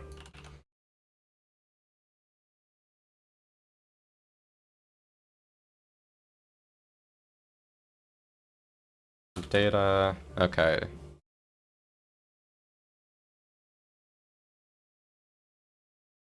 Data is an array of channel information.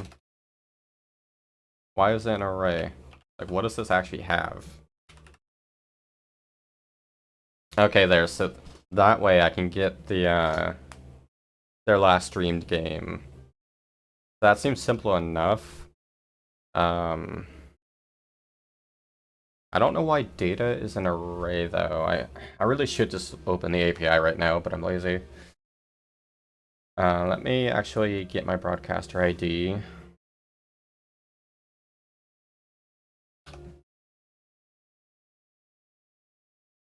So yeah, I have to pass it.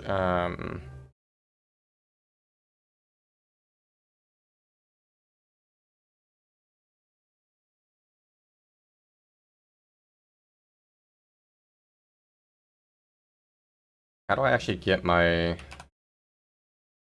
channel ID? Wait, is channel just a string? Why is that a string? Why is it not the actual object? I can't actually get my channel ID.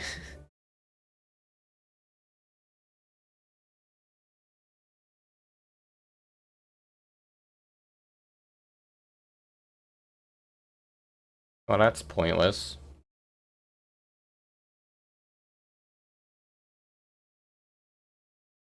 What is even under the bot user? Oh, that's just string. Okay. Yeah, so that returns nothing.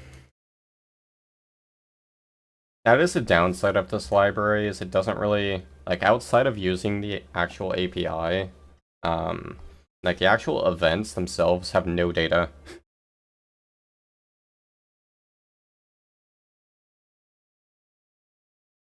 Alright, I'm just gonna look into this later, because this would be a rather boring thing to stream.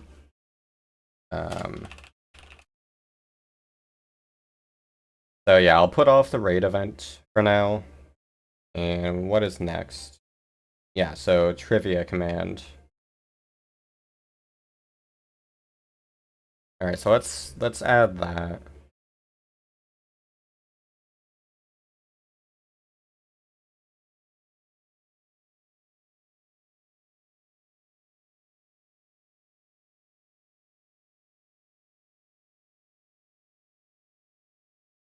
Alright, so the way I add a command, I just add the class. This is going to be a trivia command.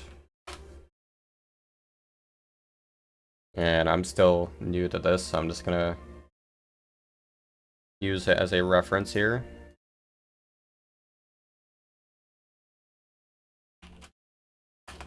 Or actually, I don't need that.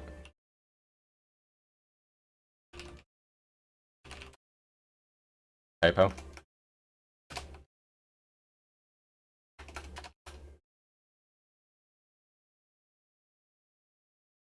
And also, the commands inherit the iCommand interface, which right now doesn't really have much, but it will in the not-so-distant future. So, but right now it's just an abstract run function. So, like right now, you could see it's erroring because it hasn't implemented the run command. So all I have to do is just implement interface, and it automatically adds it, which is nice. And yeah, I need a constructor.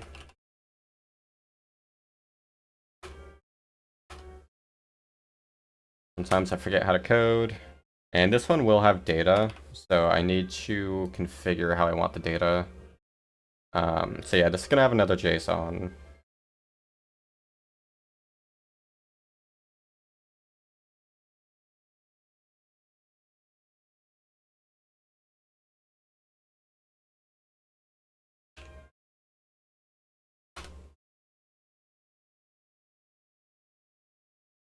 I guess I can go ahead and fill in the trivia data from Howard 1.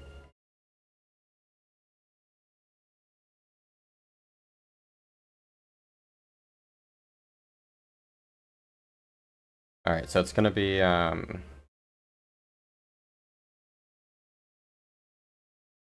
let's do whoops. Type.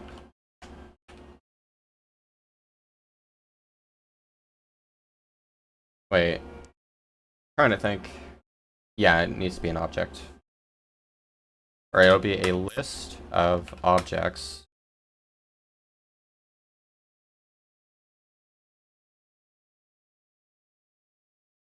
And then it'll be game. Or let's do type. So I actually am planning on expanding the trivia command a little bit and actually include trivia about myself. Although I'm boring, so I don't know if that'll actually be interesting, but it's something. So in this case, like type, let's do like Hollow Knight. And then trivia would be an array of strings. Time to copy a giant array here.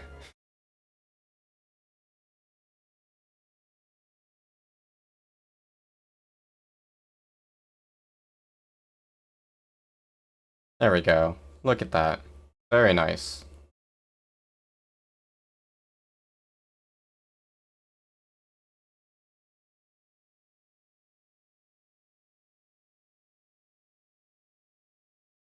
I mean, I don't know. I don't think trivia about myself would be that interesting, and I wouldn't have that much anyways.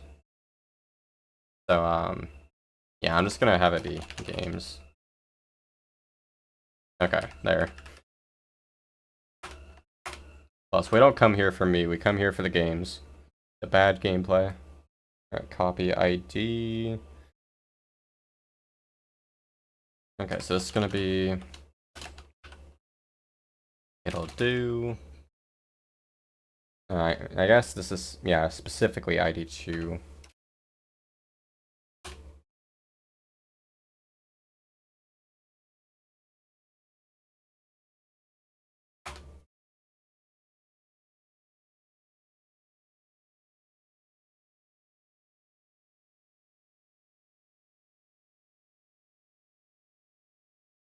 Now, see, I don't want that to be public knowledge, though. Come on.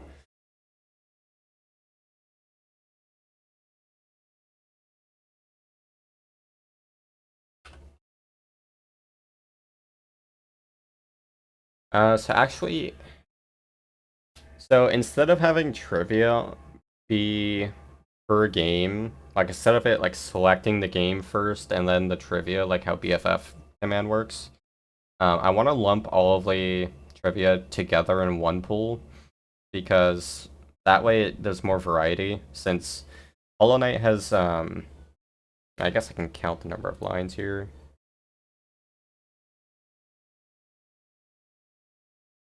Yeah, give me a second.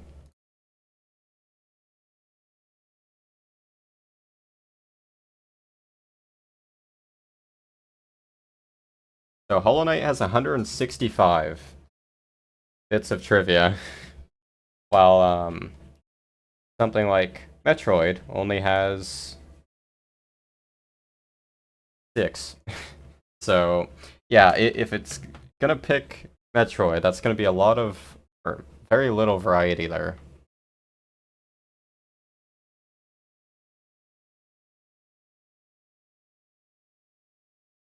I could tell you're on Unity answers, Worm.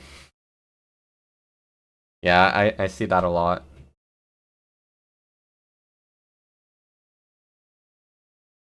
Now, granted, my choice of doing the one pool doesn't change how the JSON would be written, so I can still just do this and trivia, and then paste the array. So that's all I have right now. I still don't have any further ideas for it, but so we have the data written. So I need to actually set up the object that stores that data. So yeah, private struct.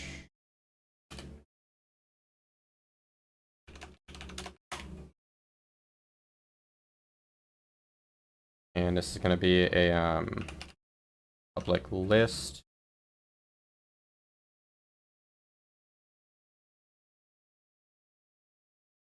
of type.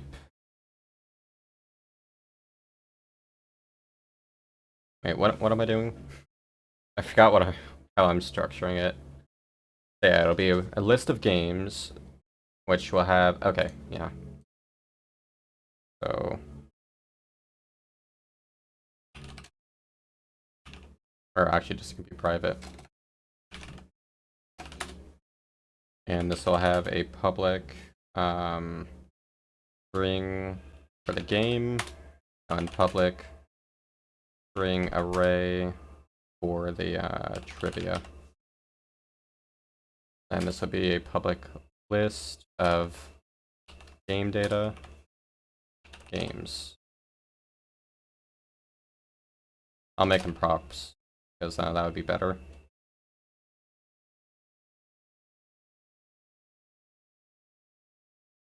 I guess this does have to be public.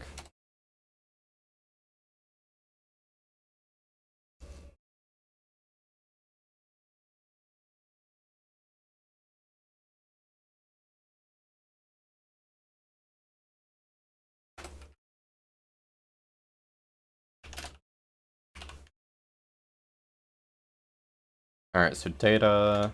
Oops, I actually have to create the data variable.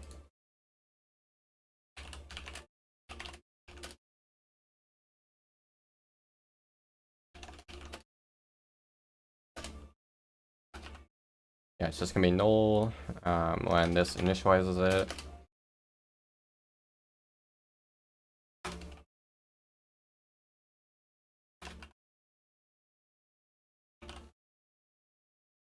Wait, how do I have the path in the other command? Okay, yeah, local path.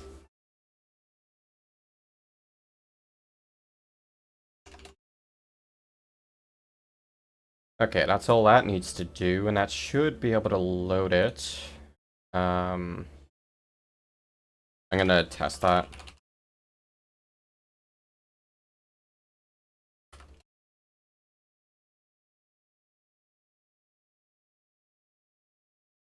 What am I testing? I guess I'll get the number of trivia in Hollow Knight.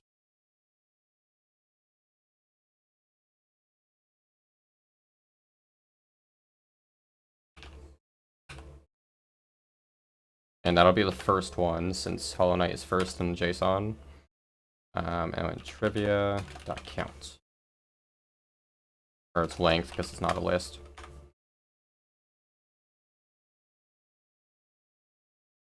Okay, so let's see if this works. It might just break. It'll probably break. Yeah. Oh, wait. Oh, whoops. Okay, just return empty string. Why are you failing? Oh. Sometimes it's hard to see the red squigglies. Alright, did an error. Although I'm not seeing the log. Oh, well. That's because I'm very forgetful. I need to actually, initialize that object. This is gonna be exclamation point trivia.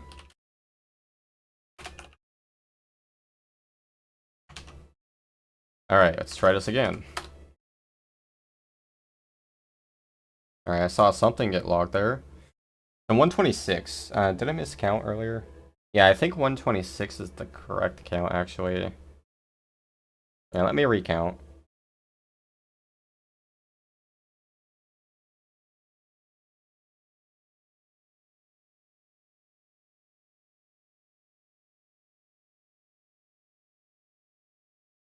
I'm just counting the lines in the old bot.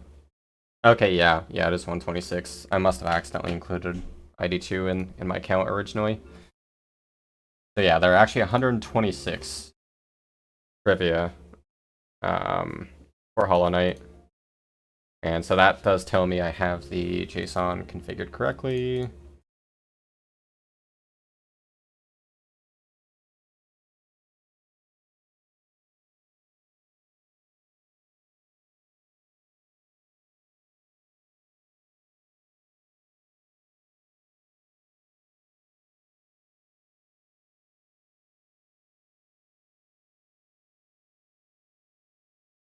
Alright. And now, when the command runs, we just want to return the random trivia, and we're just doing one pull. So what I'm gonna do, I'll write a function for this. I'm gonna return a string, get random trivia.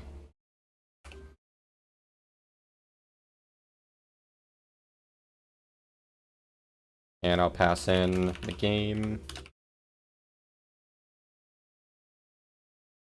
And then I'll have get random game. Or no, I don't need that.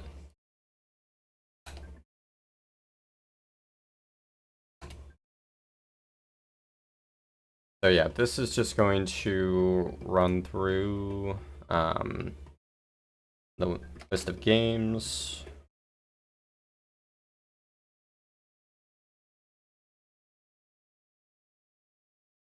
Yeah, so I need to add each game's trivia array to some total array. So yeah, iterate through the games, so...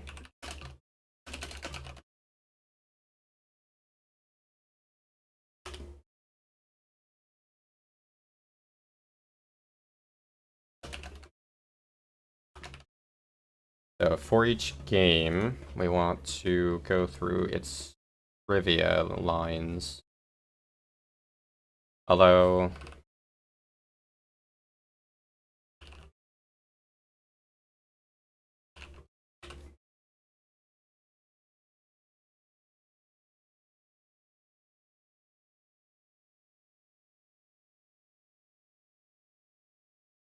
Oh yeah, that's right, it needs an initializer. There. Yeah, empty, it starts off as an empty array, and then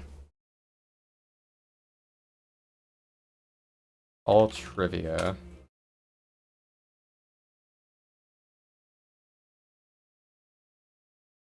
Wait, is it not push? Do I not remember how arrays work in C#? How do I add an element? I guess I could just do plus. Does that work? I think so. I do data, games, trivia. Okay, no, it doesn't like that. Hold on, I have to relearn how coding works.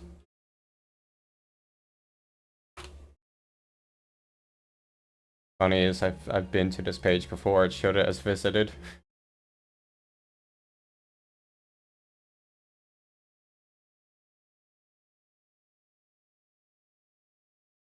Wait, is there really not? Okay, I'm just gonna make it a list, because this is gonna be dumb. This is why lists are better in C#.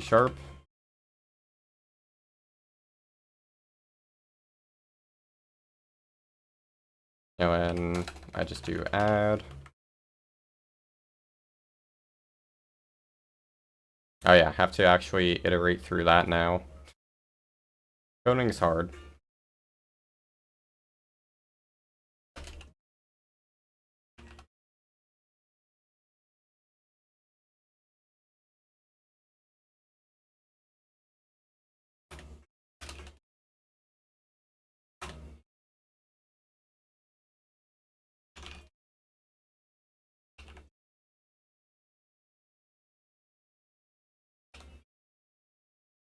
So there we have all the trivia grouped together. And I guess I could just set this up to only do it once.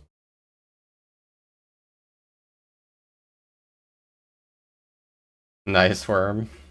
So you were trying to serialize the struct? Yeah, that makes sense.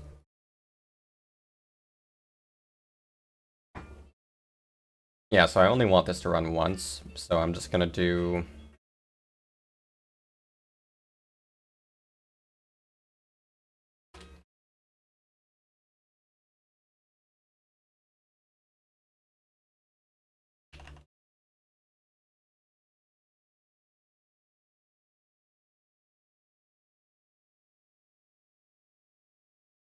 Or I guess I will initialize it as an empty right now. And then...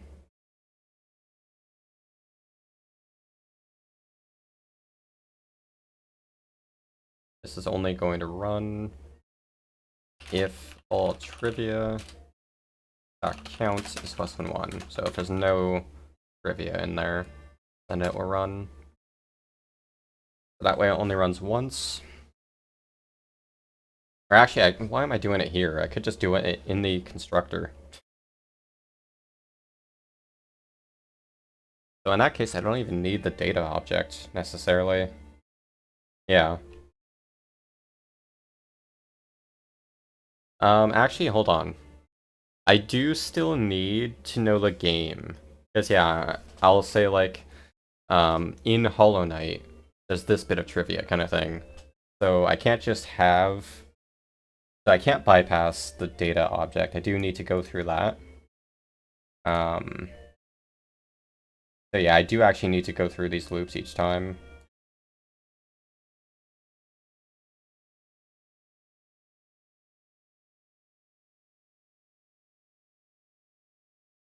But that's fine.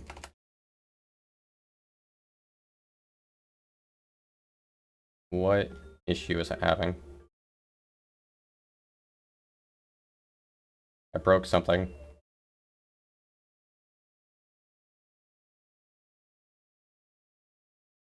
What am I missing? Oh, no private. Coding's fun.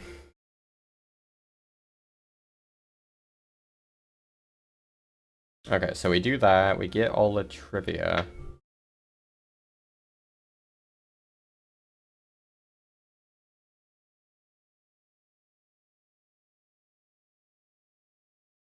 I feel like there's a better way to handle this though, because it could just be a dictionary.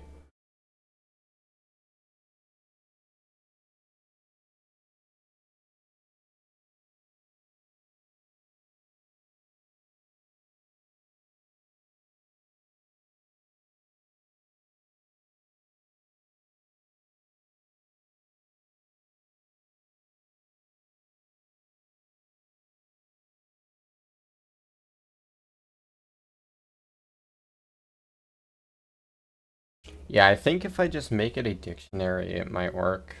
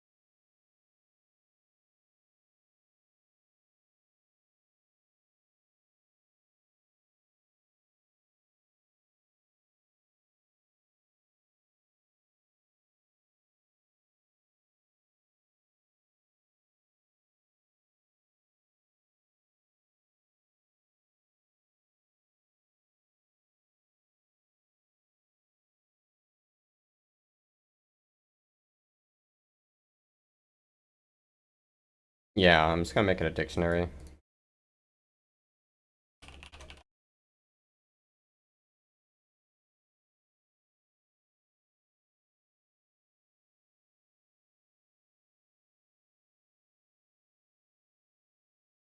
In that case, though, it could just be a string array.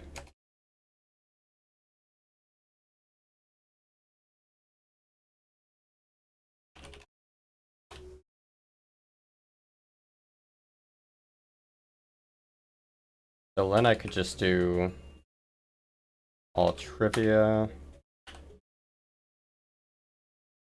add games at index I with value of trivia. That gets rid of a second for loop. Oh, whoops, this needs to be game.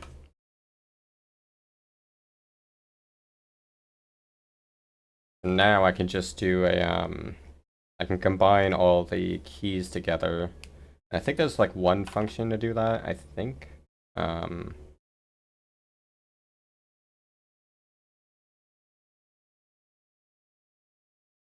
or I could just iterate through all the keys.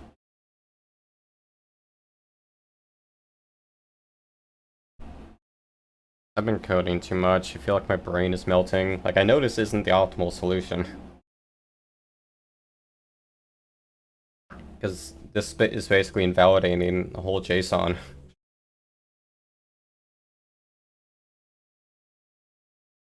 But yeah, I need the game to be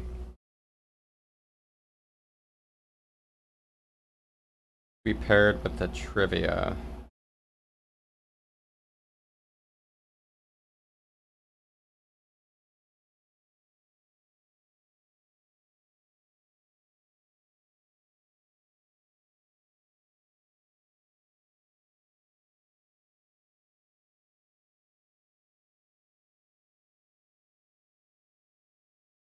Wait, I have to relearn something.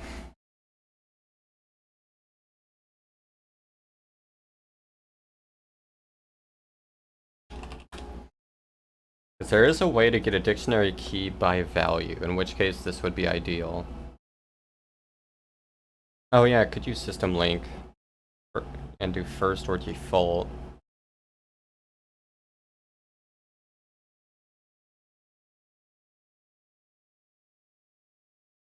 So in this case, like this doing dictionary is fine, but what I do, import system link.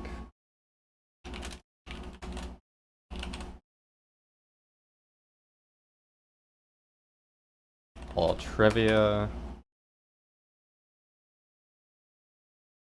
Well, I'd have to combine all of the keys.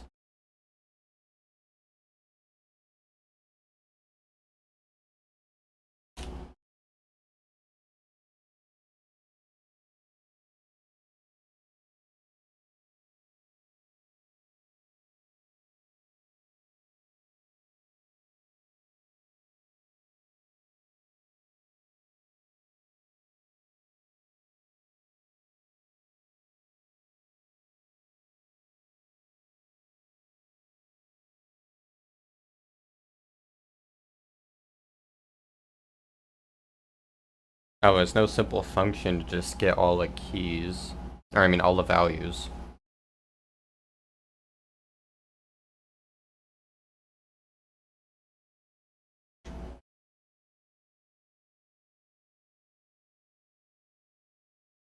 Why is this harder when it should be?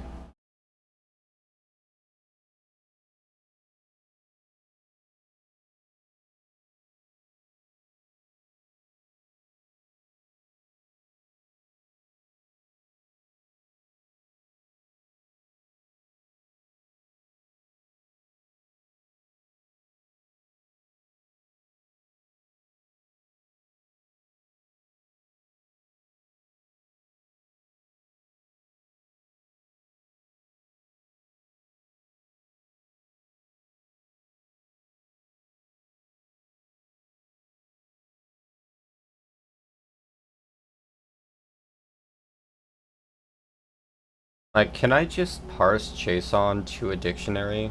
Like, instead of having these two properties, could I just have a dictionary in here? With the game being the key and the trivia being the value? I feel like that should work, but I guess I could try it. Because that would be the perfect solution.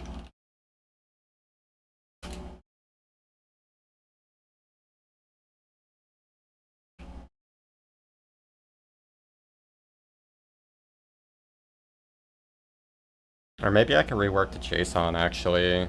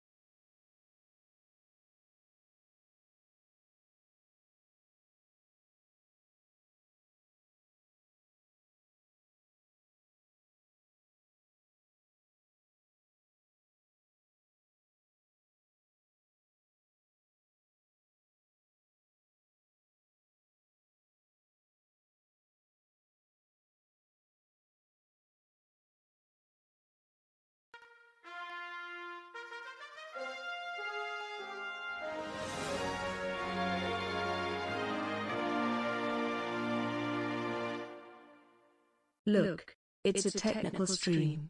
How are you doing? Hey HV, I'm doing good. How about you? Thank you for the 9-month resub. I appreciate it. I appreciate your continued support. And yes, this is very technical. A lot of stuff happening. Trying to relearn how JSON works.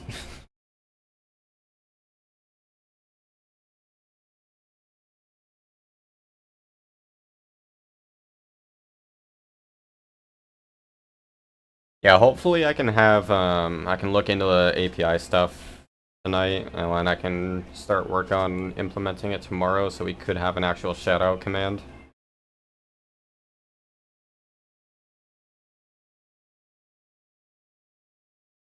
Well, HV, since you're a C sharp guy, I've got a question for you. So, because I've never used so I've never used Newtonsoft before in C sharp. I've used it in JS though, but um, so if I'm deserializing JSON to a C sharp object, can I parse a dictionary? Like, so if I want these two things to be paired, so a string with a string array. Yeah, if I can have those in a dictionary, like this, can it parse to that, or do I have to have them be separate properties? I don't know if what I'm asking makes sense, but basically, yeah, can these be put into a dictionary rather than separate properties?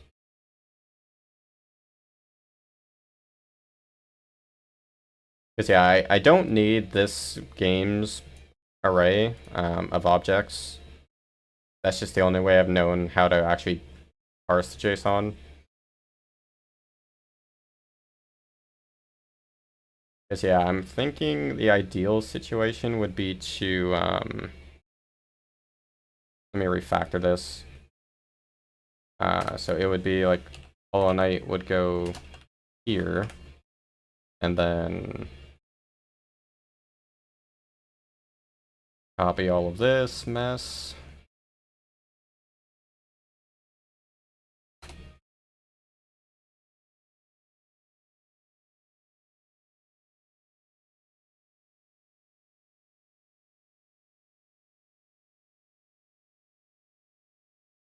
So I'm thinking it would be like that, where I just have the game name, and when it has an array of strings.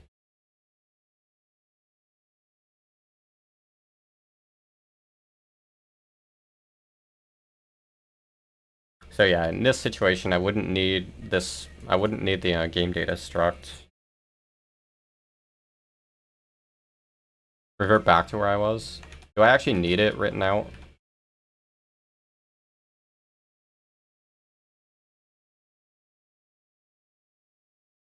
There.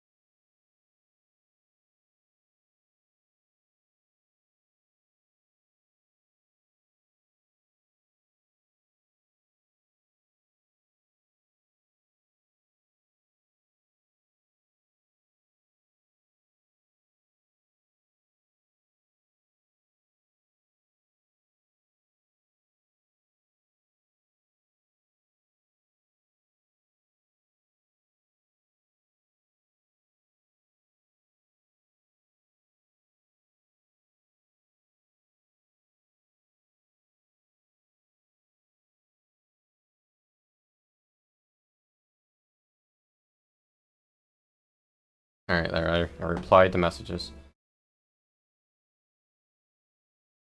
Just get rid of the outer object and the games thing.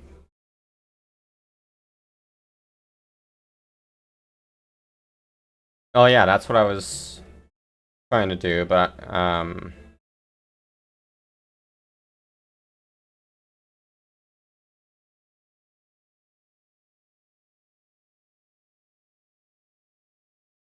okay, that's horrible formatting, but like something like this. Well, no, that doesn't work.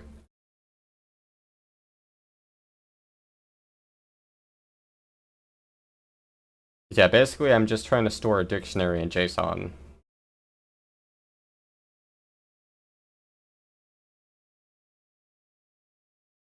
Change the outer object to an array. Oh wait, yeah, I think I see what you're saying. Okay, hold on, let me clean this up. Okay, so change this to an array.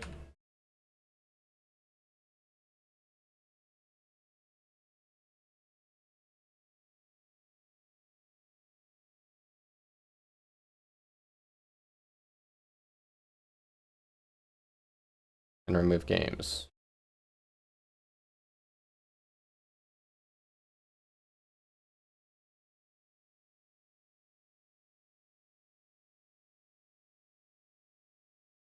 So like this.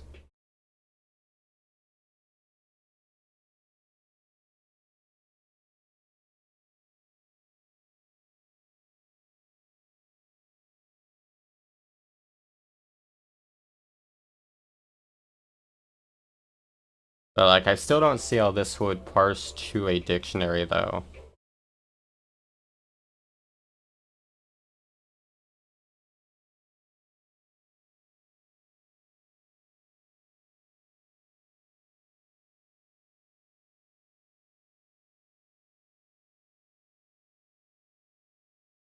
Only one top level item is allowed. Well, if it's like this, then that is not the formatting I meant to do. I meant to copy all of this.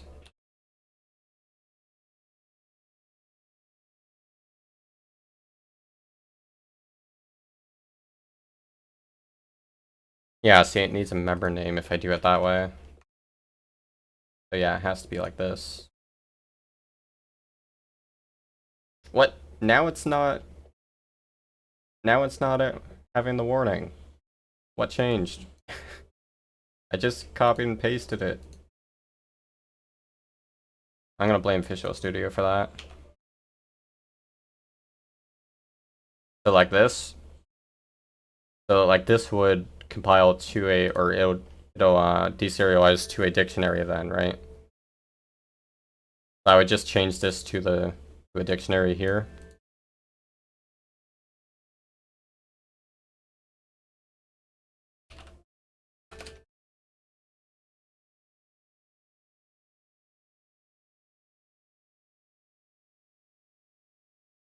Yeah, okay.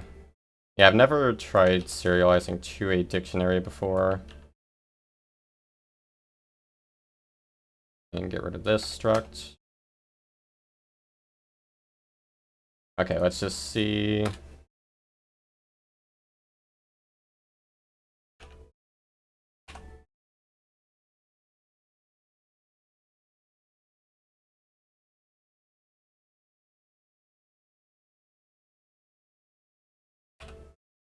Let's just debug the keys count, which should be 3, because there's 3 games.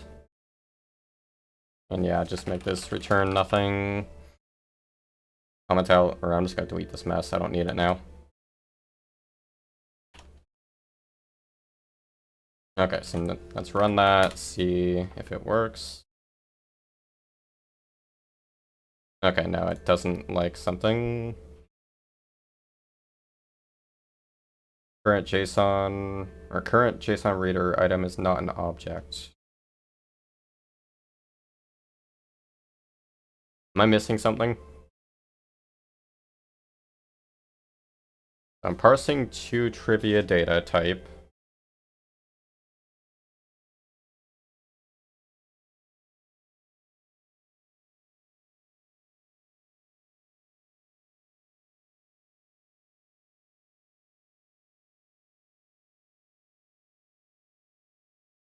Well, this is the whole type right here. And I'm just storing data to this variable.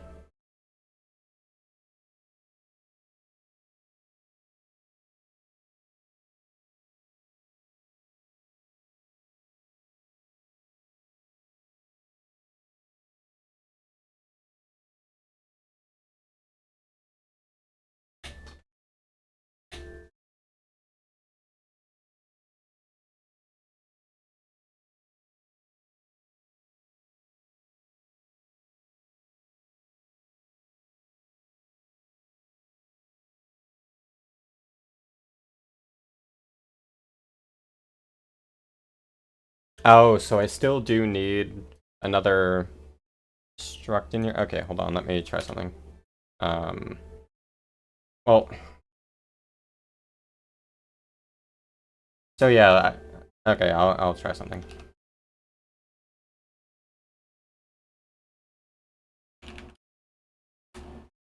And when this goes in there, whoops.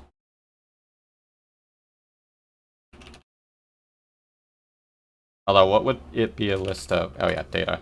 I'm dumb.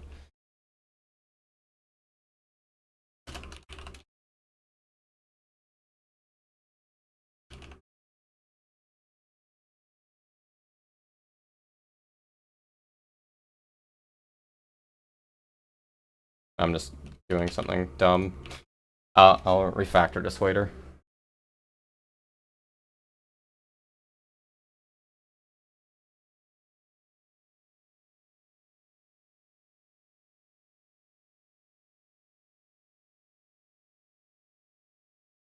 Just make it dictionary.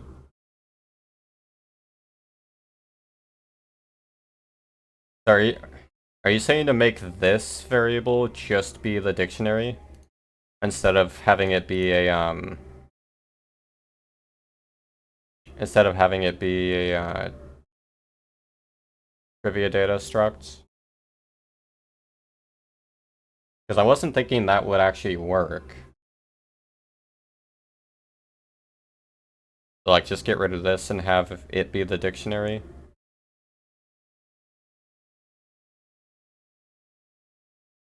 Really? Alright, I will give that a go. Although, how do I, the only issue with that is how do I pass that in as a type if it's a variable? Well, I guess okay, I'm dumb. Yeah, I just parse it like this. Did that before. And then I'm just gonna name it data.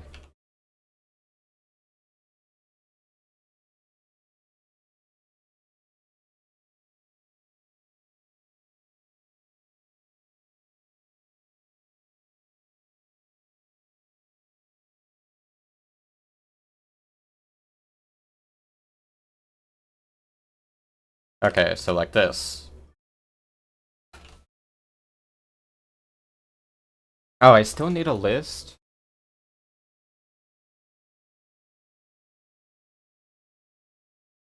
So, would it be a... This is very ugly, but would it be a list of dictionary of an array? Yeah, so I know this is the list, and then this would be a dictionary, so... Well, this is a hideous line, I will change it later. Would it be like that?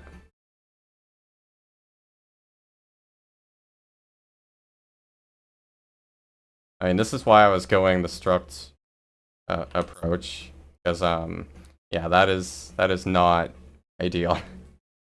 um... So it would just be one data point because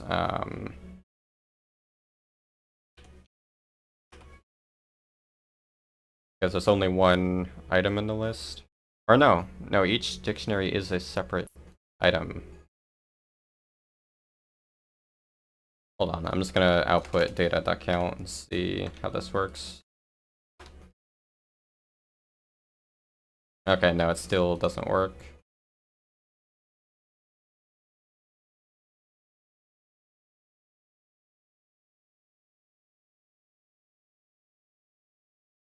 So yeah, it needs to be an object.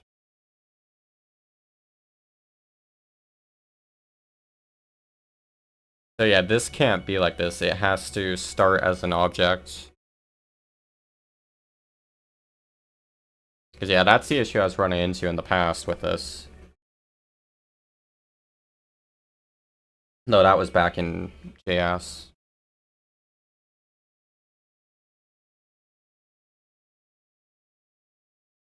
Let me check something. Maybe there's an overload I can use.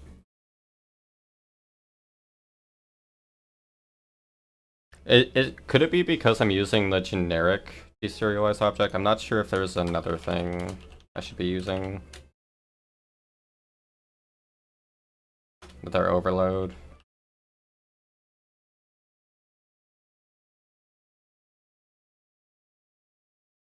Oh yeah, I can't parse, but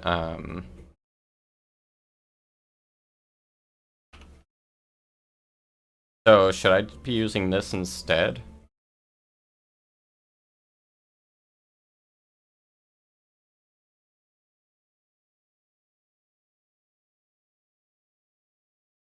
Yeah, because one deserializes to a type while the other does it to an object.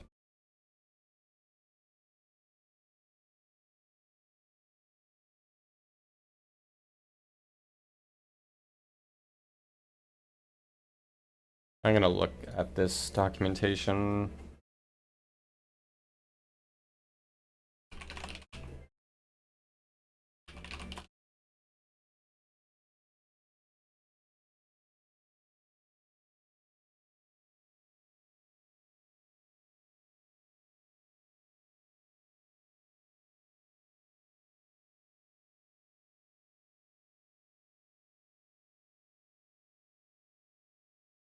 Okay, no, so you do just deserialize to a dictionary, so I am doing it right.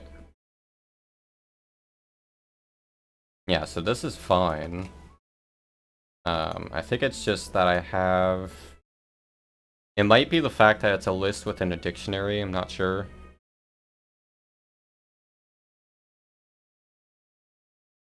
But to be fair, that is very ugly anyways, so it should just be made into an object. So, because like right now, it's a list, or it's a collection of a collection of a collection. Oh boy. That brings me back to the days before I learned that you can have, structs and, you know, classes within a class. I'm gonna get more water.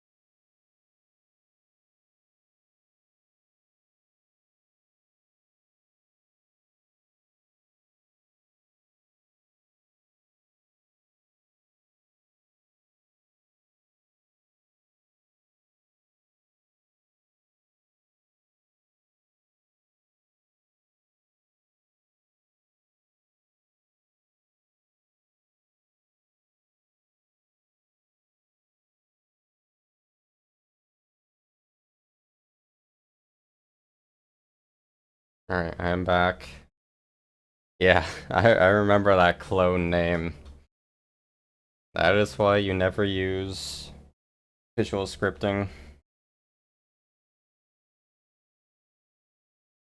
Okay, so create a subtype. Yeah, so that's kind of where I was going with the struct initially. So I had the I'm just gonna undo. Yeah, so I have the trivia data object, and then, or whoops, wrong thing. Yeah, so I have the data object, which is of type trivia data, and then in here, do I just need the dictionary?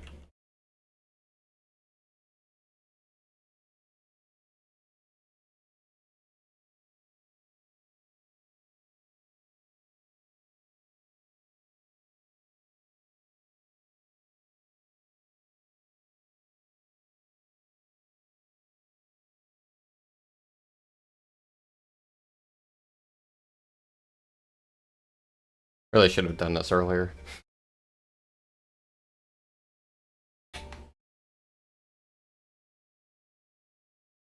One of my favorite songs from Wind Waker.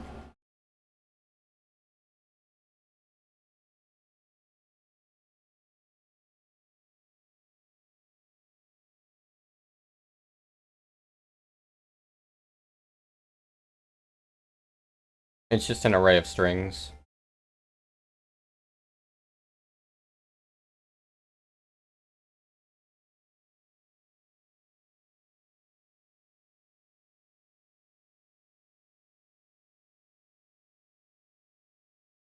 If I can actually click on it.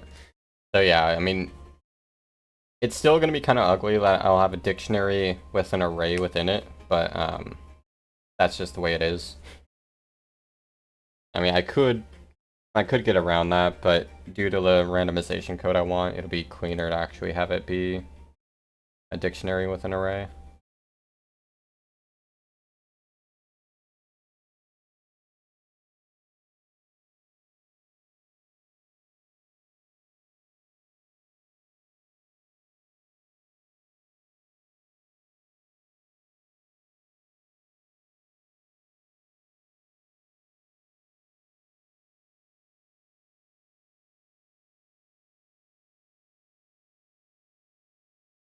Actually, yeah, I think this should work.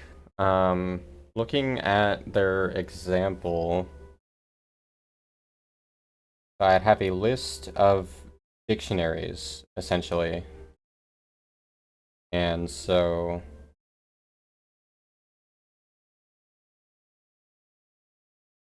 Um,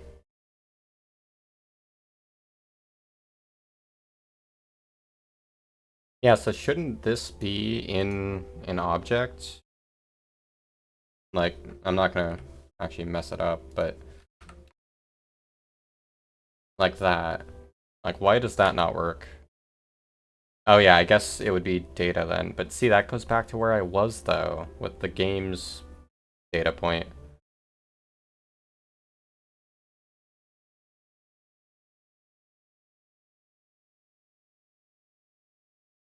Yeah, and that's going exactly back to where I was, though. That's not having an actual dictionary, though. Um, actually, why am I... Now that I think about it, am I dumb? Why am I trying to have a dictionary when I could just have a list of the actual objects? Yeah. I think I am dumb. Hold on. Um, yeah, okay, so just... I can't type.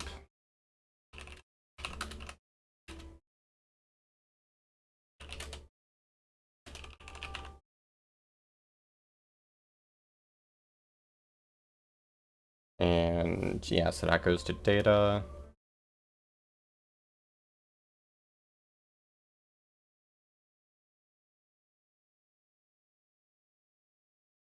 Oh yeah, is an array. Although, I'm pretty sure data has to be a list then, right? Yeah.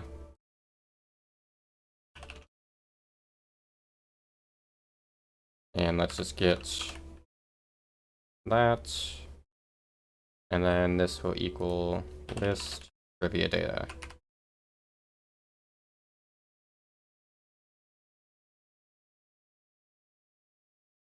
Okay, and this will debug the Hollow Knight's trivia length, which should be 126.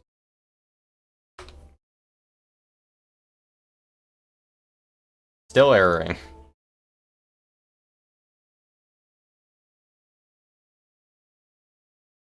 Yeah, oh, whoops. Well, no, I didn't save that actually. But yeah, I'm pretty sure that's because it's still, it's starting off with a list instead of an object in the JSON. I think it's expecting it to start with an object.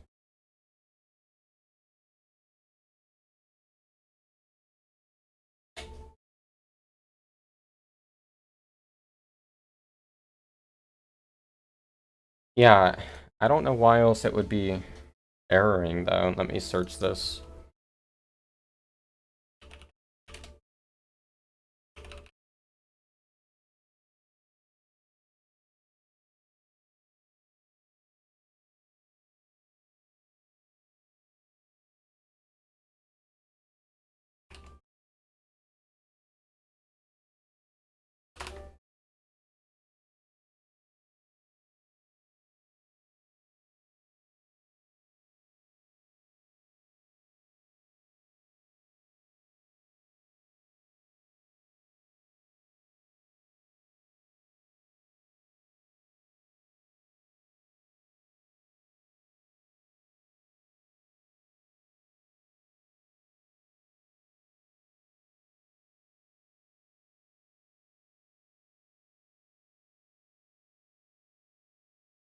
I'm gonna try something just to see how it differs.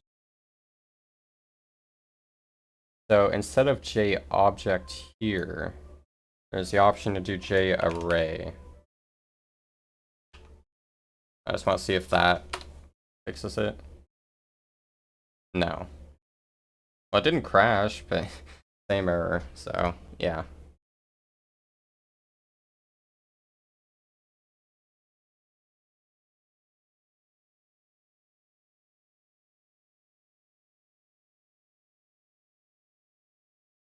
Oh wait, no. I should actually read their question.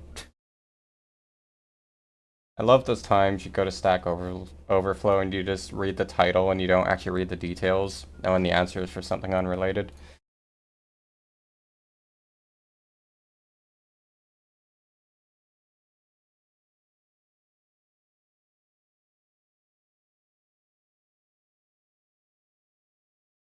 So from everything I'm reading though, it does actually seem to be an issue with this line.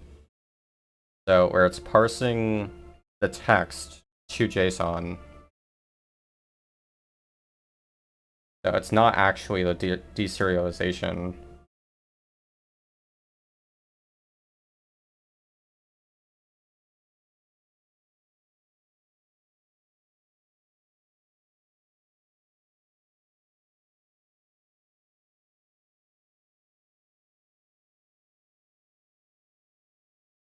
Yeah, I have to. I have to pass in the parse JSON into this function.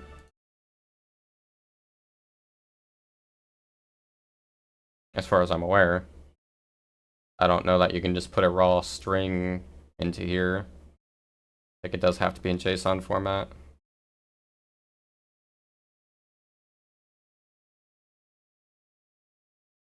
So it loads a J object from a string that contains JSON. What is a J object though? You could put a raw string.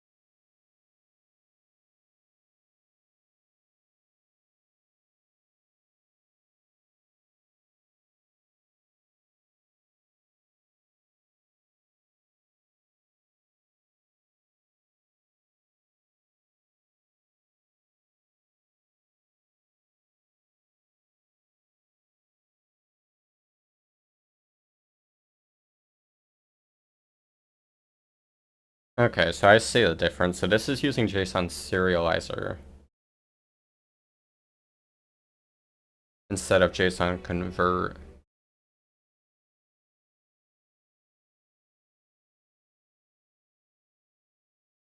I'm not sure if that would fix the issue though, but I mean, I can certainly try it. So I'm just gonna comment this out.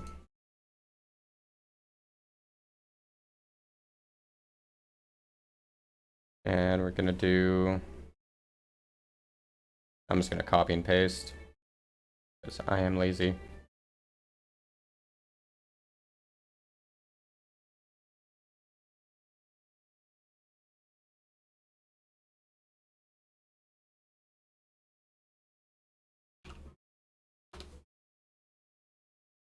Oh yeah, and I have to serialize it to a type.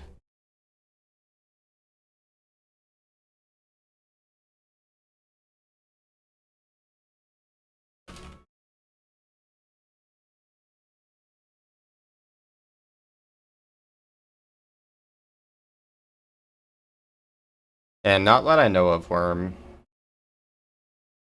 Other than restarting the engine. What does that actually do? Or what does this return?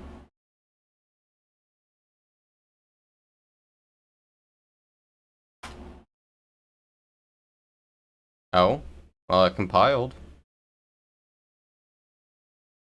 And it has the correct count. So this whole time I was just using the wrong function. Is that really all it came down to?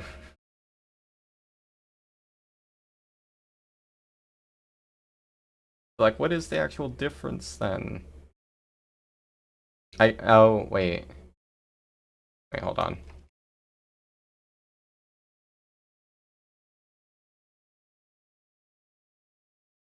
So here it references .NET type, while this one doesn't.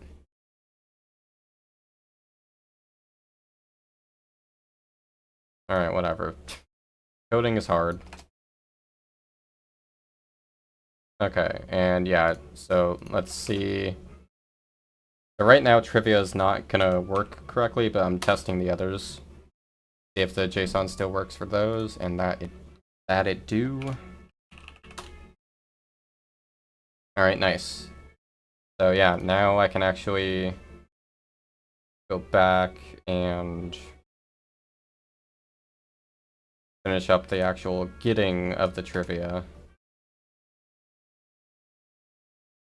Alright, thank you HV for pointing out that. I'm trying to force to parse something into a J object. Okay. That does make sense. Well, this one actually returns an object, a nullable object. Yeah, that makes sense.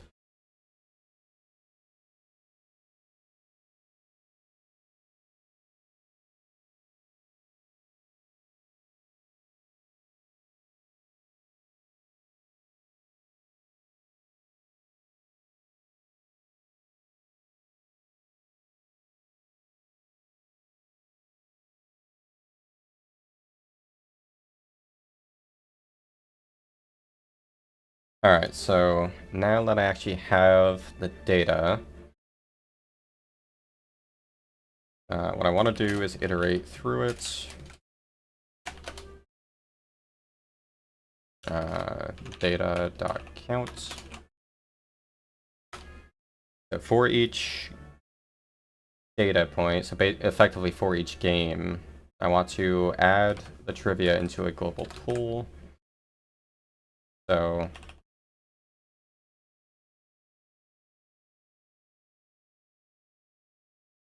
yeah, okay, this will work. So yeah, I have list of string all trivia.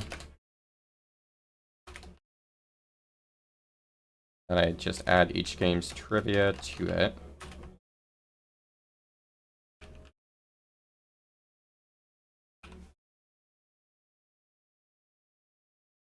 Oh wait, that's right. I have to iterate through that.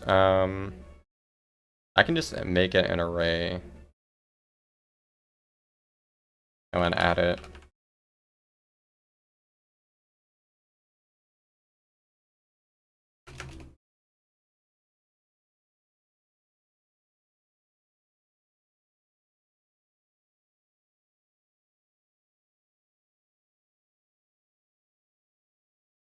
Oh wait, I have to look that up again.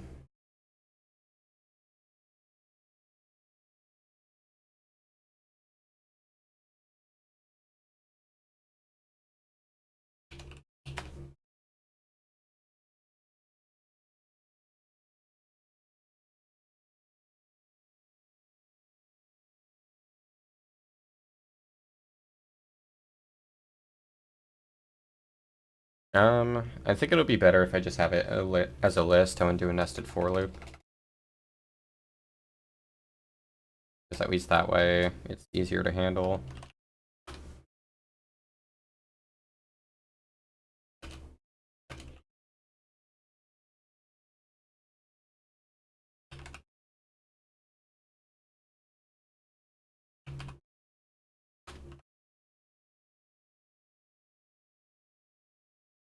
Or I could make... I'm trying to think here. No, this is fine. And then all trivia, add.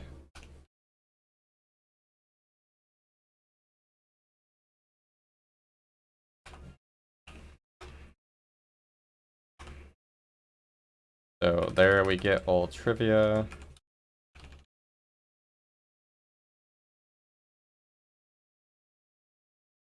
Then I get a random trivia.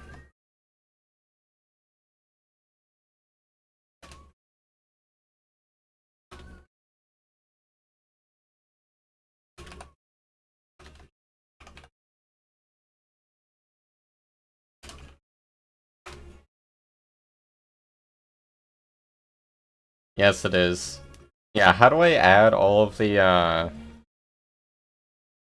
trivia arrays to a single array while still... Wait, add range? Hold on. Uh,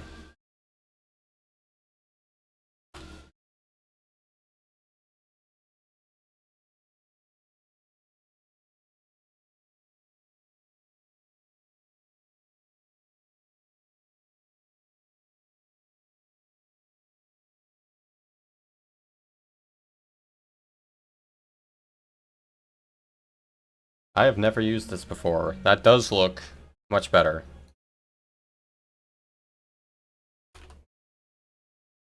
I thought add range was only on dictionaries.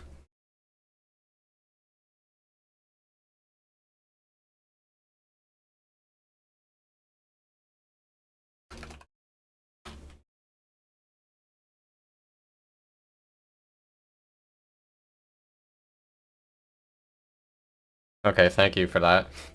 Yeah, I've never used add range before. Yeah, that's much better. I can close this now.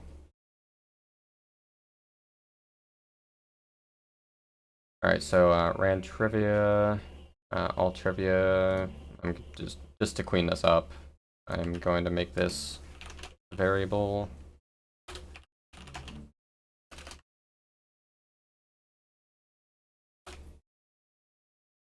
And then get the game. I do data.find game equals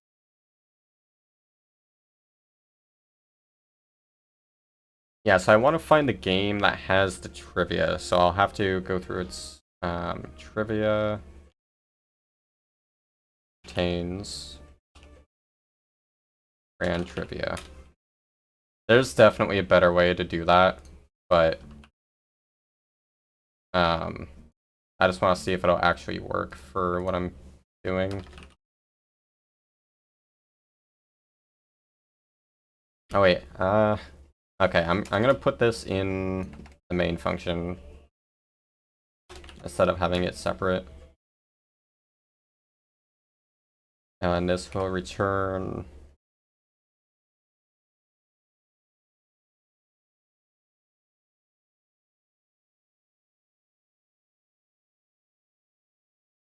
yeah, that's true. Yeah, I mean, I can clean this up in a bit, but right now it's all about making it work. So in game,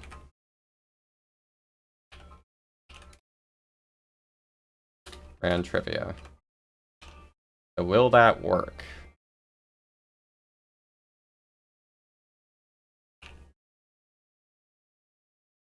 Let's find out.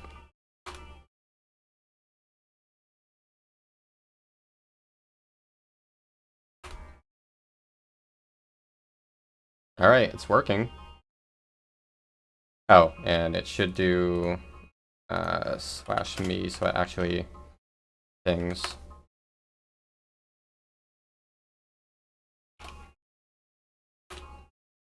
There we go. That's so much text, though. I think I copied that straight from the wiki.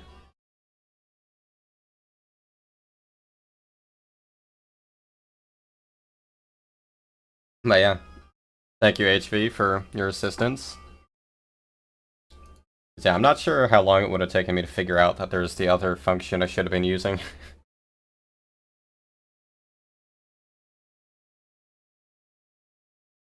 But yeah, so now we have 3 fun commands.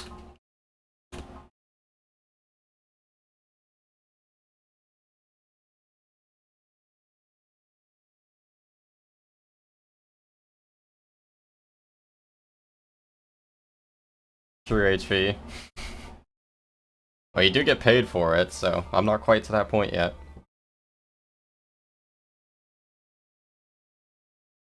I like how the console can't output the fire emoji, so it just does question mark.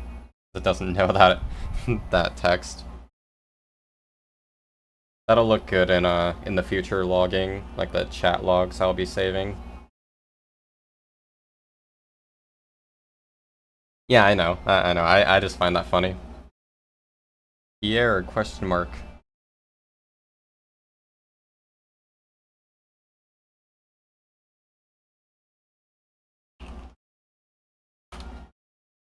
There we go. I did that one correctly, right? Close enough.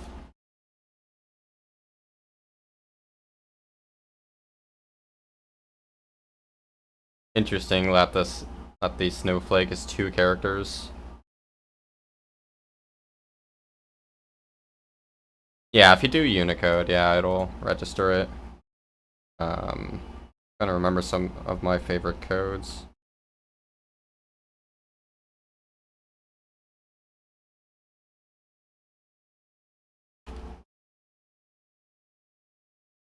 Spade.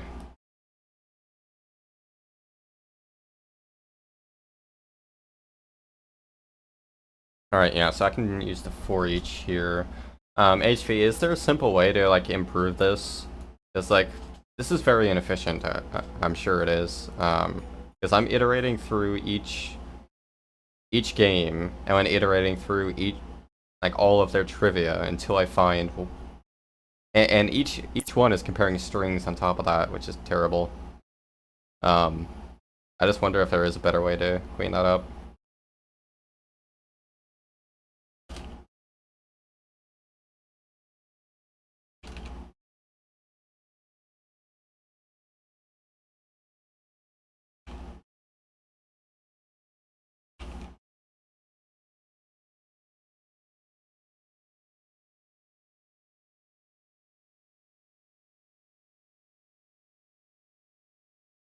I'm terrible at names, by the way, don't judge me.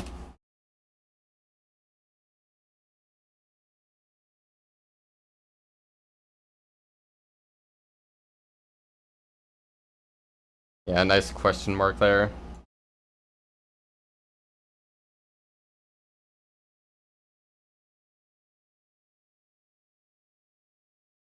At least some of the Twitch emotes, at least they actually translate to text.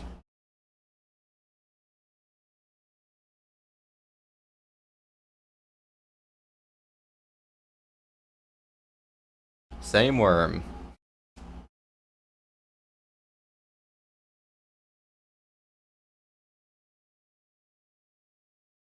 Oh, HV. I know it's late for you, but since you're here and you helped with the bot, you want to see it in full action. Yeah, let me re-enable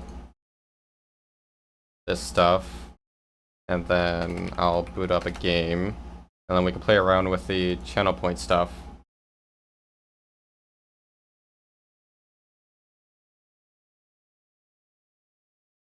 Alright, so yeah, let me switch over to the gaming scene. Oh yeah, still has the display capture. Get rid of that. Alright, gonna open up, let's do TP. And gotta switch. I need to restart the bot.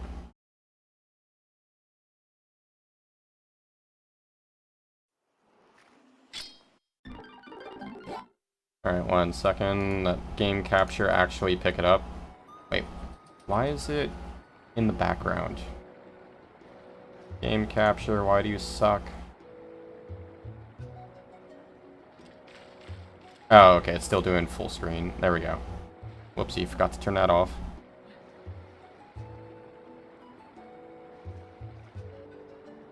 Alright, I appreciate it, HV. Okay, let me restart the bot.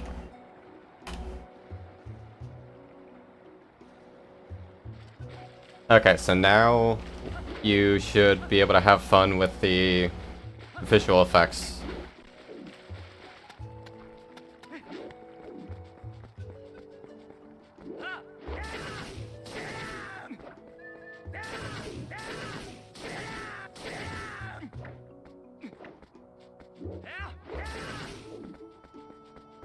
Here, let me try one.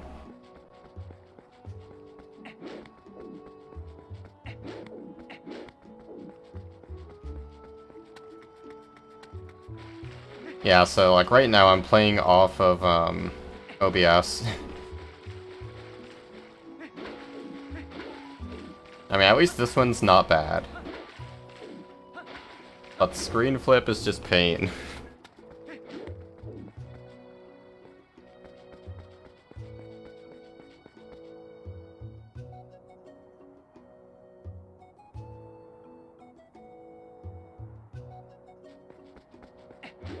So yeah, screen flip gets added to the queue as it should.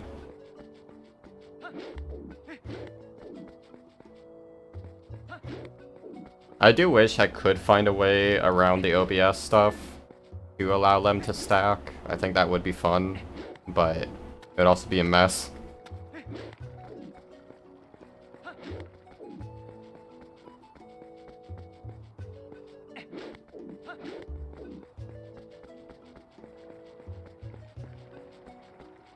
At least I can actually play TP upside down. It's not that bad. Oh, whoops. I say as I just bonk into a wall that was easily avoidable. Upside down brake slide. Okay, directions are kind of messed up though.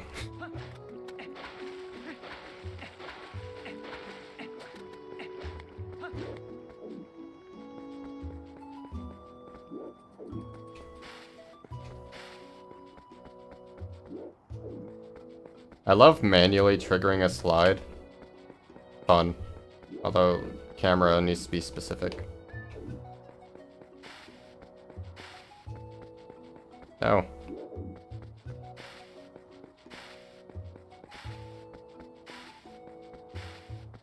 Yeah, so for those who don't know, you could trigger a slide whenever. Oh, there's wide.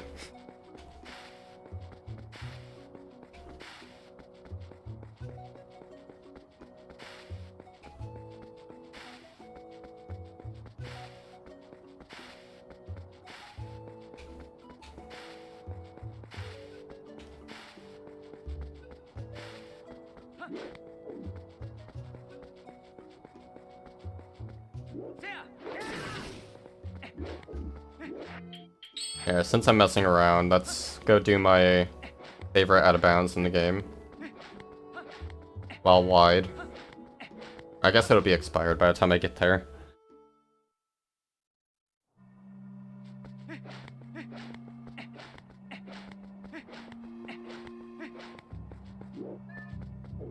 Sense of depth with the wide one is... it really throws me off.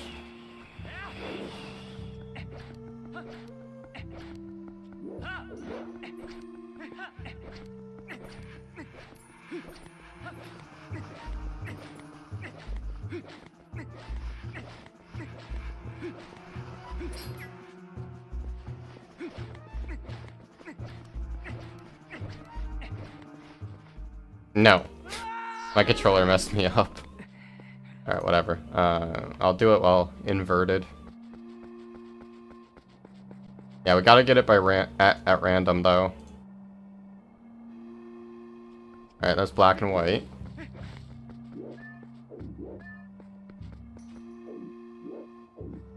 Here, I'm gonna speed this up since we're testing. I'm gonna stop the bot.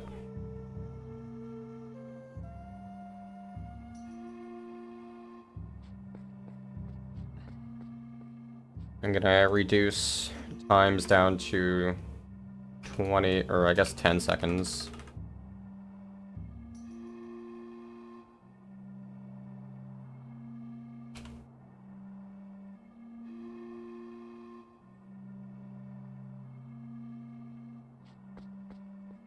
Alright, restarting the bot.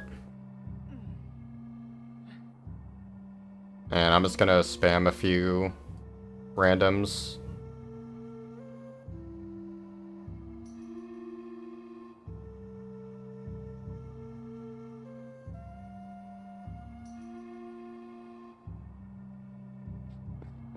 Alright, inversion's coming up.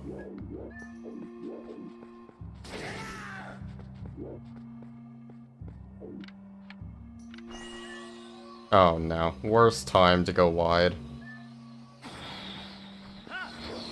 It's so awkward.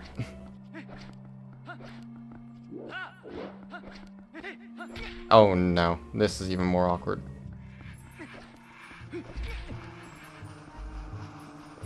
No. I couldn't actually tell where I was. Alright, there's inversion. Not bad.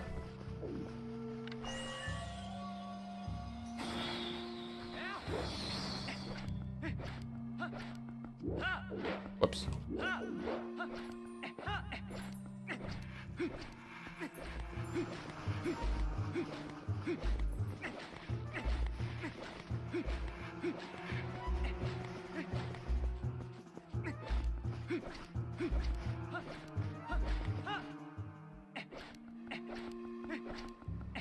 And there's actually a way you can get on the tombstone over here. No. Ignore this. This LJ is kind of precise.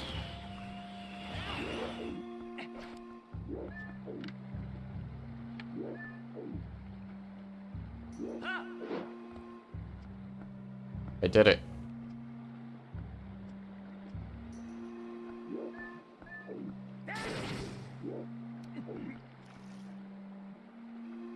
Well, again, I don't really want every effect having its own channel point. Like, I don't want 1,000,000 channel points.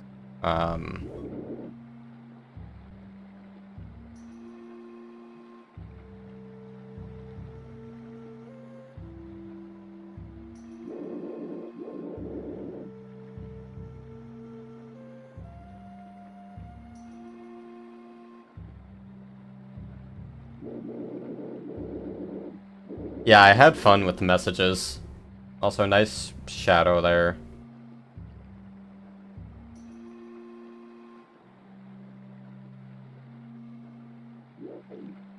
Wait, did it not pixelate, or did I just not see it?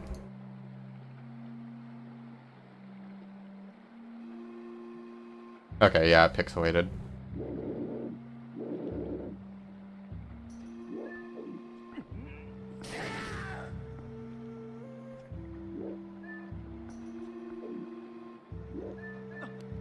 It's such a process getting on top of here.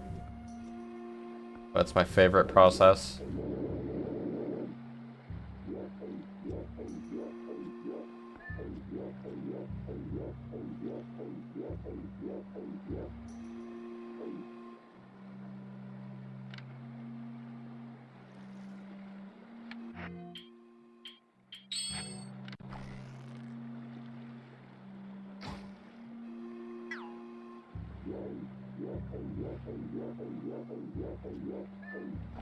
But yeah, so everything appears to be working, so that's good.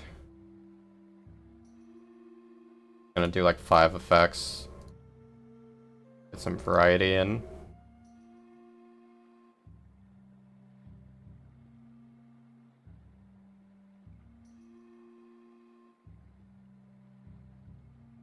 Okay, thank you, HV. Yeah, I see it.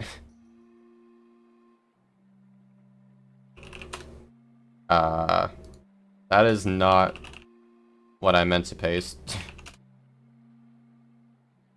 Ignore my message. Forgot I still had code pasted.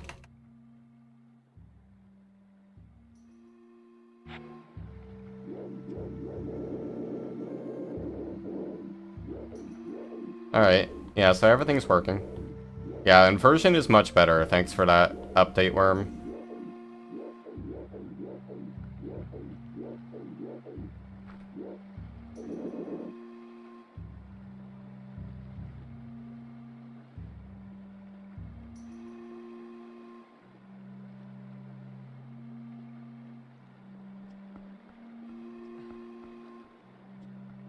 I mean, if I let you guys, you could shut down my system. Yeah, I could just send the hotkey to auto shutdown. And Worm softlocked my system once before when a key failed to release. But hopefully that has been fixed thanks to delays. Oh yeah, also Worm. Let me stop the bot.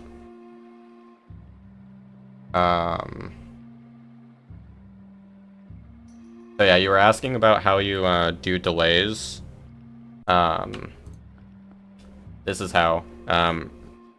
So if you use system threading, you can or system threading dot tasks. You can have asynchronous wait functions, and then you just do a task dot delay, and when you specify the time span.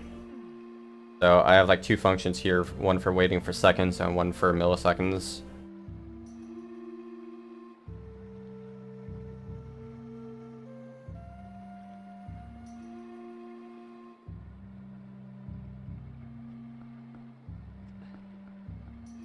So yeah, I'm looking at your message, HV.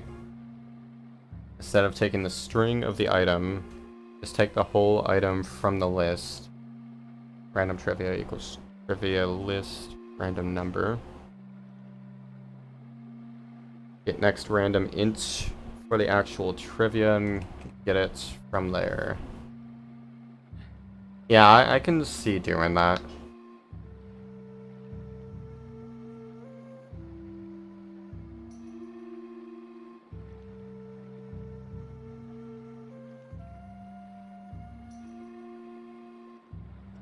Yeah. Um...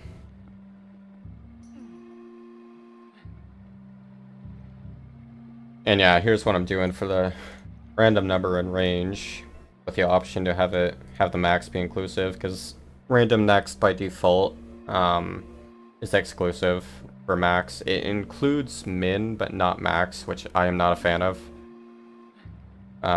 So by default, I just include max as well.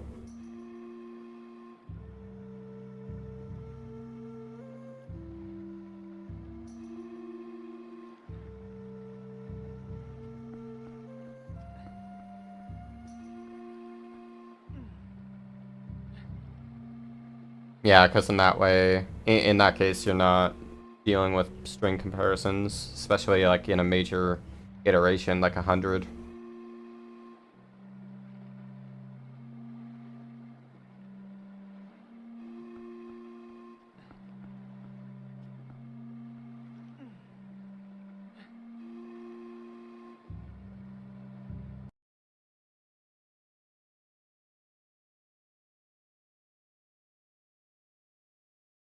Well, for string comparisons, I consider it bad to be comparing that many strings at once. If it was like 100 numbers, that's one thing. Especially when they're like, when they could be long strings, and they could be like basically paragraphs. Where it's having, wait, oh, whoops, that is not the right thing. Yeah, where it can be like a paragraph instead of just a few characters.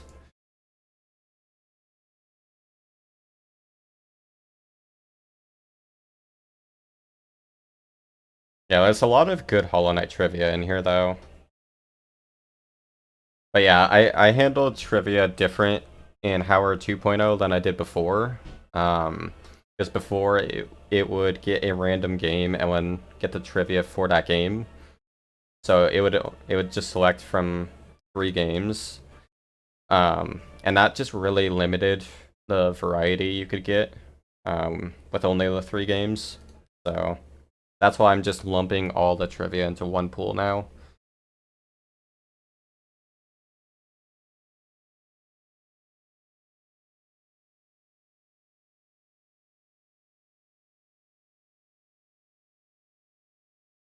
But honestly, I'm not sure if I'll actually keep the trivia command, because I can't really think of stuff to add to it.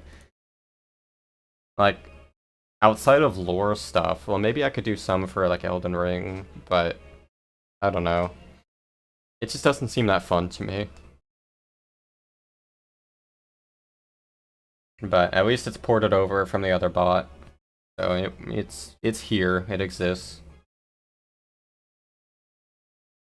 Well, I don't really know what to add for TP though. Well, I guess there's a few, like, stuff about, like, the, like, more technical stuff. Like the magic meter always existing, just not being rendered. I guess I can do that.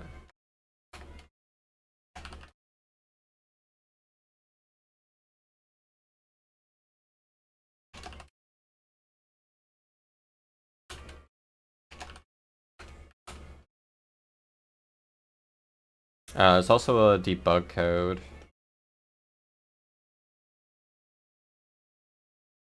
Yeah, I know nothing. Yeah, let me get the debug code because that one's actually really interesting. I have to. I already forgot what it was. Wait. Wait. Okay, I'll demonstrate this because it is really cool. So recently it was rediscovered that you can actually bring up the crash log. You can bring up the crash handler on vanilla. So stuff like GZ and Rando actually set a flag to enable it by default, but you can actually, there's a secret code that was recently found in Decomp that allows you to bring it up on vanilla. So the fastest crash to get is always sign crash, unless you want to go for the frame perfect options menu crash. So yeah, you drop a one-handed item and you throw it. So you see it's crashed, but there's no crash handler. Let me look up the code again. I'm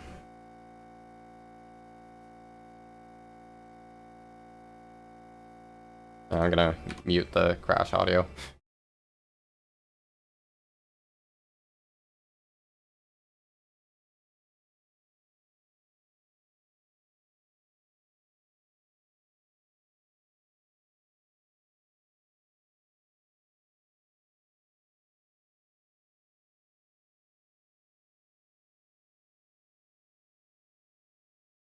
Options menu crash is hard. Wait, where did Taka post it? I'm just gonna have to like go through his Twitter. Okay, no, I found it. So, while crashed, it's a very specific button combo. Like like order is important here. So while holding D-pad right. Oh wait, no, that's for Wii. Whoops. I need the other one.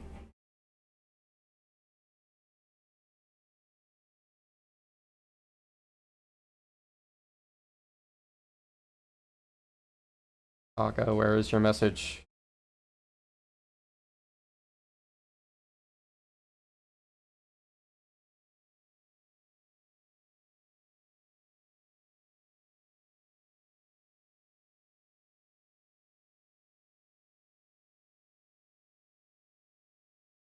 Uh, no, you don't need port 3.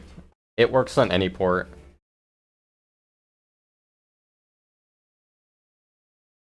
Why can I not find the message? Why is it impossible to search anything on Discord when you don't know the words?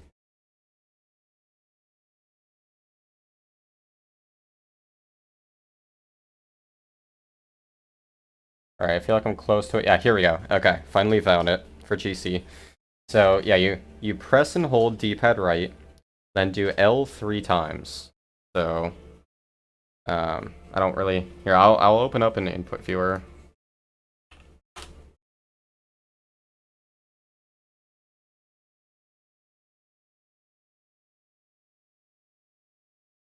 Okay, so... I don't really have a good way to show this. Okay, well, I guess that's good enough. Okay, so yeah, hold D-pad right, L 3 times, then D up, and R 6 times,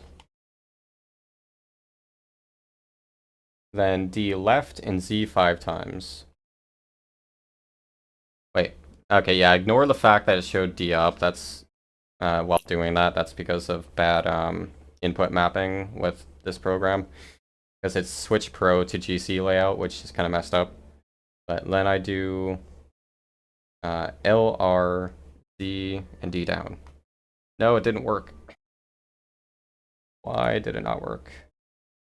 It's like so specific.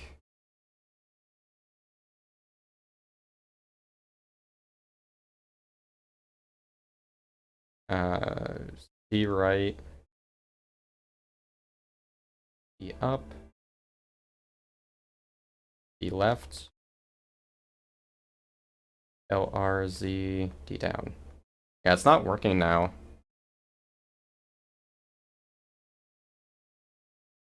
Like, I know I played with this back then, but I think there is something different about Taka's message. And I don't remember... Wait, I think I have to search from someone else. It's hard searching for messages on Discord.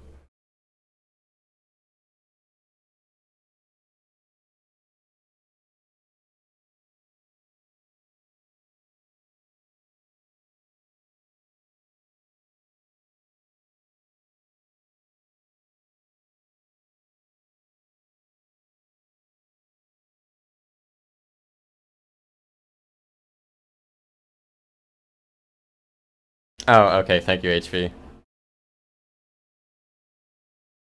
Yeah, okay, that's cool. So they did update the cutting room floor with it. Because this originally wasn't on there. It was there for Wind Waker, but not for TP. Until it was rediscovered for TP, like, last month. So yeah, make sure I'm actually focused on Dolphin, and then D-pad right.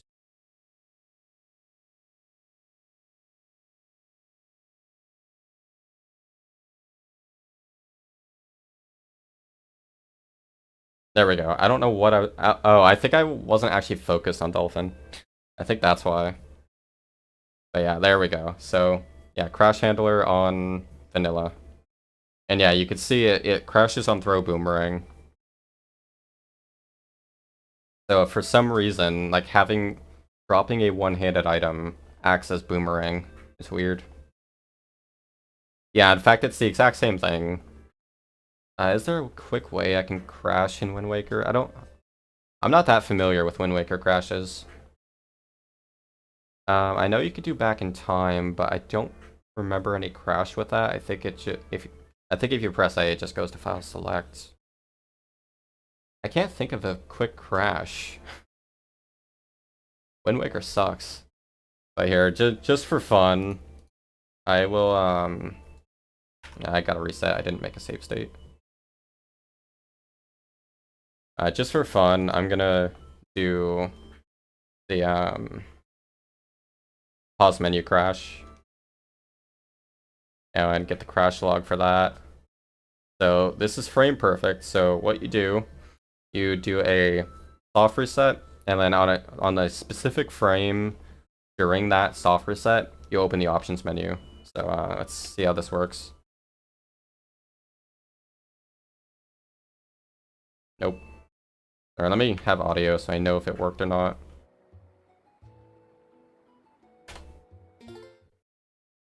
Too early? Still too early? That was too late. It is frame perfect. That was like, I think that was like a couple frames early. Nope. That was so close. That should work. Yeah. And now it's crashed. And let's do the code again.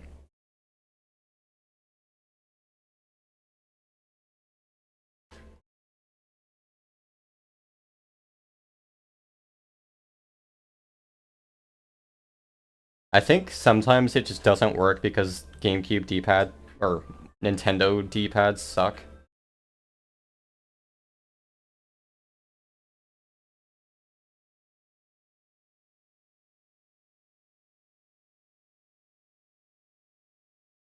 Oh, interesting. It doesn't work for this. I guess because it's actually a soft lock rather than a crash. So I guess the crash handler doesn't work for soft locks. Is there another way I could test that? Yeah, I could test another easy soft lock. It's so easy to crash in soft lock TP. Here, I'll try it one more time, but I don't think it works for soft locks.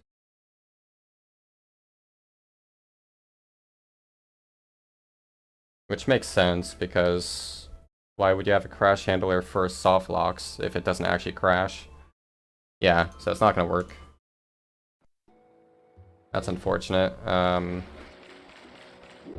me try... Oh, I don't have GC. Alright, here, I'm just gonna play normally.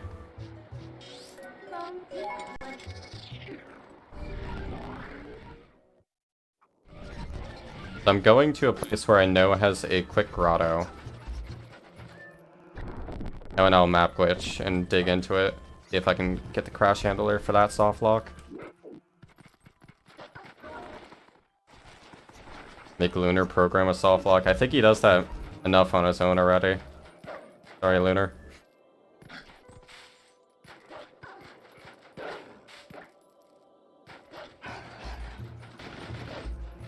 Alright. The dig spot we're all terrified of digging into with map glitch. Why did I transform?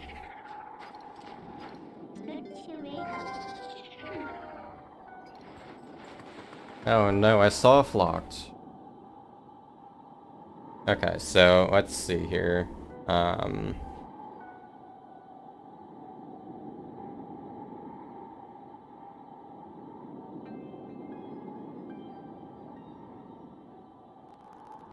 Yeah, no crash handler for this. That's sad. Interesting that you still have camera control. That is one thing I've noticed with a lot of these soft locks is you can still zoom in, zoom out, and zoom in the camera. That's the only thing you can do. Wonder why that is.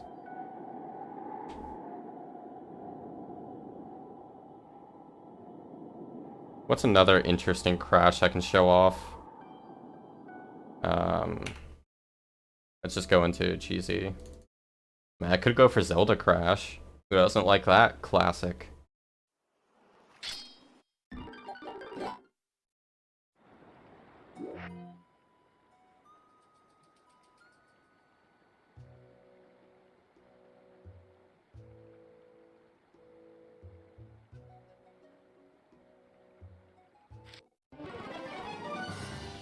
Wait, hold on.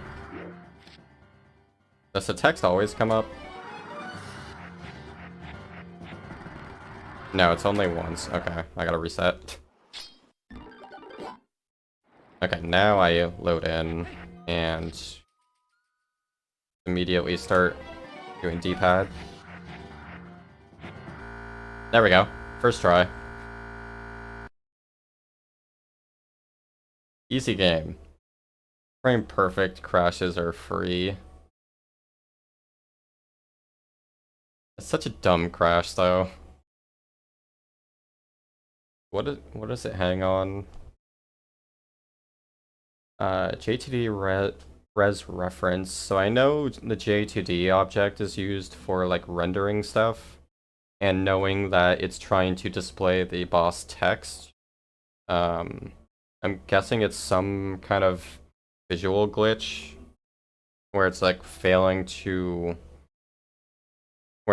draw the text. I just wonder why D-pad would, like, why having the item wheel open would do that.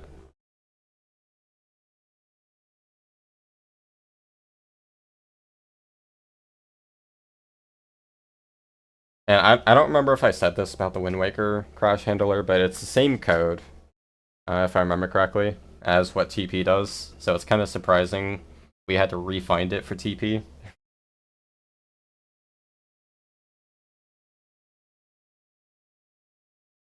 Yes, so it's definitely failing on some, like, it's failing to create a material.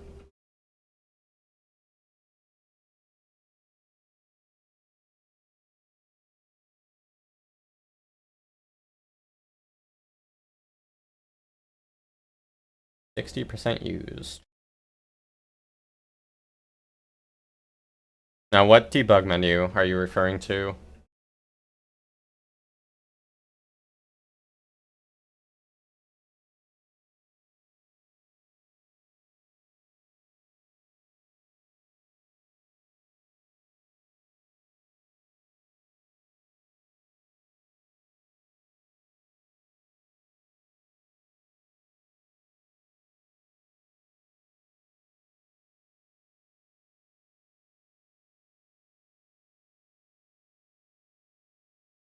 I don't remember hearing about that.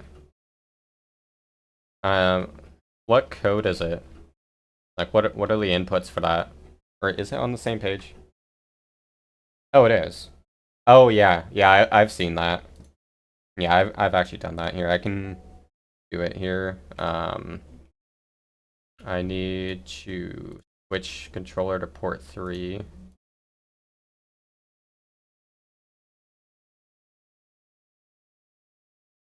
Oh, wait. I forgot how you play on port 3. I think I have to restart.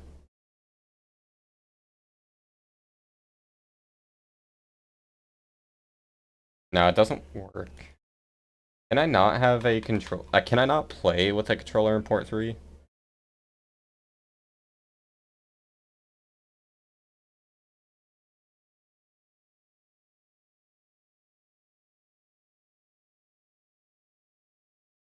Interesting. Why does that not work?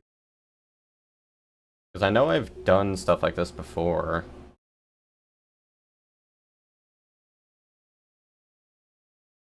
I keep opening the wrong menu.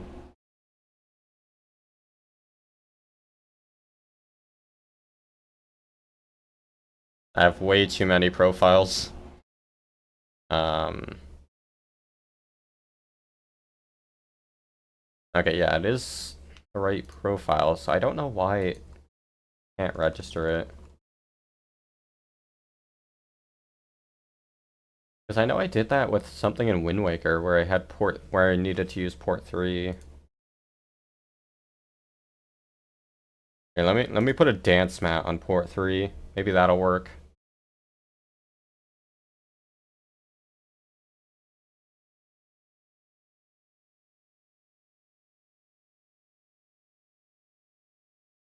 Yeah, I'm not sure. And yeah, I have GBA just for Wind Waker, so I could do a tingle tuner.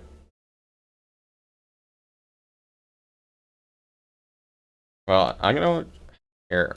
I'll try this. Um, I'll load it into the game. Then I will try the command.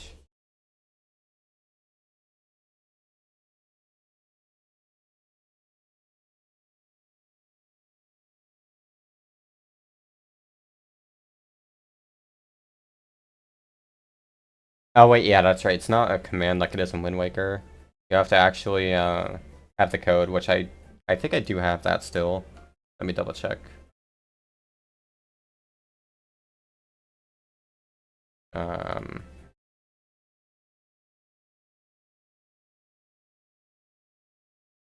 yeah, I have the debug mode sheet. Yeah. Oh, this is what I did with port 3. Okay.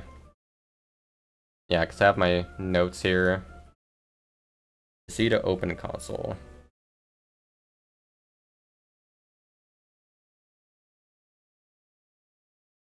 I am connected, right? Oh, I'm not.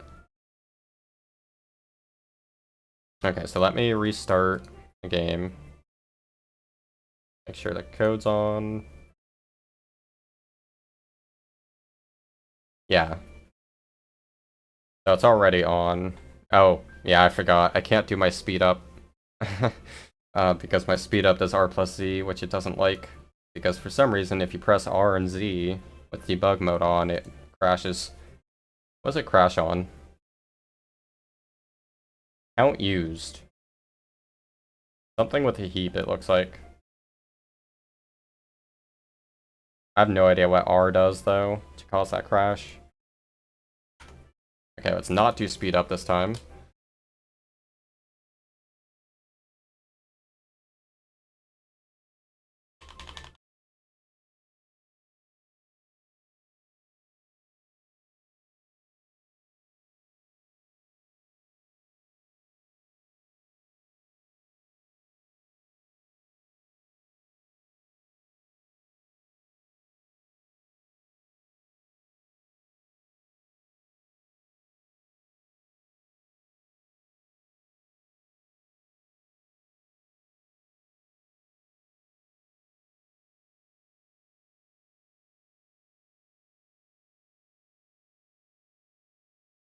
Oh, okay, yeah, according to the cutting room floor, R plus Z actually does crash because it's missing functionality that's in Wind Waker. Because in Wind Waker, pressing Z while holding R on controller 3 would do, um, would show a column representing the memory usage of rels. But yeah, that doesn't exist in TP for some reason, so it just breaks. Imagine leaving debug code that doesn't work in a release version.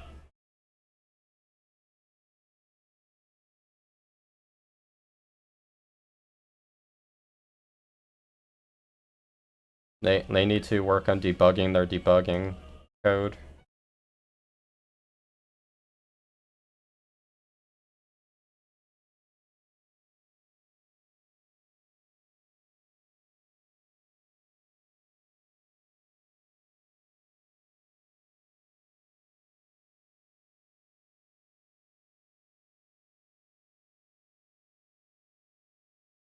Yeah, the bottom is memory usage. Yeah, the current beta of GZ, which I don't have yet, but the current beta has a heap viewer built in, which is really cool. But I'm just waiting for beta for that to get out of beta. Since I'm not really doing science stuff, I'm not really bothered to get a beta. But I am just most looking forward to Collision View. I can't wait for them to actually add that.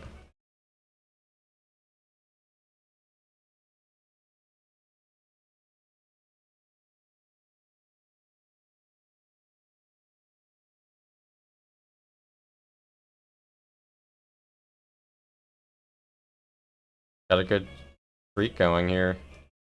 Oh, I ruined it. Yeah, so do I want to show this off right now? It's kind of a process to set up. So yeah, I have a few versions of TP, one of which is the Shield Debug ROM.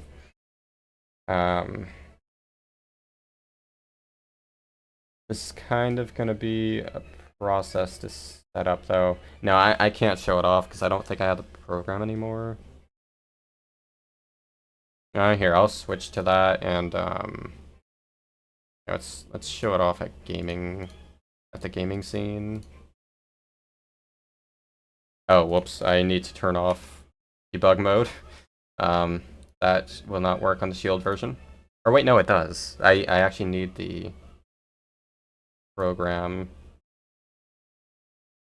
Let me see if I still have it.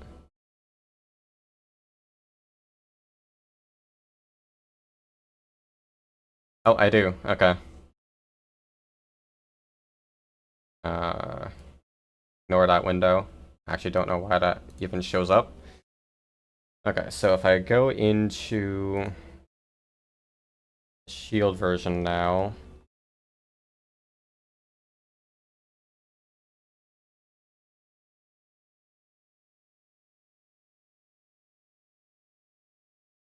Why does L plus R not actually...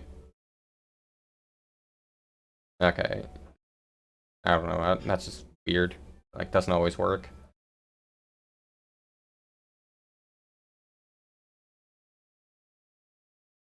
I don't think you're gonna have much going on there, Worm, with the bot not running. Let me restart that.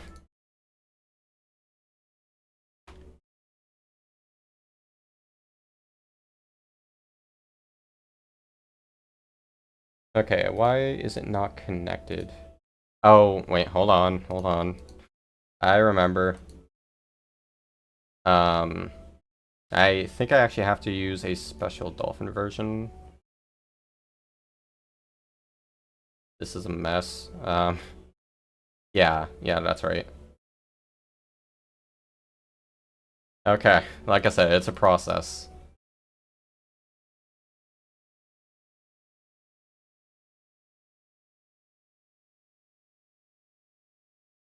Is it still crashing? Oh, you know what? No, I remember why. Oh man, this is such a mess. To be fair, it was never meant to actually be played on Dolphin, but I have to actually change settings because I think dual core breaks it.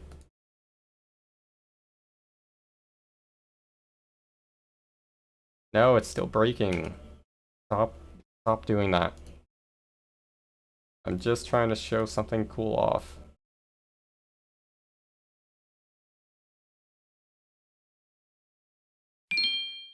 Invalid read. Shut up, Dolphin. You don't know what you're talking about. You're an invalid read. Yeah, like the one issue with the debug ROM is it's very sensitive to Dolphin settings. Okay, why is it not doing anything? Yeah, it's like it's not even loading the game. Like it's stuck at 0%. I don't know why that is. Because this should work.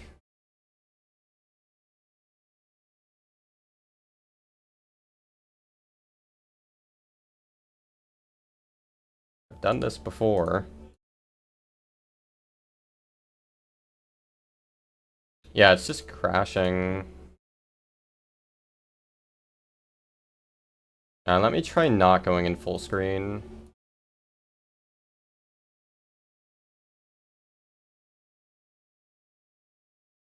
Nope, still failing. No idea why. Nintendo clearly patched it.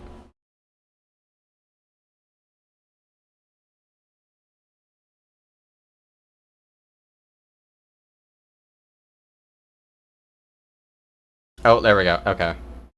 It was the Hyrule Field speed patch causing it. Let me go back to full screen. Alright. Hopefully the technical difficulties are dealt with now. And actually, I think I'm just going to do display capture here. Okay. Wait, hold on. I'm not quite done yet. I still need to get rid of this, I think.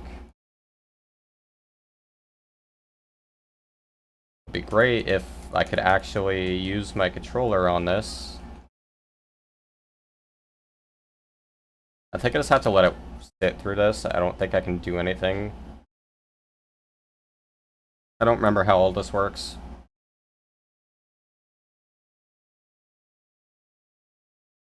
Wait, no, that's right. Wait, hold on. Oh no. I was not prepared to be doing this. So I have to actually use a Wiimote for this. Which, why is it not?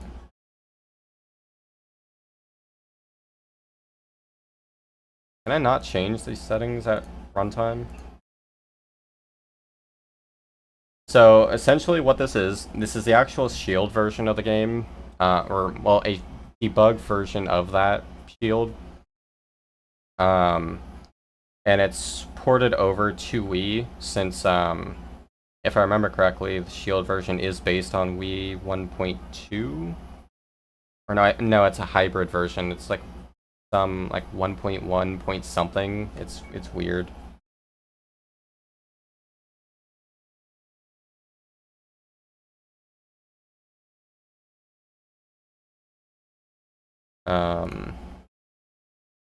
Oh, that's why I didn't have an emulated Wiimote. Okay. Can I actually show this off yet? Come on. I'm pressing all buttons, nothing's happening.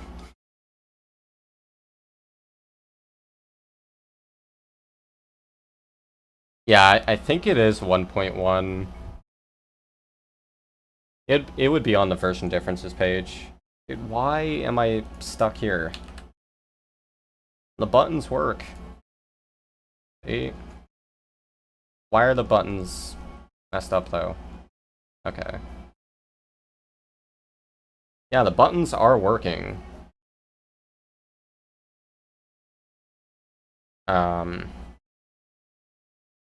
Just apparently the shield version just soft locks now on this screen.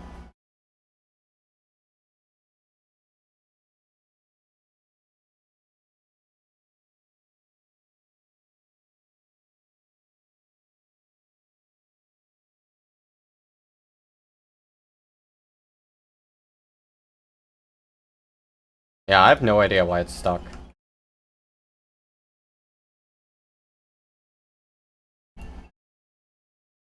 Yeah, I guess it just doesn't work anymore. Like, how do I don't have a wrist wrap. How do I get through this? Clearly they put in detection from not having a wrist strap on, so I can't get out of here without a physical wrist strap. I don't know why I can't get through. This worked before when I played with this like earlier or late last year. I'm trying, Worm, I'm trying. Like, it's actually soft locked it. Like, I don't think it's actually doing anything. Yeah, it actually is frozen. Why is it freezing?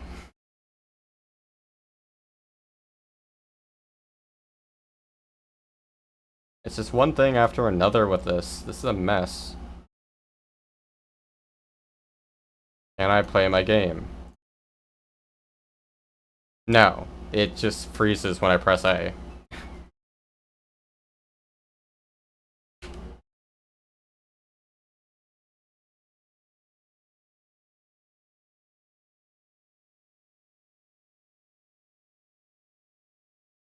I'm gonna look at old Discord messages.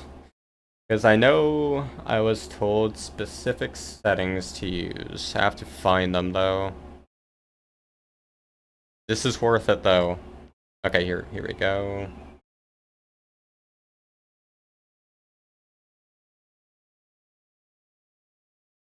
Okay, so I think dual core does need to be on.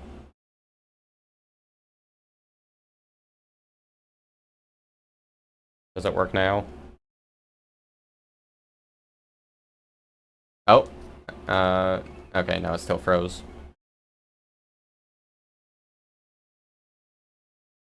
No. Well, I mean, the problem is even without input, like, I'm not pressing any buttons right now, and you can see after like a second, it just stops.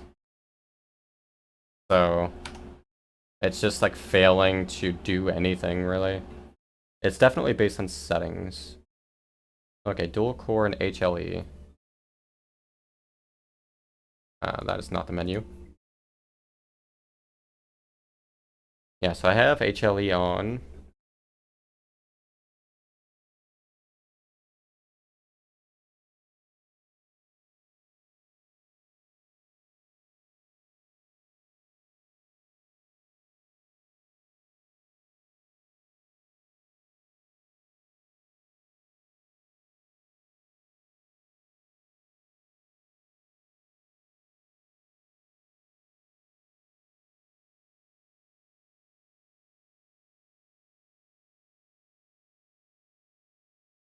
Oh, and this was early last year.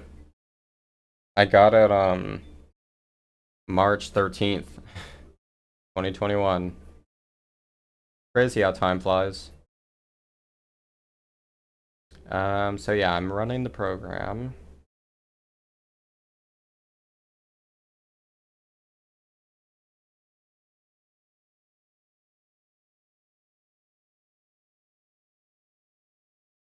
Oh, it wasn't actually running in dual core. Okay, please work. After all of this. Okay, it didn't freeze on the first input. Okay, I still can't do anything here, but at least it's still running. There we go. Okay. Finally. Please let me actually get to the selection screen. No, if... Okay, there we go. I thought it froze. Okay.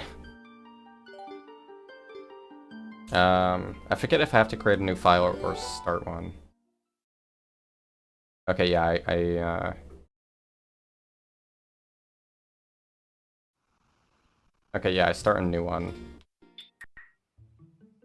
Gonna reset. Alright. I don't think so, Worm. Alright, so I'm gonna delete this one. And we're finally able to actually see what I wanted to show off. Sorry about all that, I was not prepared for this. So when you start a new file, you are greeted with this screen. Eventually. Or, wait, does it have to be file 1? I forget how this works. I think it does. I think I have to, like, load file 1. This is complicated. There's a reason this was not released to the public. I can't soft reset now.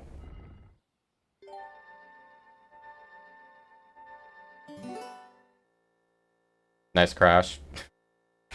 Yeah, this thing is extremely unstable, if that's not already obvious enough. Okay, gotta sit through this again, and I'll just load file 1. I think that's what allows for it.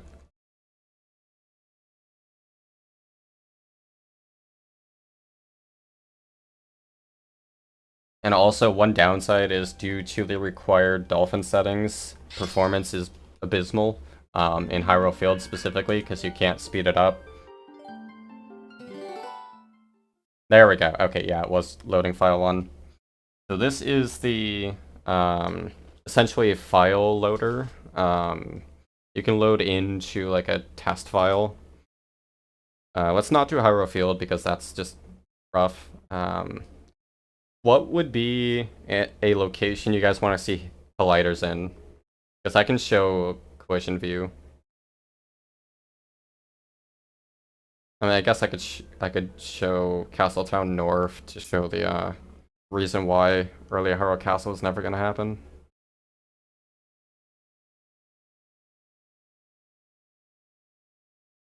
Or what state is it in though?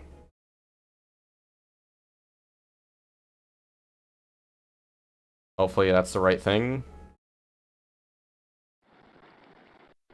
Okay, yeah, this will work. Yep, so performance is crap.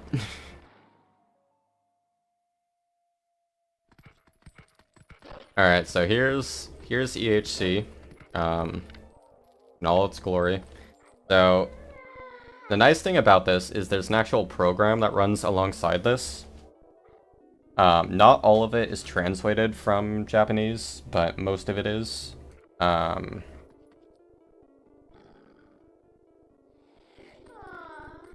I have to get a refresher on some of this stuff. Try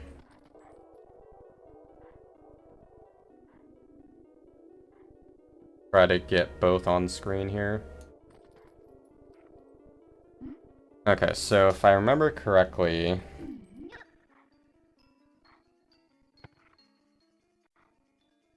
Yeah, so here's some of it.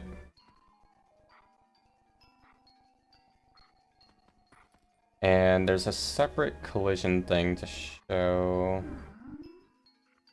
I don't remember where this one is.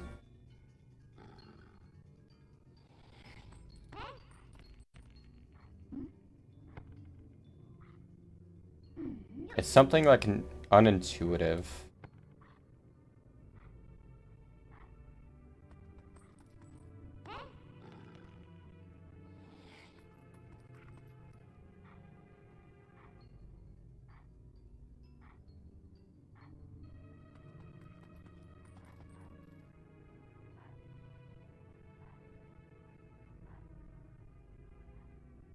I wish I remembered where it was.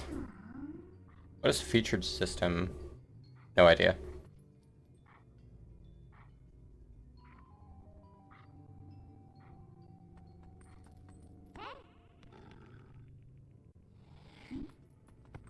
That's calling box display.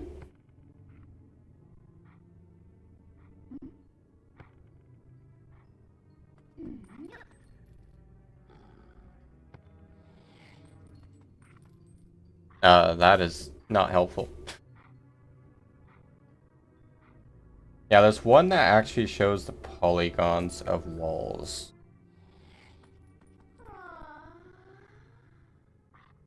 Okay, no, not that. No, it's not that. Where was it? You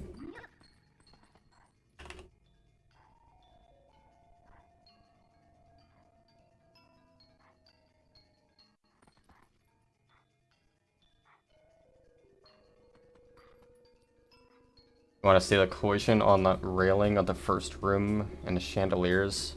Yeah, if I can ever find the right thing, I can show that off too.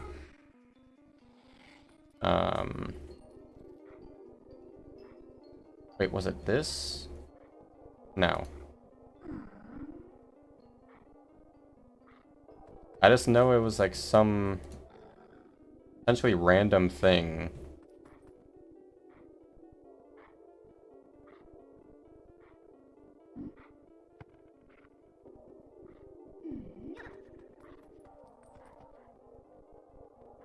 I need to pee really bad.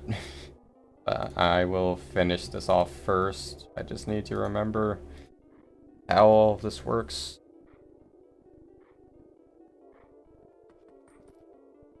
Nice imaginary line.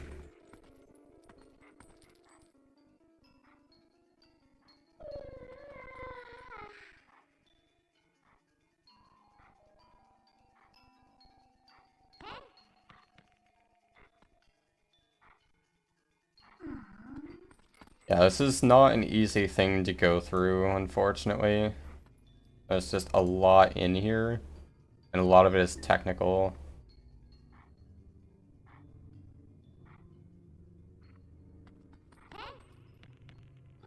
Oh, in sound, you can play random sounds.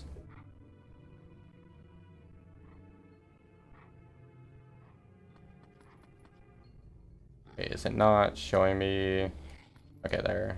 Doesn't scale properly.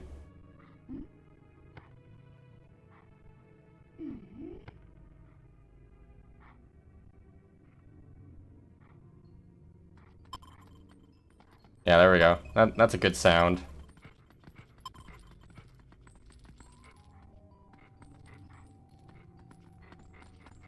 No, it's polygons, and I already tried searching for poly.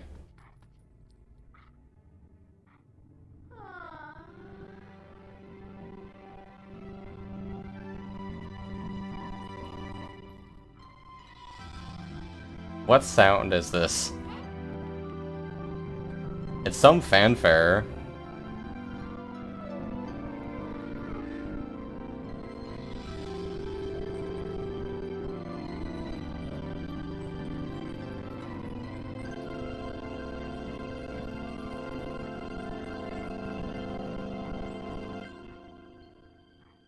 It has spell check.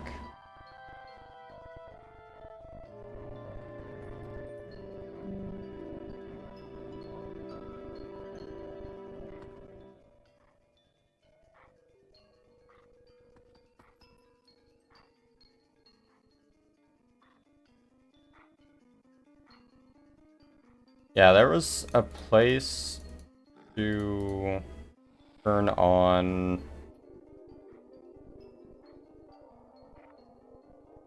things. I just don't remember where it is.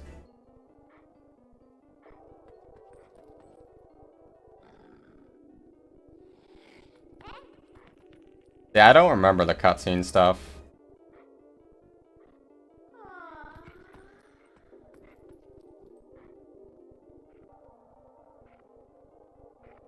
It sucks that I can't remember it.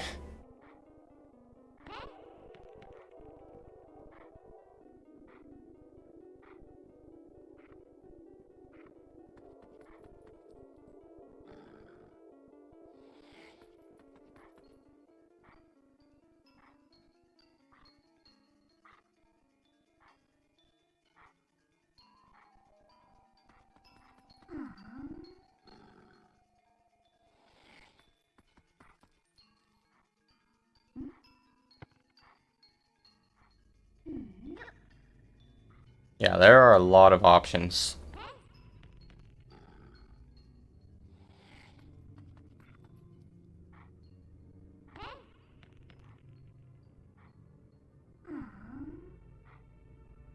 I already checked that.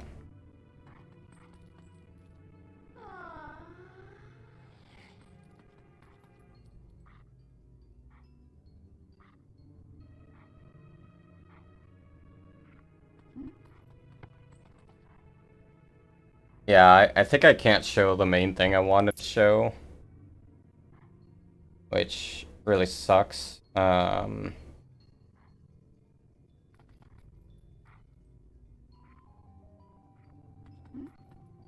otherwise I'm just gonna be here all night.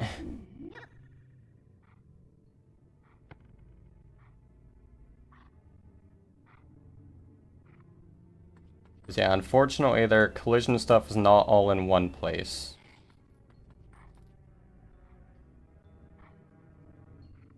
Turn everything on, why not?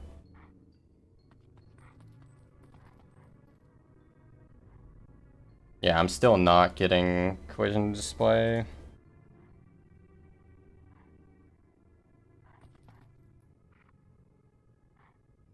Nice rail. What is that even for? I just tried to moon jump.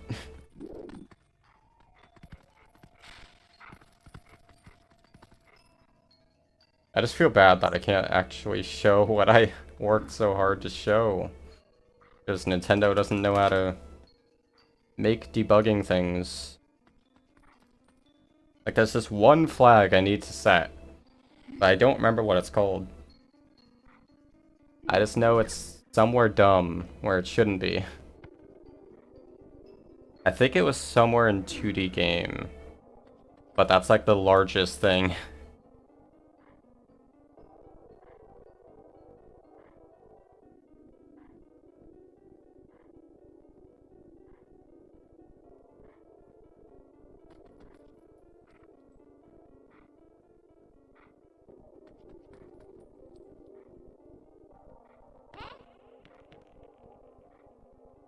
Actually, looking at this, I'm pretty sure what I'm looking for doesn't even exist here. Maybe they don't have Collision Viewer in Castletown for whatever reason.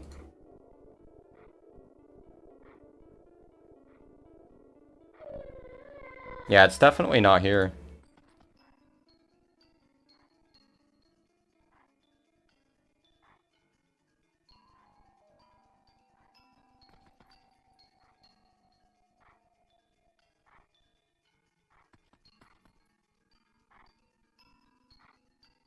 Yeah, because that's not it. That's just showing something. Yeah, something with culling box display.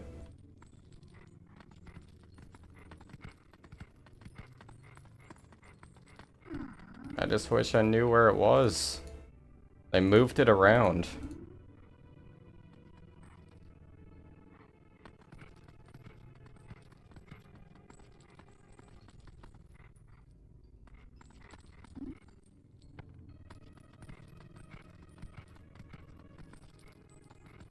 Alright, have a good night, HV. Thank you again for your assistance. And thanks for stopping by. Yeah, good morning. Yeah, like you would think all of their collision stuff is just in Zelda collision system, but that's definitely not the case. It's just dumb. Getting a lot of displays, I have no idea what they do.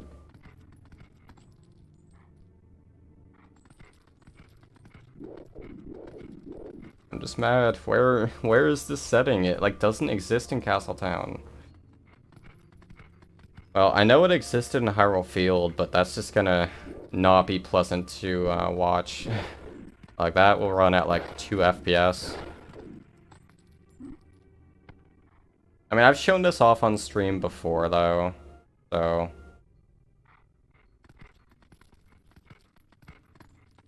if you really want to see it, go back to one of my VODs, assuming it was one that I packed up.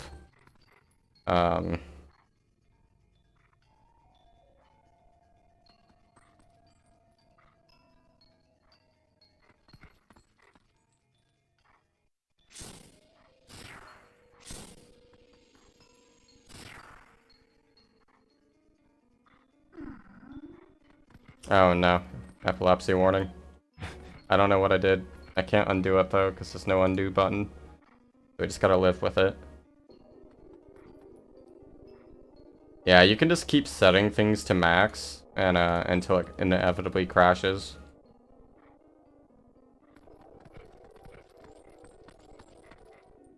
I don't even know what's going on. Here, let's play some more sounds. Those are always fun.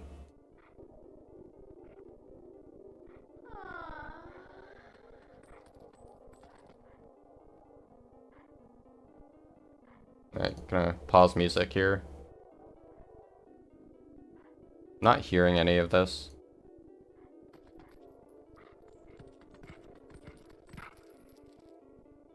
Oh, I voided out somehow. And I think I'm dead. Okay, I'm slowly respawning. Oh hey, all of the mess is gone. But yeah, there is a way to toggle colliders. I just wish I remembered.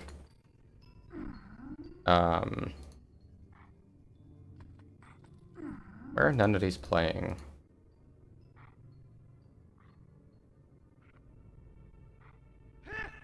Oh, there we go.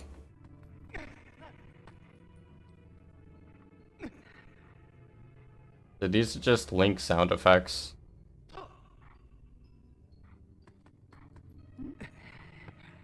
Why is that named Dog Breath? Is that saying Link has bad breath?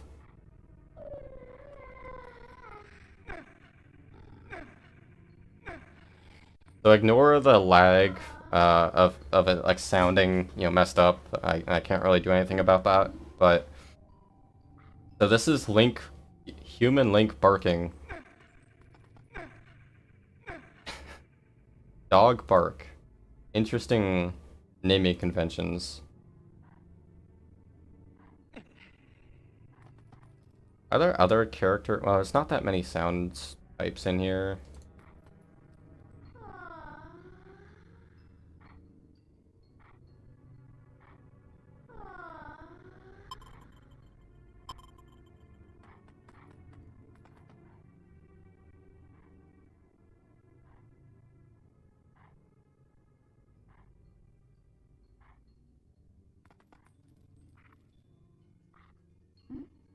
Yeah, there might be more to this than what I'm trying to do. Okay, so these are object sounds. Not that many here.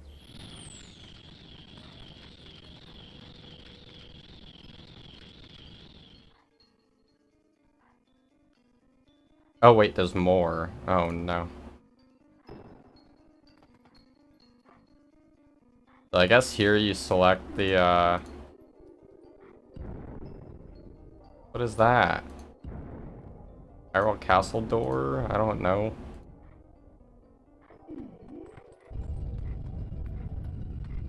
Object stone wall, maybe?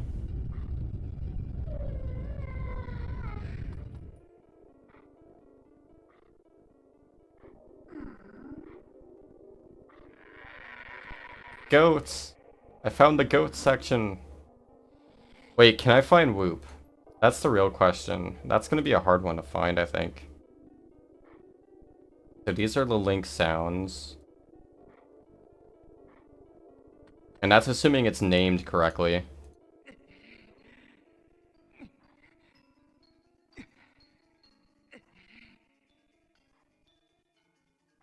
Which, given that some human Link sounds have dog breath as the name, I'm not sure how accurate some of these names are. Okay, at least that one's an actual wolf one. I am determined to find Whoop now.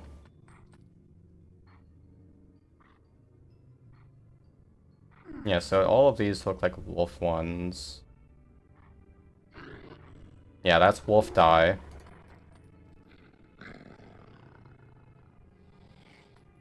There's Taming.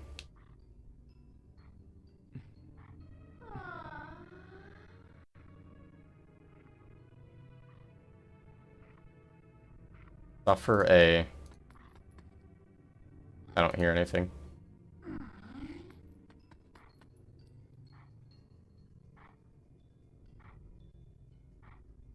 Suffer ones don't do anything.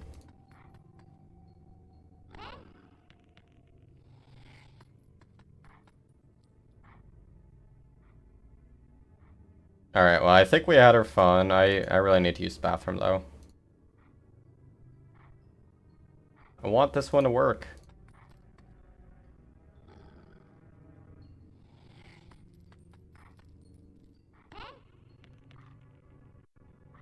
Why are none of these working now?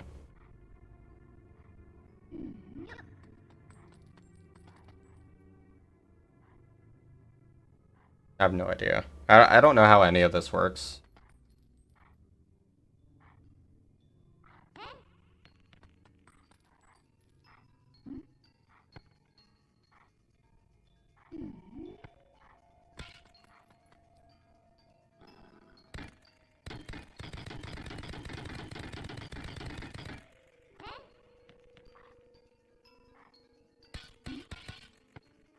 Not that many collision sounds, but I guess that's to be expected.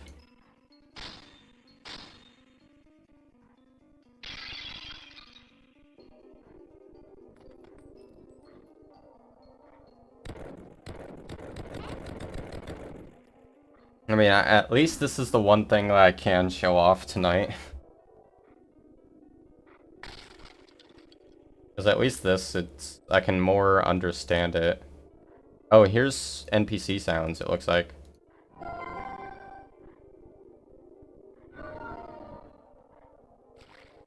Cat swim.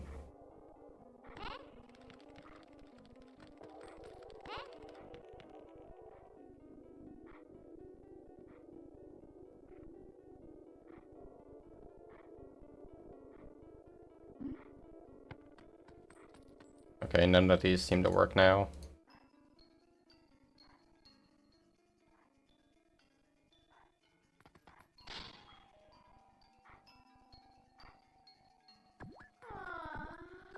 Okay, that's Buku.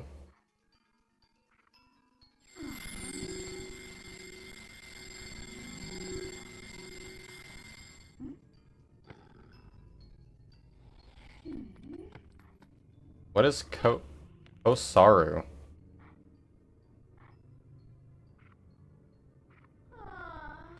Yeah, and obviously that's not really doable with my lack of knowledge. I'm just trying random ones.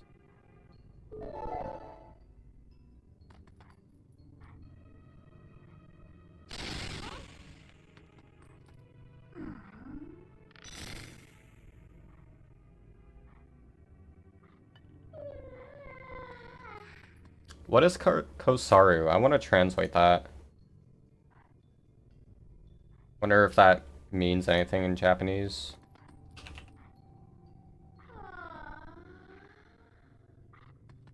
Individual monkey. I guess these are monkey sounds.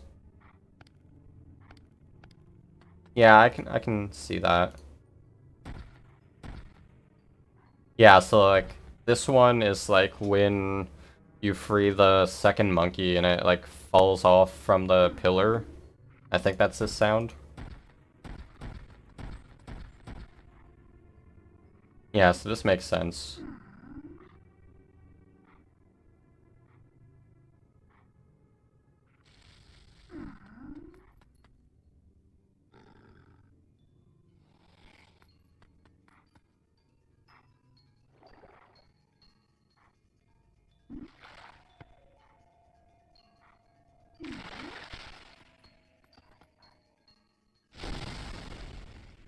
That's an intense one.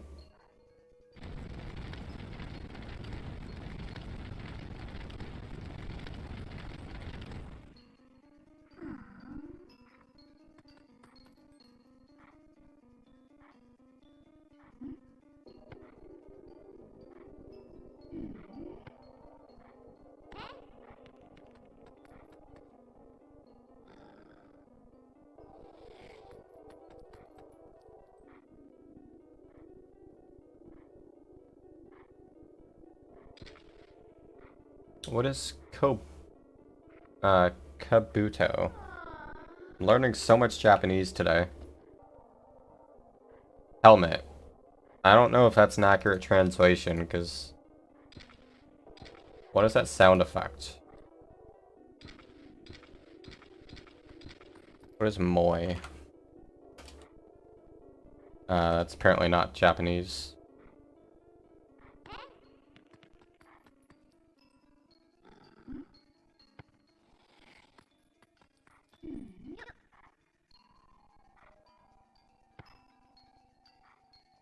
Raw a drink. Okay, so that's Link drinking.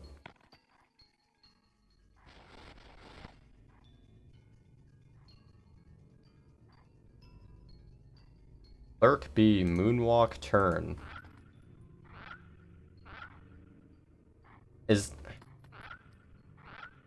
What is this?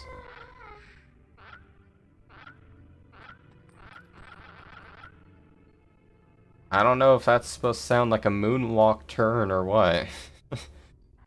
What is a moonwalk turn supposed to sound like?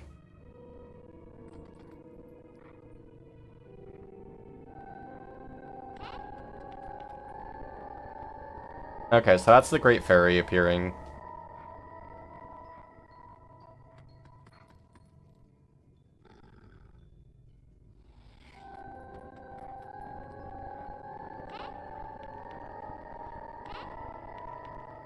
Yeah, there's a lot of cool stuff you could do with this one.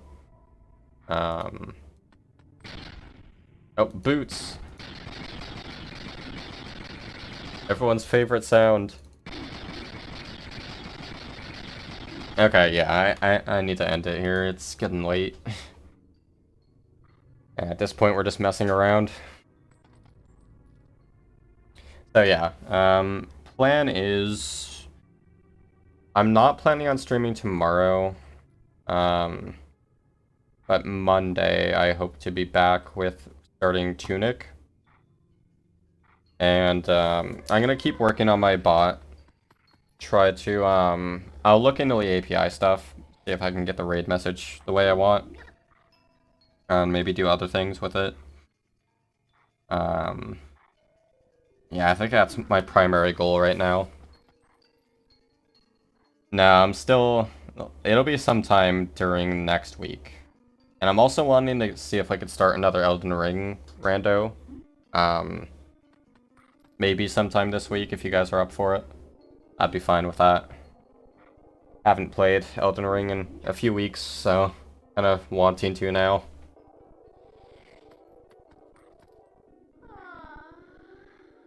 But yeah, so thanks for watching. Thank you for the resub, HV, and yeah, I will see you guys hopefully on Monday.